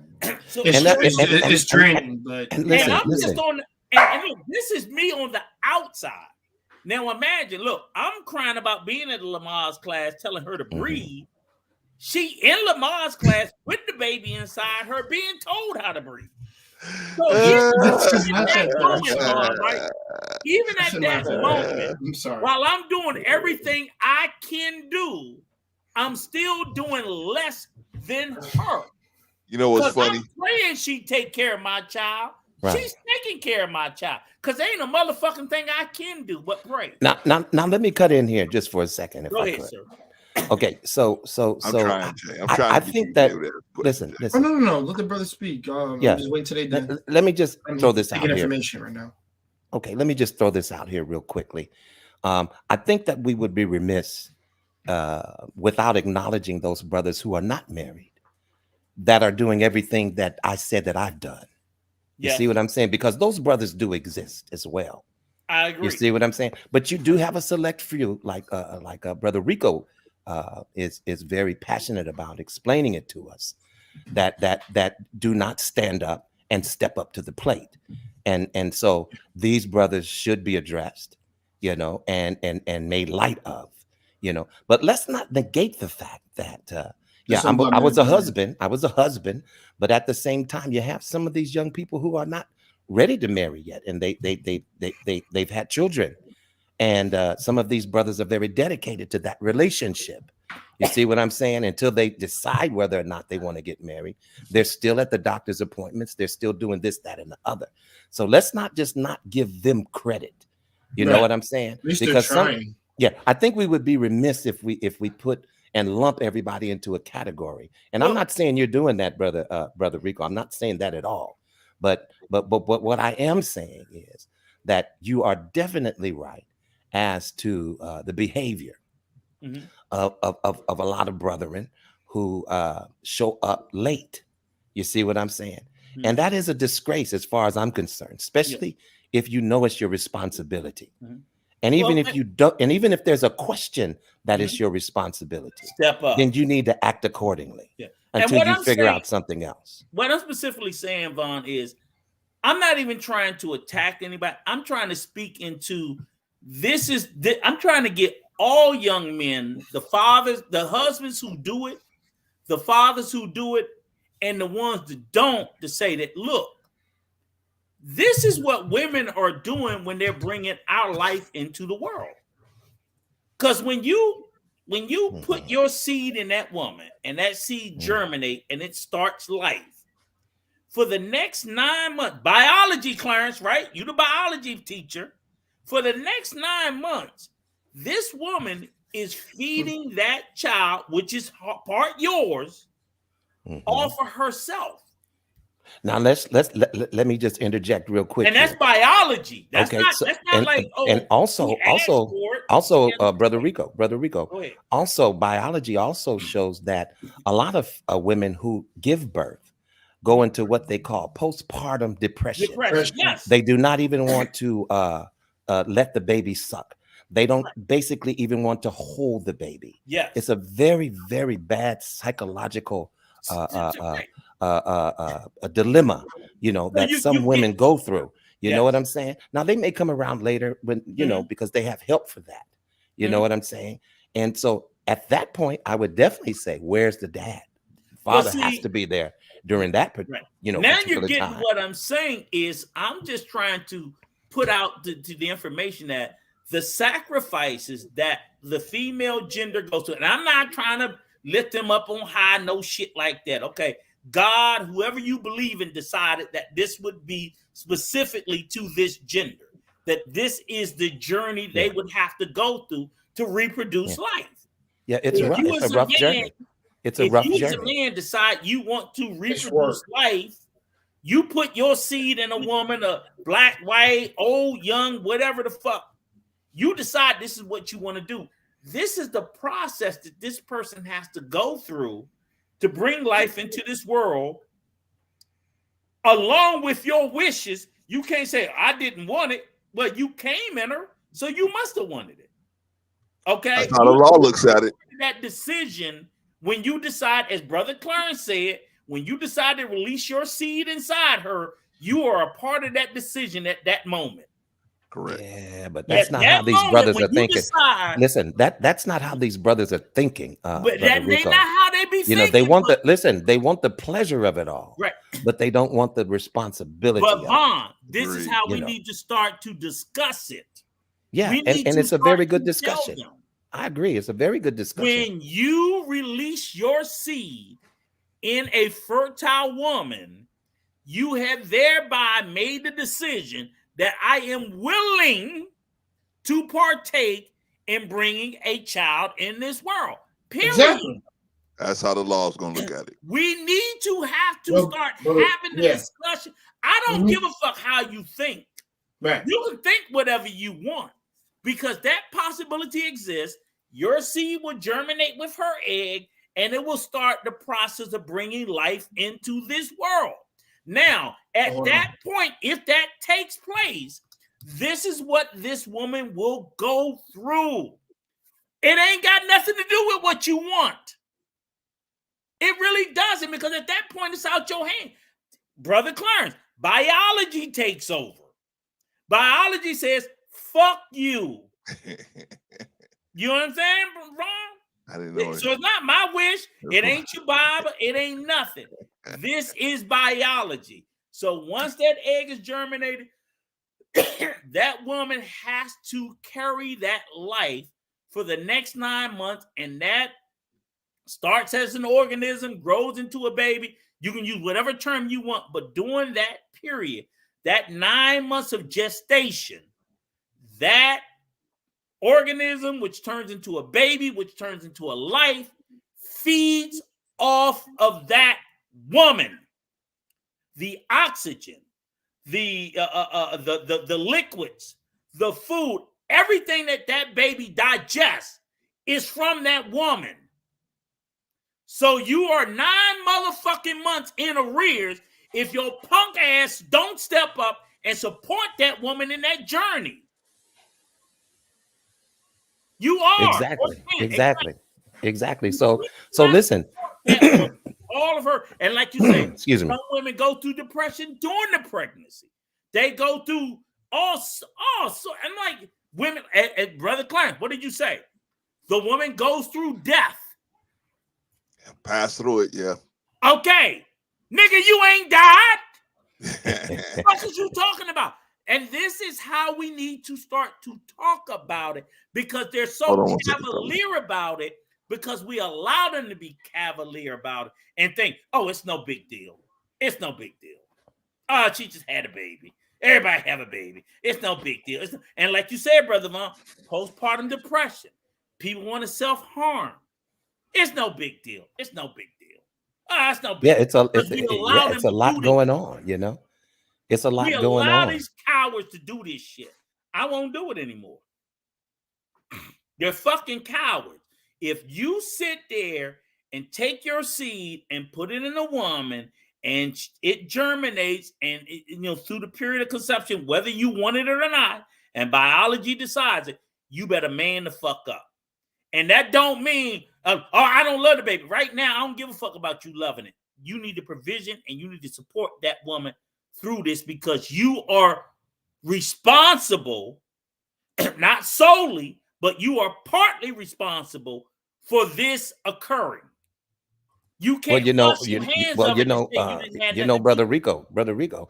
Yes, there's a lot of people in this scamosphere, in these scamosphere spaces that would beg to differ with you, because they say that it's the woman's fault. That they can kiss my motherfucking funky ass too. I'm sorry, Fawn. That shit's just crazy to me. And it's crazy to me too. But listen. With all honesty, it looks like we really reached the point of this particular problem. I think maybe if we move on, to number 20, and let's see what that brings forth. Brother Clarence, I think Brother Clarence is busy. But I'm a simp. I'm blue pill. Whatever. I rock for my sisters. Fuck that shit. Yeah, and you know what? Listen, I do as well. Yeah. I do as well. Because I've grown up around a lot of beautiful. Sorry, y'all. They delivered something over next door. Well, they delivered over to me rather. Something from Amazon. I tried to open it up and to look at it and see what it was, but I'll look at it after we get done here. Okay. Yeah. But if I could continue, yeah, definitely. Someone in the chat is laughing, but I did say scamosphere, because that is what I'm going to call it from now on. What you said? Yeah, I said scamosphere. And if they want to dox me or whatever, God's got my back. But they will definitely tell you. I got you. Yeah, they will definitely tell you that it's basically the woman's fault, and she is in control of whether she gets pregnant or not, which is asinine to me, because see, she can't just sit up and have an immaculate conception unless her name is Mary. So let's be honest, real about it. It takes two, and it takes two, and it's consensual. We both decide. Listen, we both decide to partake. Now, at that point, one can't blame the other. Hello? Because it was a decision that we both made. We both made, exactly. You see what I'm saying?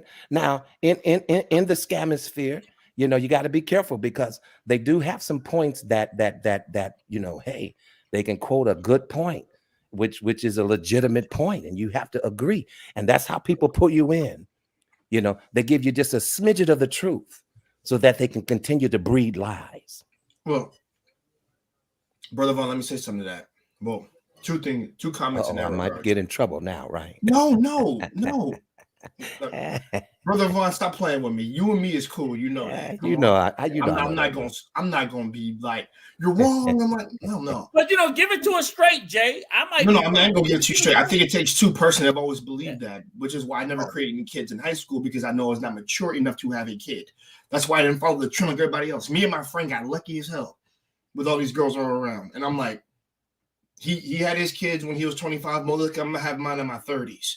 More likely than with the woman that I pick. And the reason why is because I think I've gotten mature to the point, like, bro, I think about my mentality from high school to then, I would not have been a good father. I needed to go through working, understanding hard labor, understanding responsibility by myself, being on my own in order and know what it takes to live on your own. I got roommates, there's a difference. But even then, to learn what it takes to pay the bills, what it takes to maintain what you have.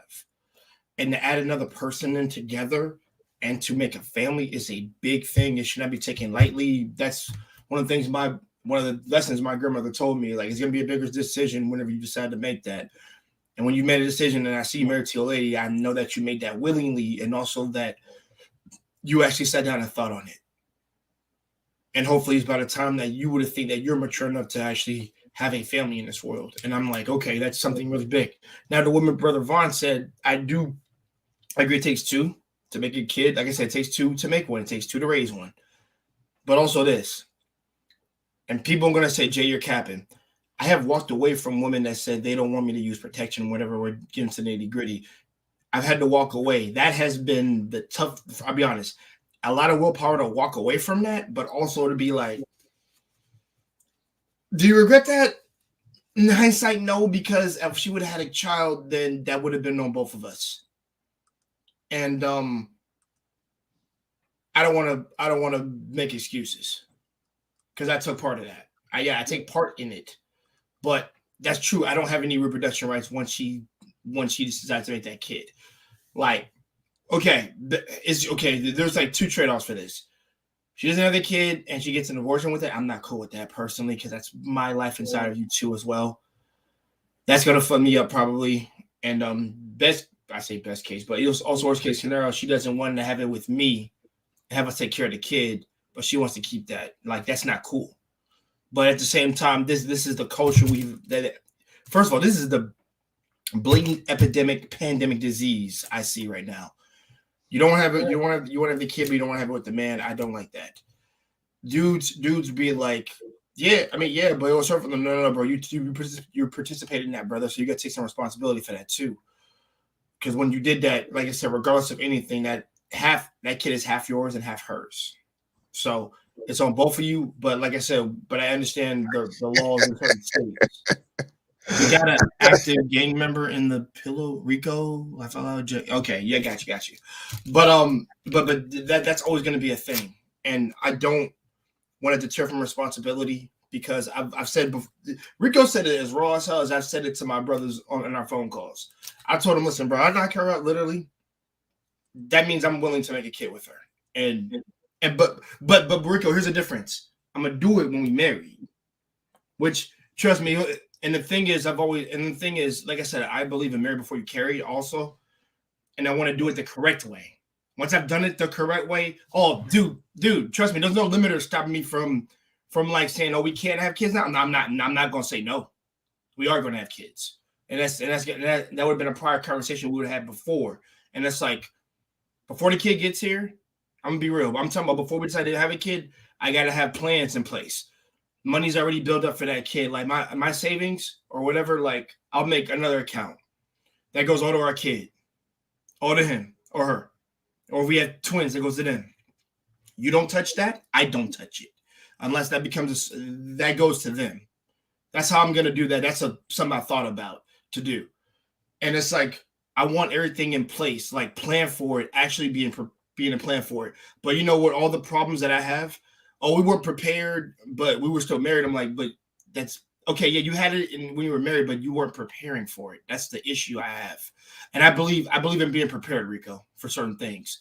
And I think that goes more on lines of like what says you are, what kind of man you are. If you're able, okay, so if you're willing to plan for this and your wife understands this, then obviously she's going to go, I won't say just go along with it, but she's going to understand that like you had a plan in place that's going to help us.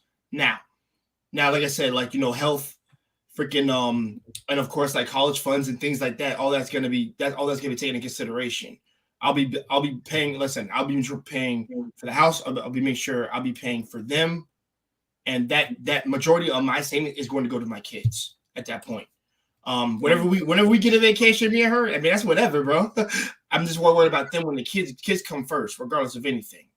So that's why I said my personal happiness goes to the side. Because it's sacrificed for them when I brought them in there. But the thing is, I know, like I said, the thing is, it's going to take a toll on my body at some point, but I'm still going to do it. So when they say, Jay, you're not qualified to work anymore, and I get paid for employees and it goes all to my kids, hey, I'm done. That's what it is. But Jay, you know, that's an excellent point of view. And I'm glad you ended on that because that was the whole thing that I just kind of wanted to make clear. I think for myself, I don't know about Brother Vaughn, but probably Brother Clarence will tell you too. Like, shit, I was never prepared for none of my kids. Nah. I was never prepared. I'm telling you, that preparation shit. I don't know what the hell you talking about prepared. But here's the whole point. That's good, though. It's good that he's trying to, but yeah, I wasn't. The reality is, I came from a generation where, whether you prepared or not, you had to step up. Yeah, you start to step up, and we just came from the step up generation. It's like, oh fuck, I'm like, oh fuck, shit, and you just like literally, it's just like a bulb went off, like. Well, Rico. Me that. That's the crazy part about it. Was I didn't have a father. My mother taught me that. She's like, motherfucker, hey, you had him. You gonna step the fuck up. Rico, yeah. You forgot about the part where when they say, guess what, Rico? I got another one. And you gotta put that face on like, oh, that's great. Yeah. And you go in the other room like, oh. No, hey, listen. I'll say this. We got another one. I'll say this. I like to have twins. I'll first rip. I don't want no more after that. I'm sitting there, and there was times where I just be like, Lord, sweet Jesus, what the fuck am I gonna do? I don't. But the bottom line was like, the only thing that just like this right, kind of just came in your mind. I'm coming down now. And it's the truth. It just came in your mind, and Jay, and I know listening to you, you're gonna be the same way. Oh, what am I going to do? You're going to be their father, Jay. You're going to be their father. That's it. You're going to step up. You're going to love these babies, and you're going to do what you got to do to take care of these babies. That's it. And I heard nothing else ring in my ears. You're going to take care of your children, and that's it. Right. So the narrative of, oh, I'm like, no. And then I tell these young men, look, hey, you decide you want to step into this square, you in this motherfucking square. You can't get out of it. Square is. Yeah. This is the square. The square is, you want to be a daddy? Nigga, you a daddy. This is everything that it entails. So all this boo-hoo, woe is me shit. Man, yeah, my time to myself, that don't matter no more. You got to understand. No, we don't have to understand none of that shit, because you know what? All of your attention and focus needs to be on those. And literally, I got my shit. I don't know how old this motherfucker is. Now he's 30 something, right? But I literally told him, and I said, Rika, I don't mean no harm. I love you with all my heart. But the day you were born, I just told myself my life is over. No, I mean, and I don't mean it like I died, but literally. What? No, but I'm just saying. It's hilarious. But no, what? Hey, I'm telling you. What? You could have said a new chapter in my life and started. You could have said that. No, I didn't say it that way. I said Here's what you mean, Rico. Here's what you mean. Wow. I just meant what I basically what I was trying to say, and I would tell every young father is like basically kill all your dreams because they have to go on pause. Yeah. For whatever reason. That's because now you have to live for your child. Right. And I believe in that wholeheartedly. I believe in that. I believe in that when everything in my soul to my bones. When my child came into this world, motherfuck what I wanted to do. Mm-hmm. I needed to take care. My child was the most important thing on this earth to me. I was 9 months. I agree. It just really didn't matter to me. In my mind, I was 9 months in arrears, and I had to do everything humanly possible of every waking day to support my children. And nothing was more important to me. So when I see fathers thinking anything less than that, I'm like, bruh, miss me with this bullshit. You ain't no father. Get the fuck out my face. Because bottom line is, and I told my sons, when your daughter's born, you dead. Everything is for her. Now, here's the crazy part about it. Y'all see me living the way I'm living now? My kids is grown. Yeah. Fuck you niggas. That's why I got reborn. I got reborn when they got grown. And I need a one-on-one with Rico. He's an empty nester. It's the truth. And baby birds are oh my God. But this was everything that I had to responsibly repress because I had to do for my children. That's called being a responsible father. You have to repress all the things you want to do. What I look like being a father? I'm trying to get my rap career. I'm trying to do. Yeah. I see dudes doing this shit, right? Well, now listen, I would have to disagree with you on that one, brother. I Rico. See dudes prevent. I would have to disagree with you on that one, brother Rico. Because they're worried about their own. I'm like, come on, man, this is crazy. Yeah, let me just share this with you if I could. You know, I wanted to make more money so that I could provide. You understand what I'm saying? Provide a little bit more. So I knew that I wanted to change careers. You know, and this is during the time of my son. He's like, what? God, maybe 4 years old. You see what I'm saying? Maybe 4 or 5 or 4. You see what I'm saying? And so there was a sacrifice that I had to make to go to school in order for me to change. You see what I'm saying? My career. And so that's where I disagree with you on, is that you can do both things. And I don't know why we limit ourselves to saying we can only do this, that, or the other. You know, if you apply yourself, you can do all things through Christ that strengthens you. I'm not trying to be deep now, but listen to what I'm saying. You see what I'm saying? So I was still able to be a father. I was still able to be a provider, and I was still able to pursue a dream that I had, which is to become a surgical technician. So I wouldn't suggest for a brother to put their dreams on hold because they have a child. But I would say this. The child comes first. Okay, there you go. There you go. Exactly. So as long now listen, let me say it, and I'm gonna bring it down 3 notches. But let me say it. You know, the child. There has to be an understanding that the child comes first. Thank you. So if I'm unable to afford the class, if I'm unable to do this, and it's going to tap into the rent money or the this and the that, and I can't make it, or you know, you see what I'm saying? So, where there's not going to be a roof. Then you don't disagree with that, and I said, Vaughn, you don't disagree with that. The way you just explained it is exactly what I'm saying. Exactly. Let him talk, Rico. Yeah. Let him tell it, Rico. Yeah, no, because go ahead. So the point that I was trying to make is that come on, listen, you know, the child is obviously first, should be, you know, that household, that vision for that household, the major things, roof over your head, food for sustenance. You see what I'm saying? And as long as you can do that, you still can pursue a dream that you have. Now, it may be delayed a little bit, but that doesn't mean disregard it or put it off. You see what I'm saying? You know, and that's what I was able to do. I was able to go to school. You know, I was able to get the job. I was able to do that particular career.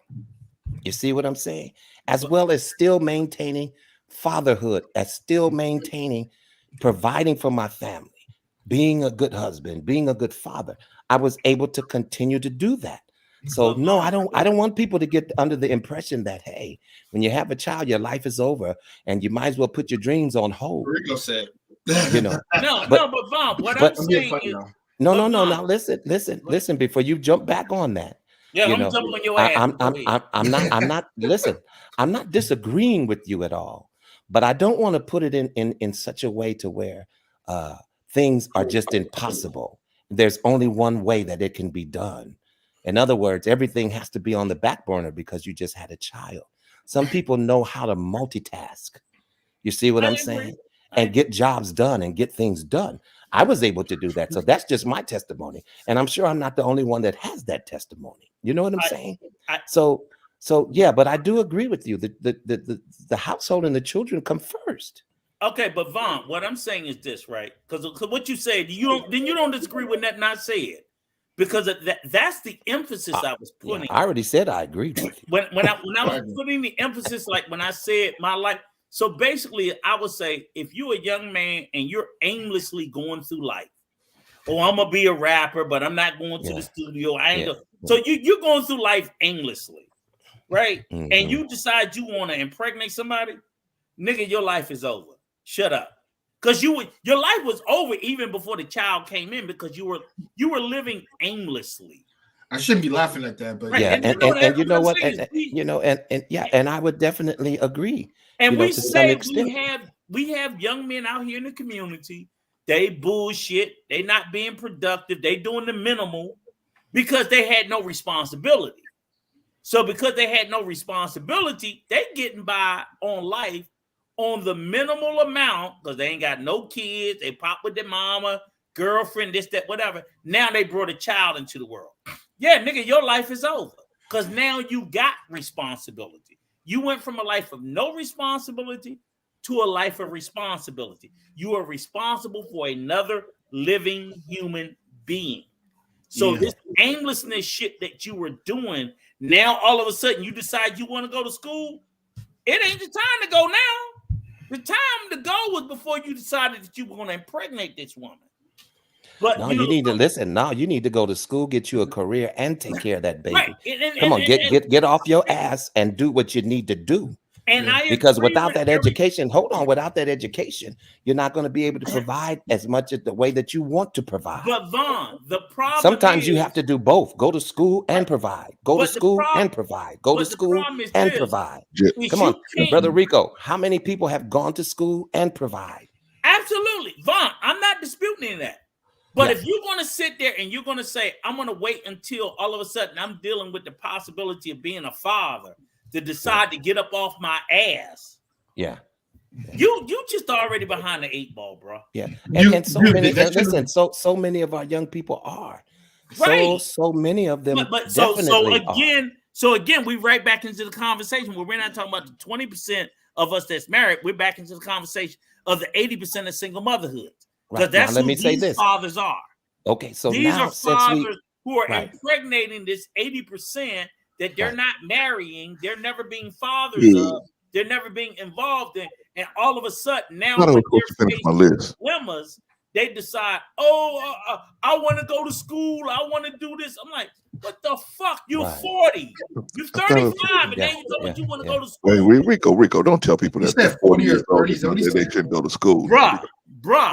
Rico, don't tell nobody that. Don't tell nobody that. Clarence. Never too late to go. You can definitely go to school at that age. No, I'm not telling a lie. I just don't tell people that because they're 40 they shouldn't go to school. Rico, no, I'm not telling you that I'm not telling you that. I was well into my 40s when I recreated myself and got a career. Let me to be a surgical tech. But Vaughn, what you're doing is you're talking about reinventing yourself. You don't wait till you were 40 to start being a fucking adult. No. That's I agree with that. That's a difference. But Brother Rico, you would have to. Waiting. Right. I'm talking about Clarence. Remember, you were talking about your son. I'm talking about mine, right? You can't wait till you almost 40 to start adulting. I keep telling this boy. No, you can't do that. You have to start adulting. You have to start adulting at 18. Let's do that at least let's start doing it at that age. I would say they're adulting, but they're just not. They're not as responsible as they could. Oh, and I get it at 18. You know, look, listen, they're oftentimes not prepared at 18. But I'm saying begin the process at 18. Start the process. But nobody starts 40 and decide, I'm going to decide to go to work at 40. Right. Exactly. Because you want what kind of social security would you have? Are y'all excusing this shit? Let me say this, Rico. I'm not laughing at anybody who does that. By the way, it's just it's a conundrum. I think we better change. Let me say. Yeah, man. People gonna get pissed off. Wait, he said I'm in 45, but I'm in school. Bro, what are you doing? Finish your question. I gotta get your ass learned. I got my question. I'm saving it. Wait a minute. Are we going past 19 or are we going to finish? Are we going to stay on? He got 4 more and I'm going to tear his ass up. Okay, but let me say this. I have seen people in the Nation of Islam. I've seen people, man, get up 40-year-old, 50 years old, man, just completely turn their life around, man. So I don't want to say, man, it's nothing you can do once you get to a certain age. I agree with you, Rico. It's like The Godfather. It's not impossible. It's difficult. But it's not impossible. Because remember they said, hey, how are we going to get a gun in here? And they said, it's impossible. And the guy said, is it impossible? He said, It's difficult, but not impossible. It's difficult. It's going to be difficult, but it's not impossible. And I would prefer you. I'm in agreement with you, Rico. I prefer you do it before you impregnate this woman. That would make everything work a lot smoother, right? But Jay, I'm gonna tell you, Jay, just keep the same attitude you have, man. Hey, no matter what, I gotta do this. No matter what. Clarence, do your last 4 so I can tear your ass up at the end. Thank you. All right, let's make them quick. You got. I was trying to skip 2 minutes for each. I want to argue with everybody. Listen, I'm not going anywhere, but I'm just saying. Wants to argue with everybody. So the next 4. Keep telling me, go ahead and do your 4 ass 4. Do your fucker. I'm gonna get your ass. I got one for you at the end. Well, let's just limit. Let's just limit the next 4 to 2 minutes each. We don't go right through them. I'm waiting to get his ass. The only thing is you guys got disagreement then, but we're gonna burn right through them. Number 20, political Ponziism, where blacks are not able to leverage a unified political position for results based on platform, meaning the person's their stance on everything, and not race. Sometimes we make the mistake of just voting for somebody because they black or not black or whatever, right? Or tradition, right? Well, traditionally, my mama voted Democrat, so I'm gonna vote there. My mama voted Republican, so I'm gonna vote Republican, whatever, right? Beat it up. Or any other silly reason, right? Oh, I like this dude's haircut. He looks more honest than the other. Okay. All right, so everybody's good with that, right? I could see that. I'm looking at the definition of Ponziism right now because I've never heard that term. All right, while you're doing that, we're gonna move on to problem 21. Problem 21: vanity and lack of self-respect, which reflects as a hyper proclivity to wicked behavior and looking for acceptance, love, and devotion. So we out here. Man, now listen, we can do a whole show on vanity. I could do a whole show on vanity. We can do a whole show on that. But listen, I'm just gonna keep it short and say I agree with that. Okay, all right, all right. That's 20. That's 21. We can do a show on all of these. Let's see. The number 22.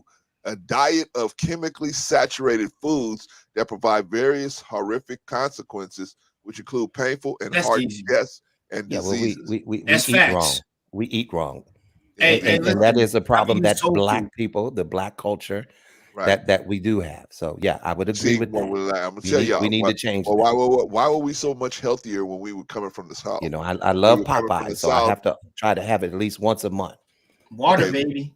When we coming from the South, we were eating fresher food when we were living down there, right? Came into the cities, we started eating more processed foods. We started living faster lives. We started eating all of this, all of this fast food. I mean, on a regular, and it got particular. So anyway, that's 22. The last one, 23. Education is looked at as a sucker. Oh, we gotta speak about that. I gotta speak about that. So if those of us that's chasing after education, right, we looked at it as suckers, right? Oh, why would you do that? No. Only, I'm sorry, brother. I hate to use this word. I'm trying to not use this word as much. Please, I'll say the brothers. You can't say the N word, so let's use them as brothers. So the brothers on the street say that. Yeah. I mean, a lot of people do, right? That's back in the olden days and down to this day. But that's the prevailing culture, right? That's the street hood culture, right? Everybody wants to. Yeah, it's gang, right? Street, and drug culture. Even the kids in college or even the kids in high school, they want to be accepted, right? So they don't American culture. So, they want to be accepted, so that's how they look at it. Okay, that's not 23.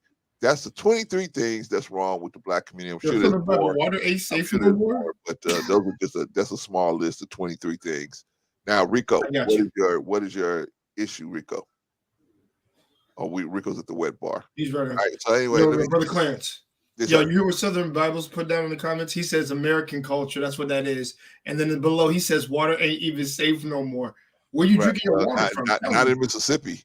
Not in Michigan and not in Mississippi. I ain't in Mississippi. I'm in Mississippi. I got Fiji over here. I'm cool. Yeah, that's why we pay so much in taxes out here in California, man. They do a lot to work with that water out here. So. I mean, hey, listen, I don't want to be rude, but it sounds like it's coming from the sewer if they say like the water ain't safe no more.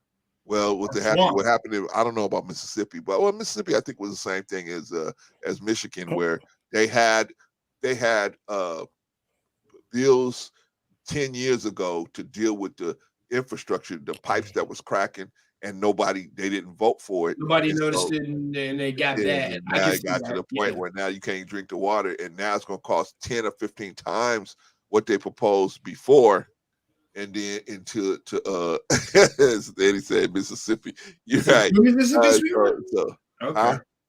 No. When she said she's from Mississippi, I was like, no. She's not from Mississippi. She said this every time she turned around. There's some kind of issue with Mississippi, right? Like, it'd be different if it was Louisiana or New Orleans we were talking about. Then I'm like, that's because of Katrina and all that nonsense. So it took her a while to fix all that. I said my last piece, Rico. So what is yours? What did you must have went good. I want to hear what he has to say. Oh yeah, I'm ready for this. You got the drink, or is that pickles? I had to refill. You wish it was pickles. Those are limes. Come on, Rico. We gotta get out of here. Okay. All right. I want to know, bro. We're gonna close it out. This is my issue with the culture: is this unsatisfied or unquenchable desire or thirst to understand the needs or the wishes or the whims of the oppressors. So let me explain to you what I'm saying. It's like in every context or in every debate or battle or this discourse or discussion that we have, it's always this willingness, and I see it whether it's through uneducated people of color or educated people or people of color that are intellectuals, to choose to desire to understand the enemy, the oppressors. This unquenchable thirst to say, well, why do they think about us this way? And what I don't see is I never see on the other side the other people who whether they choose to oppress us, to enslave us, to demonize us in any way, an understanding or desire to understand us. All I ever see from them is the means to label us, to demonize us, they will put on us all these things that we're not. And what we decide to do is like, well, let's understand why they look at us this way. And I think for me, I have a problem in it, is that it does a disservice to us. It does nothing to help us. It's not that I don't want to. Yes, they are the oppressive people. They are the higher power. They have the influence. I don't think just understanding why they hate us makes them hate us less. I think that does something. I think we do so to fulfill something in ourselves. We're in this space of, well, why don't they like us? Why don't they like us? I'm like, why do we care why they don't like us? They just don't. They don't like Black people or Asian people or LGBT people or whatever tribe you're at. They don't like you. Does it advance your cause if you understand the pathology as to why they don't like you? Is what I want to know. Why do we have this? Would you like me to answer that? Let me finish. Okay. Why do we have this unquenchable thirst to know why they don't like us? There's no question that we'll all agree they don't like us. Okay. But why do we need to know why? Okay. Would you like me to answer that? For yourself. Okay. Tell me why. That's you him. need That's to him. know. See, that's him telling me up front. He's gonna argue with me no matter what I say. So wait. So he really wants to ask Clarence, why do you? Why do you need to know? You're now, Clarence, you accept they don't like me. Right. But why is it so important? Because I'm not asking about them. I'm asking you, because you are in my tribe. Okay. I'm looking at you, bro. Why the fuck do you care? Now you answer that for me. Okay. So if we on the battlefield, me and another tribe is on the battlefield, right? If I understand what motivates them, whether they like me or not, well, that's irrelevant. But do I understand what motivates them, right? For example, in World War II, once they figured out that Hitler needed all of these different things, and the reason why he was going into Russia was because he needed all these resources. They just cut him off from everything, right? So they knew that he was just going to run out of gas at some point, right? So they basically were just trying to flush him out, but they knew he was going to run out of gas back in 1942. So my point is, knowing his motivation for what he was doing, they was able to secure a better battle plan on fighting him on the line. And so that's all I'm saying is, if you know who you're dealing with, that person's gonna be much easier to deal with. You say they don't care about us. They care a lot about us. They do studies on us. They watch us in the prisons. They watch us in schools. You gonna make it short, or you gonna make it long? Because I can cut you off already. Oh, no. Please don't cut me off, because I didn't cut you off. I didn't cut you off. I'm not gonna cut you off. I just want to ask you. Go ahead. No. Okay. So they study us. They've been studying us for thousands of years. So they know what motivates us. They know we are people of God, and they know that we want to be right. That's our basic function, is want to be right. So knowing that, they're able to always say, even if they telling us something wrong, they make it seem like it's right. It's right to be wrong. It's right to do this. They have to make it look right, because if they leave it as looking wrong, then we're not going to follow it. So they know that about us. So that's why all of that stuff, that's just one example. So it's easier to deal with somebody when you know what motivates them, what makes their heart sing. Okay, so can I ask you this question, right? Because even when I would like to add something to that after you, Brother Rico. If you want to go ahead first, Ron, I'll pause. Okay, it kind of makes sense to me, because when it comes to an adversary, and I'm pretty sure some of you are military and you understand, but when it comes to your adversary, you definitely want to know their tactics. You want to know their motivations. You want to know why they think the way that they think, because when you learn those particular topics, you can be more successful. See what I'm saying? As overcoming, as overcoming that enemy. You see what I'm saying? So the question is, well, why do we want to know? Well, it's because we don't want to leave it like a blank, And when we know why you don't like us, see what I'm saying? And when we understand your motivations, then we know how to move forward.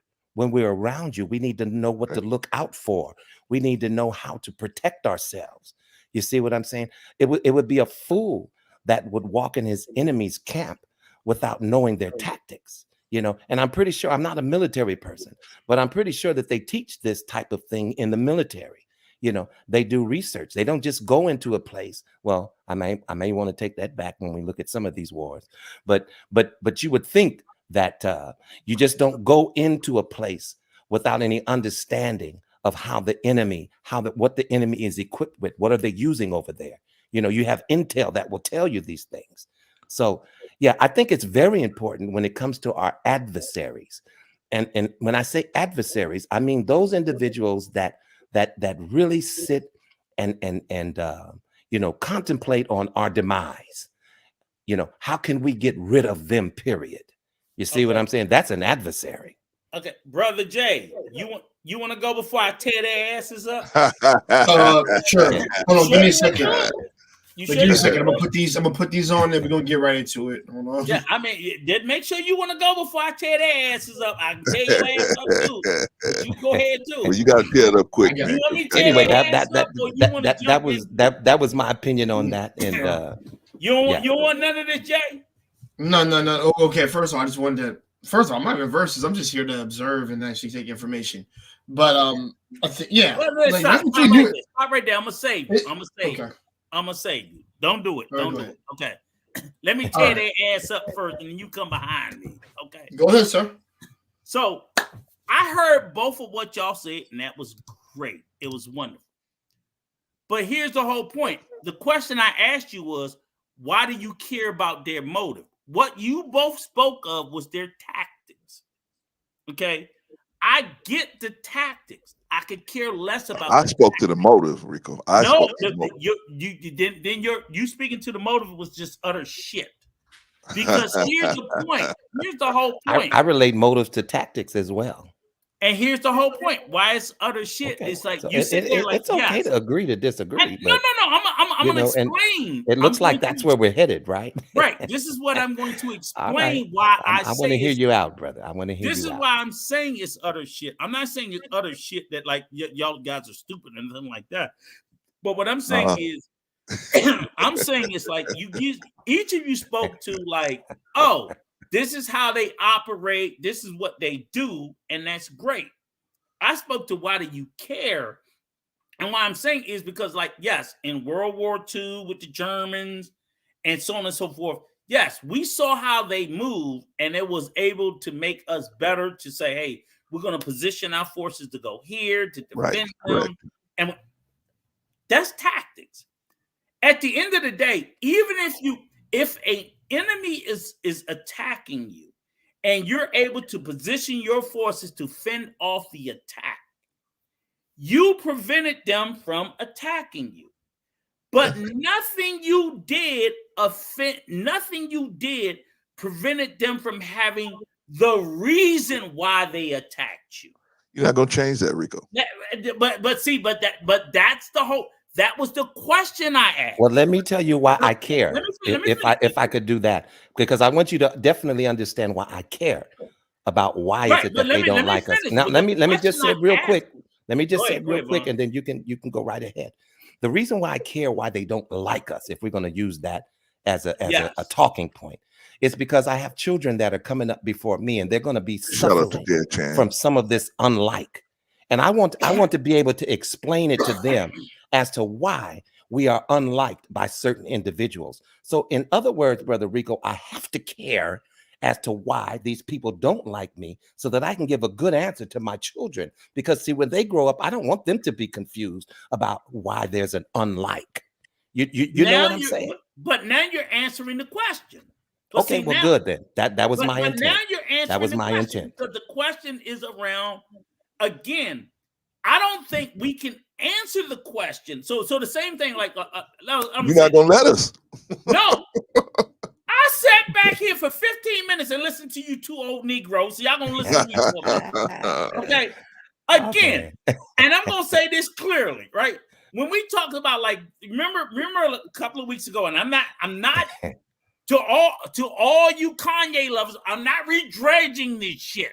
No, don't do it. Don't do it. I'm not. But what please, and don't say his name 3 times. Please don't do it. You already said it once. His name no more. But what I'm saying is, when we talk about the anti-Semitism type shit, right? When that comes up, the reason why those people are so offensive about it is because they're not trying to ask why people don't like them. They don't even really care. They're trying to counter it, period. So when I'm saying us as a community, right? So when these people come up and you ask, well, why do they feel this way? I'm like, why do we care?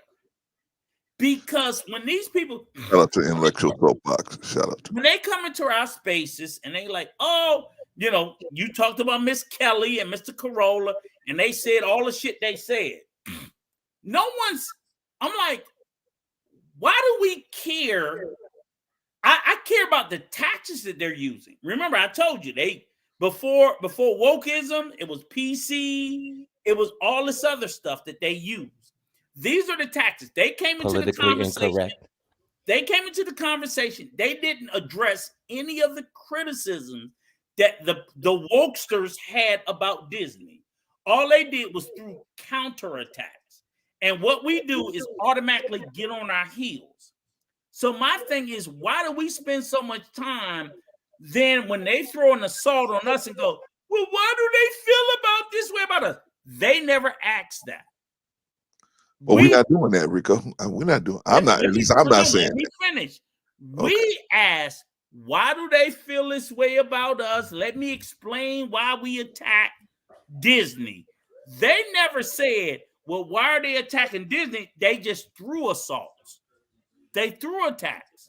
And we end up in this space all the time.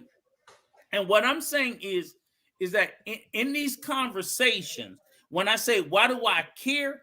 Because honestly, at the end of the day, ask yourself, do they show that they give a fuck about us. No. They never show. I'm like, I will go into a conversation and I will discuss in a conversation with a Jew, a Muslim, an LGBT. I would discuss with anybody about the Black community if you show that you have honest, genuine concern about the community. But I'm not going to go into a conversation with any of these people and they show that they don't give a fuck or not that they don't care, but they have no concern. Then what am I having a conversation with you for? You don't care about my community. I don't care about your community. You want to go to war with me? We go to war. I'm going to study your tactics. I'm going to try to defend your ass. That's it. But I'm not going to get into the space. What I'm trying to figure out is why do you, Clarence, or you, Vaughn, feel the need for someone in a community outside of ours to come into it and then tell us in the community, we need to understand these motherfuckers. No, I need to fight them. I don't need to understand them. Can I ask Vaughn a question? Vaughn, did you say that? I didn't remember saying that. Did you say that, Vaughn? No, I didn't say that at all. Right. I don't need to understand them. I want you guys to understand what I'm saying. Yeah, I get it. I get it. But brother Rico, listen, hold on. Brother Rico, hold on, because I don't want to try to talk over you, brother. But I did answer your question, and you just looked right over my definition, which was definitely agreeable. And I'm trying to figure out where the disconnect is when it came to that. You asked me, why do I care? And you unlegitimized my response. And I don't even know if that's a word, but I just want to say it. You disregarded it. You discarded it. Okay, maybe and I don't know if you really listened to it. I said the reason why I care as to why they don't like us is because I have children that I'm raising that are coming up under me, that are going to be in school and come home and say, well, Mom, Dad, why did they push me down? The white people called me nigger, the blah, blah, blah. You see what I'm saying? So I do have to care, Brother Rico, because I have to be able to give my child an answer. And if I don't care, I'd be saying, oh, well, that's your problem, son. That's your problem, daughter. No. Let me sit down and explain to you why they don't like you. It is because of the color. Hold on, Chief. Hold on. It is because of the color of your skin. Okay. It is because of the race in your culture that they don't like. See, I have to be able to give an answer. So for me to sit up here and say, well, guess what? Why do I care?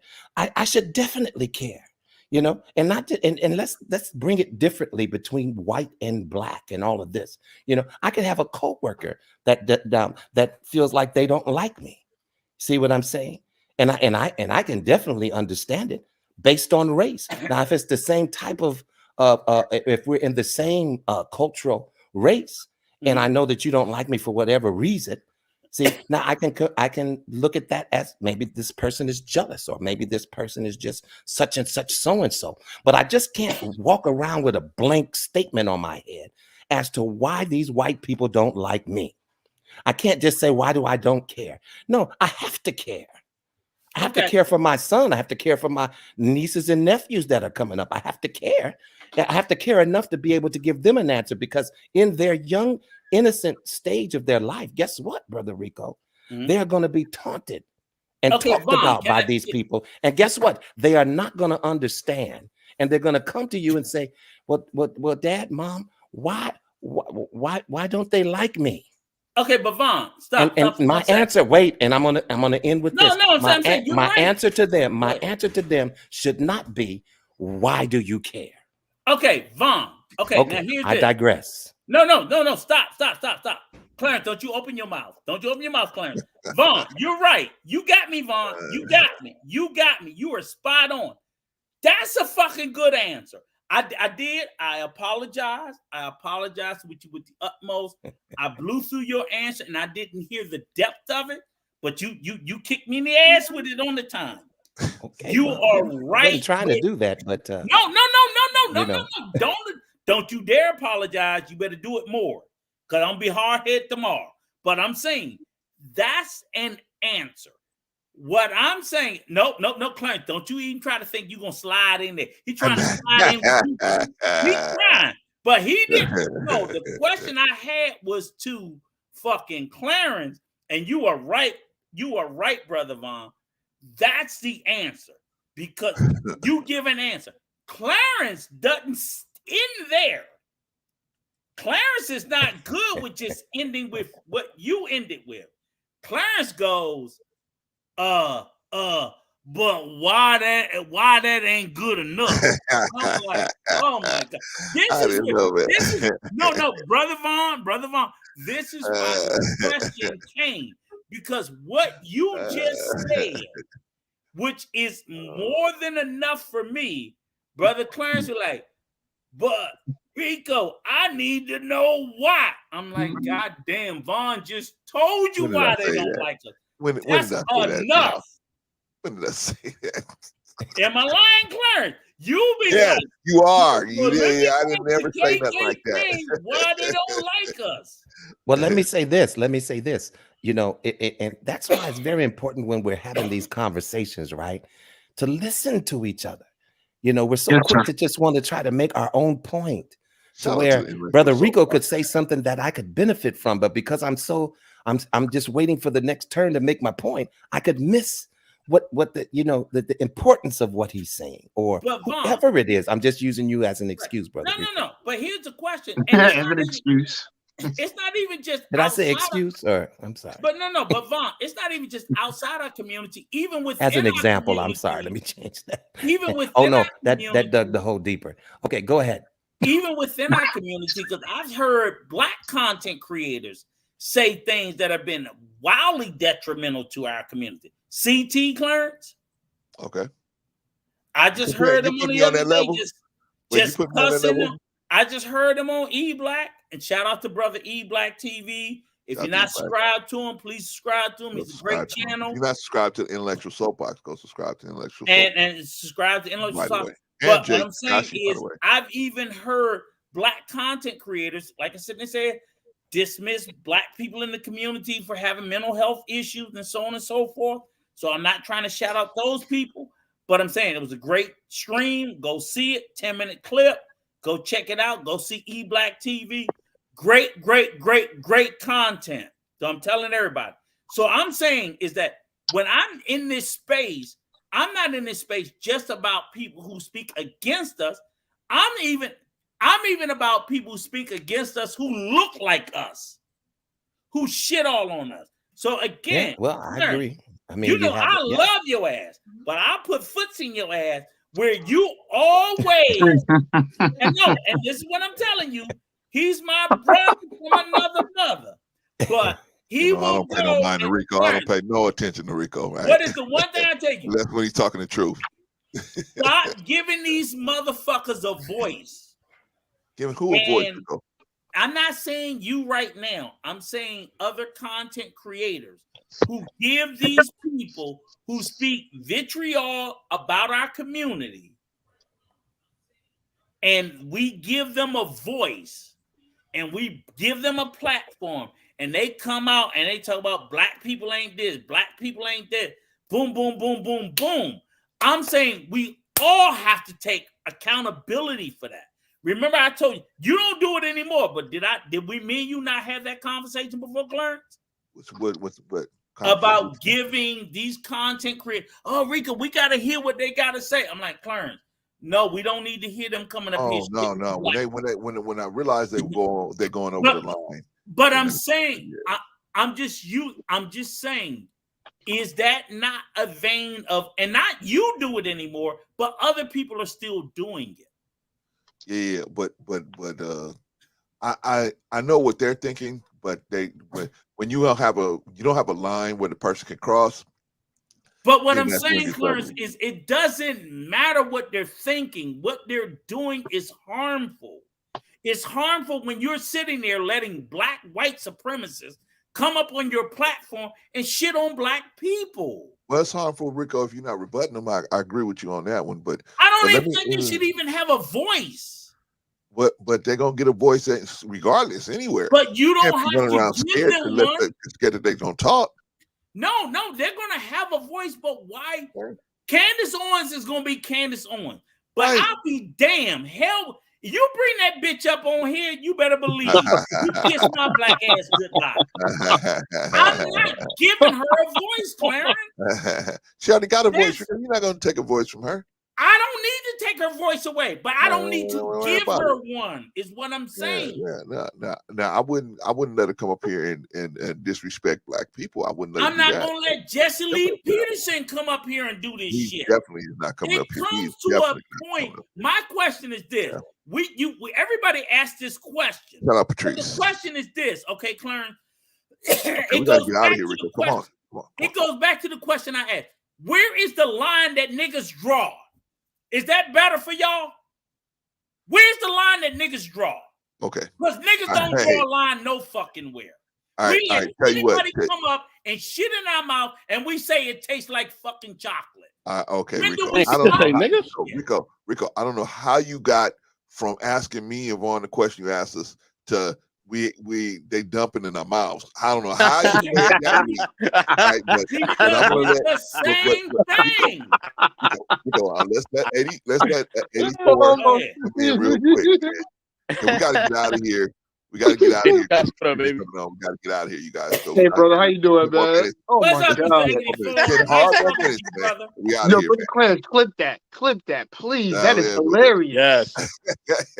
I ain't never heard somebody say that before in my life. Yo, especially a black brother. That's crazy. we gotta draw the line. No, you're right. We need to draw a line. I agree with you. But that comparison, God Christ. But let's let 84 come in real quick because I know he's a busy man. We gotta let him come in, man. Shout out to 84. And by the way, man, thank you for standing tall on your pledge, man. Appreciate you, brother. Yes, sir. Oh no, Jay Takashi, he's next. Go ahead, Jay. Oh, me. Yeah, Jay just be sitting back laughing. I love you, man. I'll say it quickly because I want intellectual to go. But let me say this. Listen. Oh man, God. This is one world, and it's all effed up with different factions, which I don't like because, y'all motherfuckers are like, no, not y'all on here, Pat. I'm talking about people around the world when I say this. Y'all literally remind me of the series, a certain magical index where there's just like a bitch ton of factions, and nobody's trying to see eye to eye on anything or have a conversation, and that's why my brain just melts. Like, all right, I'm done with this because y'all can't come to a consensus on anything. Consensus on anything, and it falls on deaf ears for me because none of y'all motherfuckers are talking about anything progressive. Y'all just spouting the same nonsense. And conversation should bring about understanding. I've said this so many times. If you cannot hear what the other person is saying, or if you don't want to hear, please. Unless I'm gonna say this on my channel, and this doesn't speak for Marcus or Wall. This speaks for me. If you don't care to listen to what we have to say, get the fuck off my channel. I'm gonna be real.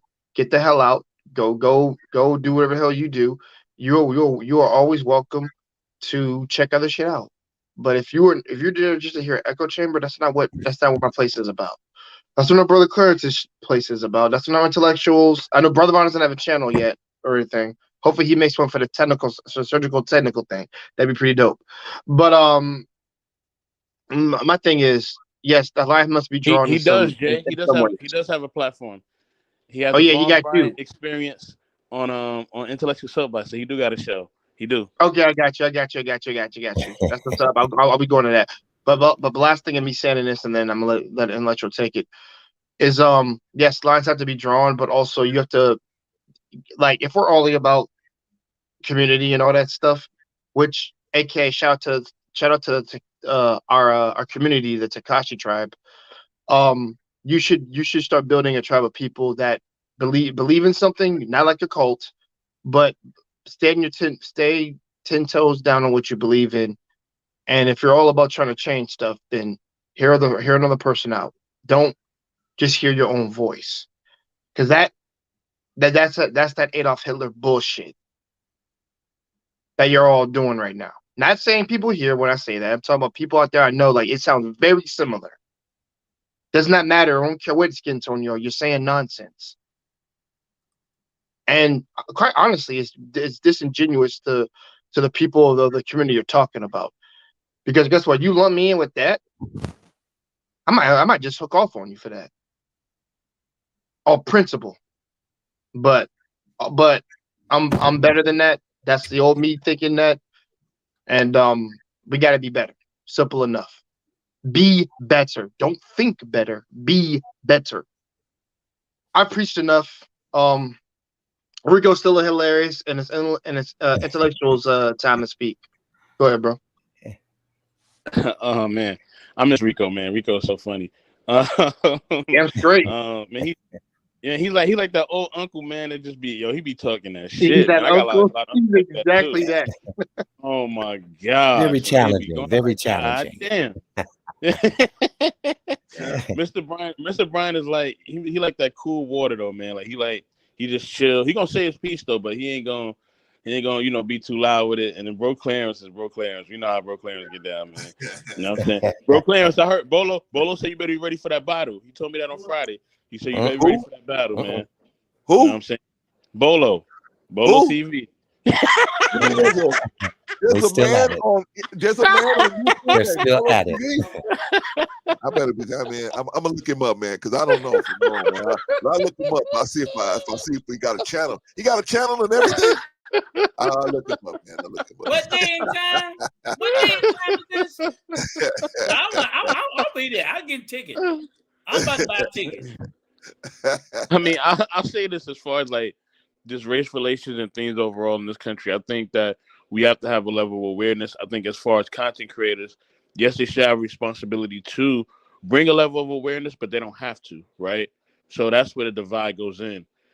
They don't have to do it. It's just like we want our athletes and our entertainers to bring awareness, to be better, to do certain things for the community. And that'll be cool, right? That'll be nice, right? Just kind of how Jim Brown did it, you know what I'm saying? Or Muhammad Ali, you know what I mean? Or countless others, you know what I mean, did it. You know, Bill Russell's, you know what I'm saying? And, you know, I mean, most of those brothers rest in peace, but those brothers brought awareness, right? But we're not really getting that nowadays, you know what I'm saying? And, you know, there's no more brothers who, you know, who are there, whether they're in the spotlight or not, especially the ones in the spotlight, whether they're content creators or something else, that are actually bringing awareness. Sisters too, they're actually bringing awareness. But at the end of the day, do I believe some of the things they put out is harmful? I won't say that it's harmful. I just think that it speaks to the people that it's supposed to speak to. You know what I'm saying? Not to drop Bolo name again, but I'm gonna do it again. Bolo always say your vibe attracts your tribe, right? Who? So, Yeah.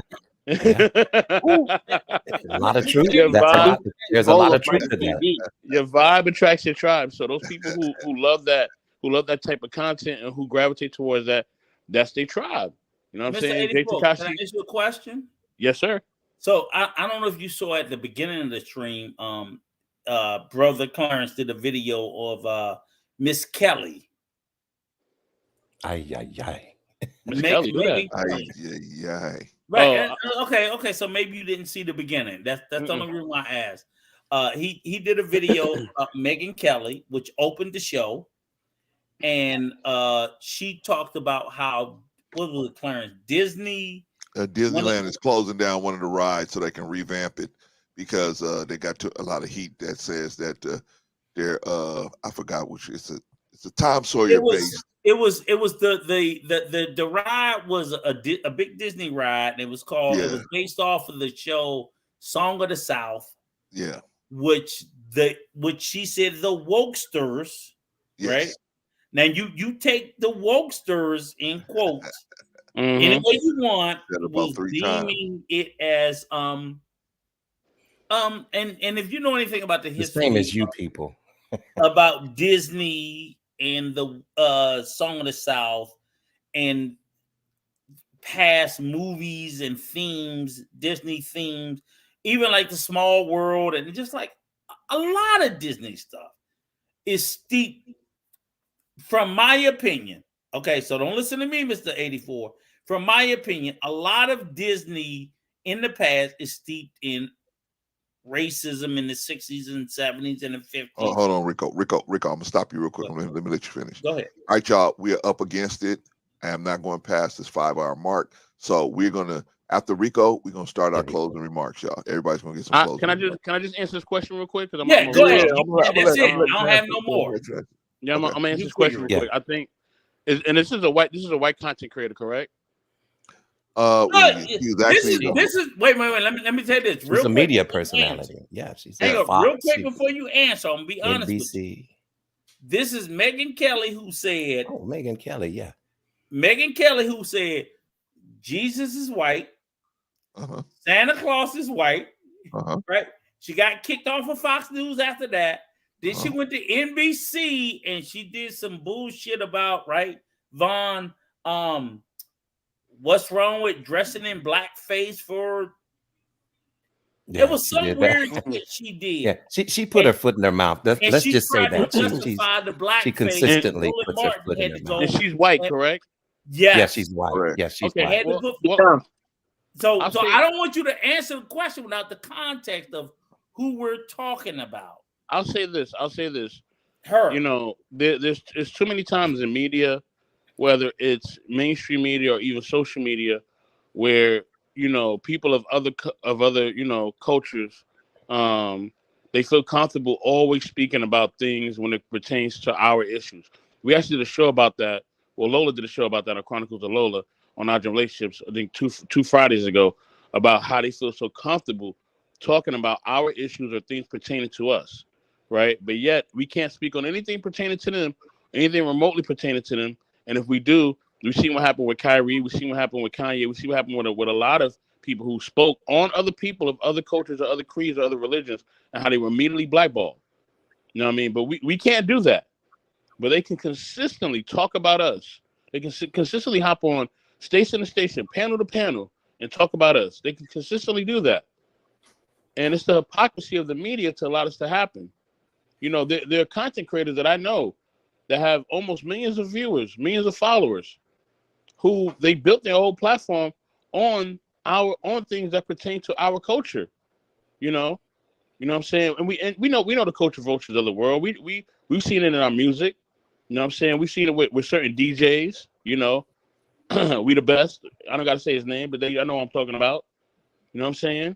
Where they're culture vultures. They're culture vultures. And when you see how their family is, I seen a particular DJ and I seen how his family was. And I seen how his brother's an actor. I seen his brother. His brother acts nothing like him. Nothing like him. His brother's very formal, very, very respectful. He doesn't speak all that slang and all that rhetoric to try to be cool. Completely different people.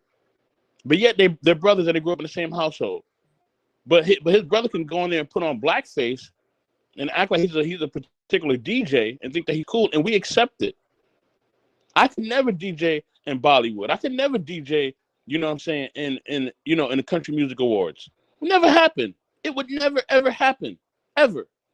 They would not allow it. And we know this for a fact. But yet we allow these people to come in our culture all the time. And I hope everybody's listening. They come in our culture all the time and are able to pimp, to prostitute and to make money off of us. And we just allow it like it's okay. We got to stand up. You know what I mean? We ain't going to stand up and we're going to continue to sit down. Then we're gonna get treated like the bitch that we acting like. And I mean every single word. Yeah. All right, 84, man. Appreciate you, brother. Appreciate you. You got any closing remarks, man? Yeah, can you get her off the screen though? Because man, that was it, man. Can you get her and him off the screen, please? Thank you, bro. I'm gonna be real. I'm gonna be real. My eyes are burning. My eyes are burning. Bro, Clarence, take him down. Yo, brother Ron, your eyes are burning. What are you, the Wicked Witch of the West? No, it's just I can't. I don't want to stare at that. You know what I'm saying? If you're staring it too long, you can't stare into it too long. That's a demon. Yeah. But I know what Vaughn. I know what Vaughn. I know what. Here we go. See, brother Clarence. Brother Clarence always being the advocate. I got you, brother. I got you. Turn around and tell those people. I got you, Vaughn. I'm not gay. I'm not gay no more. I am delivered. I'm delivered. I don't like men. I don't like men no more. I said I like women. I like women. I said women. Women. I'm not gay. I'm not gay. I would not date I would man. not a man. I would not. I would not. I would not. I will not. I will. I will. I will. Love A woman. a women's. Now listen. Y'all praise God with him. Hold on. Wait a All minute. right, Bond. All right. Wow, what a Oh, yeah, horrible boy, time in man. history. One time, I'm gonna do that one What time. a You get to see terrible the time arm- in history. To see the arm come out from behind me. I was like, Bond, wait a minute, Bond, wait a minute. Wait a minute. All right, Wow. man. Shout out to Mr. Best in the World, man. All right. Jay, Yes, got sir. some closing remarks, brother, because we got to get out of here, man. Patrice is coming on. We got to get out of here, y'all. We playing around, man. We're going to get in trouble. And then I'm on top of that, I know I got a cussing out coming from Rico. So come on, y'all. Let's go. All right. So talk about the closing remarks. Listen, man. Not 5 days. Technically, 6 days until Christmas. 6 days until Christmas, y'all. Try not to build up any bullshit. This is a week of, I want to say, peace. It's a week of gathering of families, togetherness, things like that. And I don't really give a damn about the presents personally for me, because I'm more looking forward to giving presents to my kids whenever I have them in the future. But like I said, spend time with family, things like that. Drink some hot cocoa or coffee if y'all want to. I'm a tea man and a hot chocolate man. I ain't a coffee man. And like I said, spend time. Like I said, spend time with the family. And get. I tell people, be honest. Take some time away from fucking YouTube. Get away from these live streams. No offense to Brother Clarence or anything. I'm talking about live streams in general. Because the more you stay in this shit, the more you become a fucking drone. That would not be this brother here. And notice how I didn't say the N-word when I said that. This brother, this white man right here. No, I'm not gonna be a slave to the freaking internet. Like I said, it's just more. It's just more a testament to that you have to do these things. For your sanity, to be away from stuff and actually take a look on the outside. And the reason why I push that is because y'all are too stuck in this metaverse. Please get the hell off. And if you don't, well, you can become a drone. I don't care at that point. I gave you an outlet out. Go read a damn book. Go read some Frederick Douglass. Go read what you got to read. But seriously, get away from the internet. If you're on this internet during Christmas time, something's wrong with you. To me. But yeah, happy holidays to all of y'all. Hey man, get fat and eat a lot of food. That's what I would tell you. Brother Rico doesn't agree with me, but it's cool. Oh yeah, I'm sorry, I forgot to put on Rico. Make sure you have a good drink on Christmas. So I can tell you, I'm having a bottle of champagne that day because I deserve it. Nice. So I know I deserve it because of all the work I've been doing. But yeah, like I said, y'all have a good holidays, everybody. You too, brother. You too, brother. You too. Appreciate you. That's Jay Takashi. If you haven't already, God bless. Takashi, get your butt on over there and subscribe to Jay Takashi. And let me put it out there, y'all. I think we're gonna do something on Christmas Eve. If y'all not out there shopping or, man, take care. I won't be out nowhere. Okay, well then, I think we're gonna do something. If you're doing something, I'll be here because I think we're gonna do it. We're gonna just do a block party for everybody, man, and just just share, just have it like we did last time. Play some music, play some old stuff, man, and just talk, man, and fellowship. You know what I'm saying? So, I think we're gonna do that Saturday, man. We probably do that in the daytime. Probably start about maybe 11, run to about maybe 4, and or when everybody gets tired, man. But yeah, man, we just I think that's what I want to do. If y'all think it's not a good idea, let me know. But that's what I want to do. All right, let's see, Vaughn. Yes, sir. Gotta get out of here, man, because Patrice is gonna ring. Hey, I ain't gonna make it long. Yeah, I gotta get out of here, man. All right, man. So let's do it. Let's do some closing remarks. Let's get out of here, fellas. Okay, well, I would just say that the stream was awesome today, and I just appreciate you opening up, for people like myself and others, to be able to come up and share, their opinions and concepts and things like that. I want to give a shout out to Brother 84 Intellectual Soapbox for encouraging me to try to step out into the deep, but I just want him to know baby steps, brother, baby steps. Yeah. But I appreciate the fact that someone has enough faith in me to, give me that opportunity. Wish I had been And smart. man, listen, I'm so glad to be in the conversation with Brother Rico, because it's not often that I'm able to be, in either I come later or whatever. But yeah, man, this has been quite interesting. Brother Rico Always. keeps you on your toes. Always. But very, very good show today, man. And thank you, brother. I look forward to, like I say, I look forward to the next time. And Brother Rico, God bless you and your family, and you too as well, Brother Clarence. Thank you. You too, man. You too. Everybody, yes, sir. In the chat, all of us, man. Hopefully I shed some type of light, in the conversation. So, yeah, man, it was fun to just see your foot in Rico's behind. That was fun just to watch that, man. I wouldn't put it quite like in that. There, right? I can never seem to get mine in it. He always weasels his way out of it. Quite like that.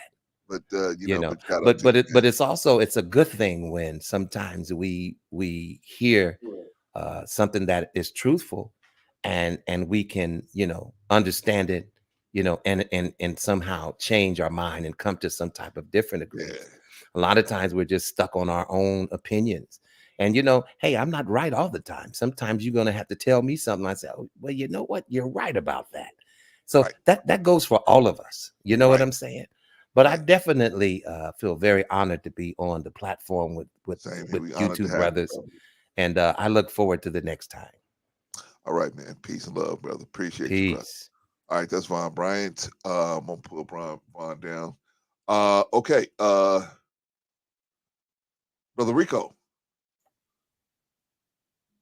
Rico, can you hear me? Yeah, I can hear you. All right, man. Wake up, brother. It's almost over, man. Wake up. Okay. I'm just looking at your ass. I need some closing remarks. Right. Nobody say nothing. I'm just looking at it. And let me say this to everybody, okay? Let me start my closing remarks with I'm gonna kick myself in the ass a little bit, because let me tell you, we are 1 hour and 15 minutes and 43 seconds over. Uh-huh. That's because somebody wanted to argue with everybody. I ain't talking to you right now. I ain't talking to you right now. Be quiet. It's my closing remarks. My closing remarks is to our subscribers. I have literally said that we are going to end these lives at 4 hours. So we are 1 hour and 16 minutes and 10, 11, 12 seconds, 13 seconds over. So we are over, and I'm just as guilty as Bro Clarence. And I'm I'm coming to join you, honey. I'm coming to join you, Elizabeth. I'm coming to join you. Right? I'm guilty tonight, but I'm gonna tell you all, this is gonna be the last night I'm gonna be guilty of this shit. Because let me tell you, I love this brother. This is a brother from another mother. Same here, brother. And I'm gonna tell you guys that look, I'm a 58-year-old man. Bro Clarence, he's in his 5 zeros. He creeping up on my ass. And again, we got to look out for each other.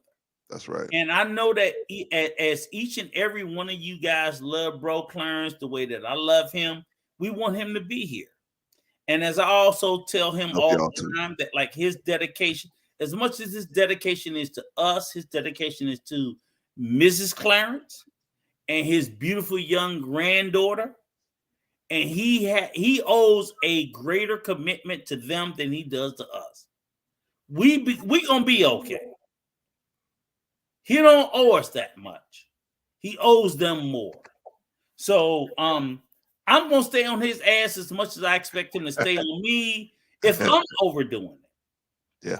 So again, he's here 3 nights. We're 3 nights a week. Sunday. I apologize for not being on the Tuesdays and Thursdays, but my wife puts foots in my ass. I told y'all. His wife don't put foots in his ass as much as she should, but when I get her phone number, you best believe, put foots in his ass and tell me. I told my lovely sister India, I love you, sister. I love you. I love you. I love you. and we're gonna keep putting foots in his ass. And I only say this because we love him, we love you guys, we love the subscribe, and we're gonna continue on with the Sunday, the Tuesday, and the Thursday show. But I just say to you guys that like just work with us, that we're going to continue on doing these streams. And like I said, hell, why do y'all think I did 5 hours? Because I love talking to you motherfuckers. I love it. Mm-hmm. I love bro Clarence. And you know, when I hang up, I probably won't go to sleep if I call this motherfucker. That's the crazy part about it, right? Y'all sitting there laughing like, my wife like, Carl Clarence, Clarence. You love how did the stream go to 5 hours, Clarence? Why'd you do that, Clarence? Why'd you do that? All right, man, call me later. I swear to God, Clarence. Well, I'm not lying to you. If my wife wasn't out there doing her union shit right now, she'd be like, call Clarence. Don't call me. Call Clarence. Call Clarence. I'd be like, you like Clarence so much. Call Clarence. This is what my wife does to me. Y'all don't understand the shit I go through. And I'm like, oh my God, please give me a break. So we love each other. We're doing some great things. And I'm going to tell you guys, look, all BS aside, right? In about 10 days, 10 or 11 days, I'm going to be in the DR and I'm going to do a live stream. Clarence, we're going to do a dual live stream. I'm going to touch bases with you tomorrow between the Dominican route and you in the middle of the week. So we're going to surprise y'all ass with a pop-up. Yeah, with a pop-up where I'm going to do a live stream with me in another country. Right. And y'all gonna see shit. So it's gonna be some extra stuff in there, some extra stuff involved and things like that. And it's beautiful. I love the stream. I love the channel. I love the way that we're continuing to go. And I ain't going nowhere. I pull back a little bit during the week because, okay, my wife told me, shut your punk ass up, go upstairs. And at the end of the day, bro, let me catch you on that computer, Rico. Catch you on that computer. Don't let me catch you on that computer, Rico. I don't know. Take your pill and bring your ass up to the bedroom now. Okay. Look, I'm on the computer now because I performed this morning. All right. Y'all owe me. Gotta take y'all owe me. Yeah, y'all owe me. We owe you. All right, we owe you, brother. My back hurt. We appreciate you, man. We appreciate the sacrifices you making for us, man. We appreciate you, man. Thank you. Bro, Clarence, understand. So I know, brother. I know. I love each and every one of you, bro. Vaughn, Sister Inye, Jay Takashi, Sister Jill. I swear to God, I love each and every one of you. And my wife love you all too. But she still have her demands. Of course. And look, here's just a peek with us doing all our Christmas shopping. See all the little shit we had to do. There you go. All the shit we had to do. And look, here's my Santa Clauses here. There you go. And all the Santa Clauses up there. I mean, like my wife, she's big into Christmas. I saw a lump of coal with your name on it, Rico. Yeah, that's all I'm getting. That's all I'm getting. And you know what? Look, ladies, do me a favor. Do me a favor. And you too, Vaughn. Do me a favor. I did a little bit of Christmas shopping for my wife. She ain't in the house. Please. Put in the comment. Give me an idea, ladies. Forget the fellas. Fuck you, Clarence, Vaughn, all y'all.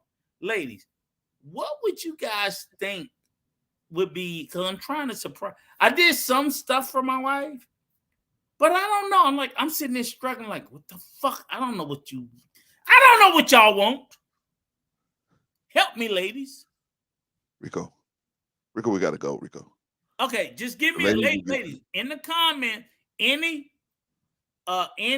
Jill Southern Belle, please put in the comment, Rico, get your wife this. What you think she would like. And he said you got a look, white Santa Claus, Rico. Y'all better understand. I got 7 days left, so hurry the fuck up. And he said you got a white Santa Claus, Rico. So what you talking about? Oh my God. He's not white. He light skinned. Oh, he light skinned. Light skinned it. Yeah, he light skinned. All right, Rico, come on, man. We gotta go. We gotta go. Patrice is gonna kill us. I'm done. Come on. Thank you. God bless. I love you all. All right, man. I'll cuss you out in about 30 minutes, Clarence. All right, bro. Peace. All right, that's Rico. Rico Young. Shout out to Rico Young, man. I told y'all, man, his wife, man. When she's happy, she's happy. When Rico gets mad, I tell Rico I tell him a lot. I tell him, Rico, just do what your wife said. Nah, I ain't gonna do that. I ain't gonna do that, Clarence. Nah, I ain't gonna do that. Okay. All right. And then we end up not seeing him for 2 weeks, right? Nah, Clarence, I ain't gonna do that. Yeah, he sneak on somebody else's live stream, right? His wife probably be like, it better not be Clarence. I don't care who you talking to. It better not be Clarence. Shout out to Rico Young. Shout out to Mrs. Young, man. Shout out to everybody over there, man. All right, y'all, we got to get out of here, man. Patrice is going to kill us, man. We got to go over there and support Patrice. All right, so if you guys don't know, you put the 20 minutes, I ain't going to need that long. Probably 10 minutes for if that much. All right, so this is what we're going to do, y'all. After we get done here, going over to Patrice, going over to knowledge. I think she's on knowledge and relationships. I don't know if she's on intellectual soapbox. No, she's on knowledge and relationships. So going over to knowledge and relationships and click on Patrice's live stream, and then we're going to catch up with her over there. All right, y'all. So I got to do the rundown real quick, man. Let me do the rundown real quick, and then we are out of here, y'all. We are out of here. I ain't even have time, man, because somebody wanted to argue with everybody, right? Clarence, make sure we only go for 4 hours. Oh, okay. And then you're going to argue with everybody, right? Time just keep whizzing by, man. All right. Anyway, and then argue with people you agree with. You agree with all of them. All right. So anyway, all right. Well, let's see. The chat. I think we had one bot today, y'all. I think we had a bot, y'all. But we did good, man. We did really good, y'all. We did good. We did really good, everybody. Everybody did a great job in the chat. Shout out to the chat. Chat's where it's at. Shout out to all of y'all, man. You guys do such a great job, man. Really, it's something I really don't have to be concerned about over here because you guys do such a great job, man. You guys do an outstanding job. I appreciate you all, man. Shout out to you. Shout out to the chat, everybody in the chat. Great job. Strong performance. A very solid performance by everybody in the chat. Shout out to everybody in the chat. Let's see. Let's go. Who else was on the stage today? Let's see. We had Jay Takashi. What about Jay Takashi? Shout out to Jay Takashi, man. If you haven't already subscribed to Jay Takashi, go on over and subscribe to Jay Takashi's channel, man. There's a lot of good stuff over there, man. And like I said, you always have some heavy hitters over there. Shout out to Jay Takashi. Jay Takashi was on there. What do you think about his performance today? Very solid, as always, man. Jay Takashi is always solid, man. Always a solid dude, man. Very solid, very strong performance. But what about some of the stuff he had to say to Rico and something he did, but he broke it down, right? Very, very, very intelligent young man. Very intelligent young man, man. Shout out to Jay Takashi. Going over there and get you some jewels from Jay Takashi. Very strong performance from Jay. Very solid, as always. Very, very solid. What about Von Bryant? Von Bryant came through. What about him? Man, Von Bryant, man, gets the cup of the day, man. He put both feet in Rico's behind, man. And Rico said, okay, right? If I try to do that, Rico will try every kind of way to get out of it. He will not accept. He will not, he may, let me give Rico this. Rico may say, you know what? Rico's the type of dude may call you about 2 or 3 days later and say, I thought about what you said. You were right. Hey, you may get that 3 days later, right? Because he's done that to me a couple times, right? And I thought about what you were saying. You were right. I was wrong, right? Like a couple days later, right? But he wouldn't let it happen today, right? He was not gonna let it happen today on his first fudge out, right?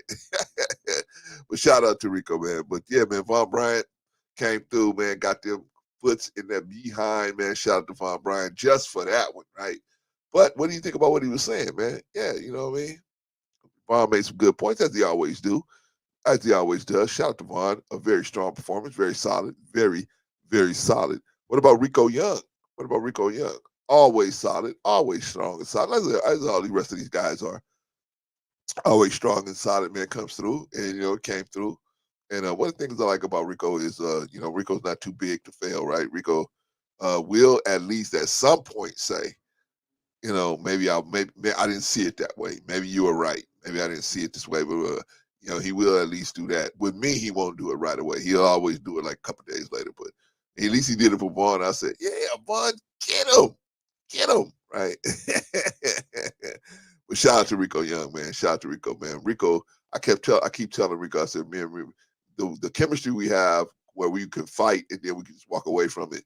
I think that's a good thing for people to see, man, that we don't have to go to blows just because we in a disagreement. And Vaughn and Rico showed the same thing today, man. We might be at a disagreement on polar opposite sides of the spectrum, right?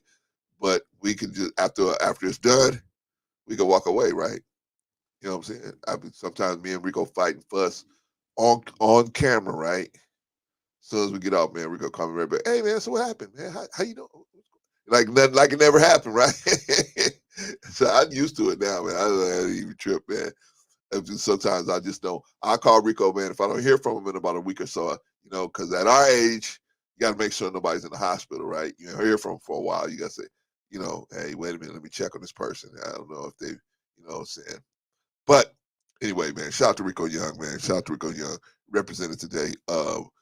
Strong performance, very strong for the humility, and very, very solid as always, very solid. What about Brother New Growth? Brother New Growth came up here just for a hot second. He said, hey, man, I had to dip my toe in and tell Rico this and that. I mean, New Growth be coming for Rico, man. He come for me sometimes, but at least, you know what I'm saying, he at least come. I can see both hands. When he come for Rico, man, he got both hands behind his back, one in his shirt. He come for Rico, right? But shout out to New Growth, man. That's a good young brother, man. Good young brother, man. If that brother ever do what we asked him to do is get his own channel, man, please go and support that brother, man. Good young brother, man. Good young brother. What about, shout out to New Growth.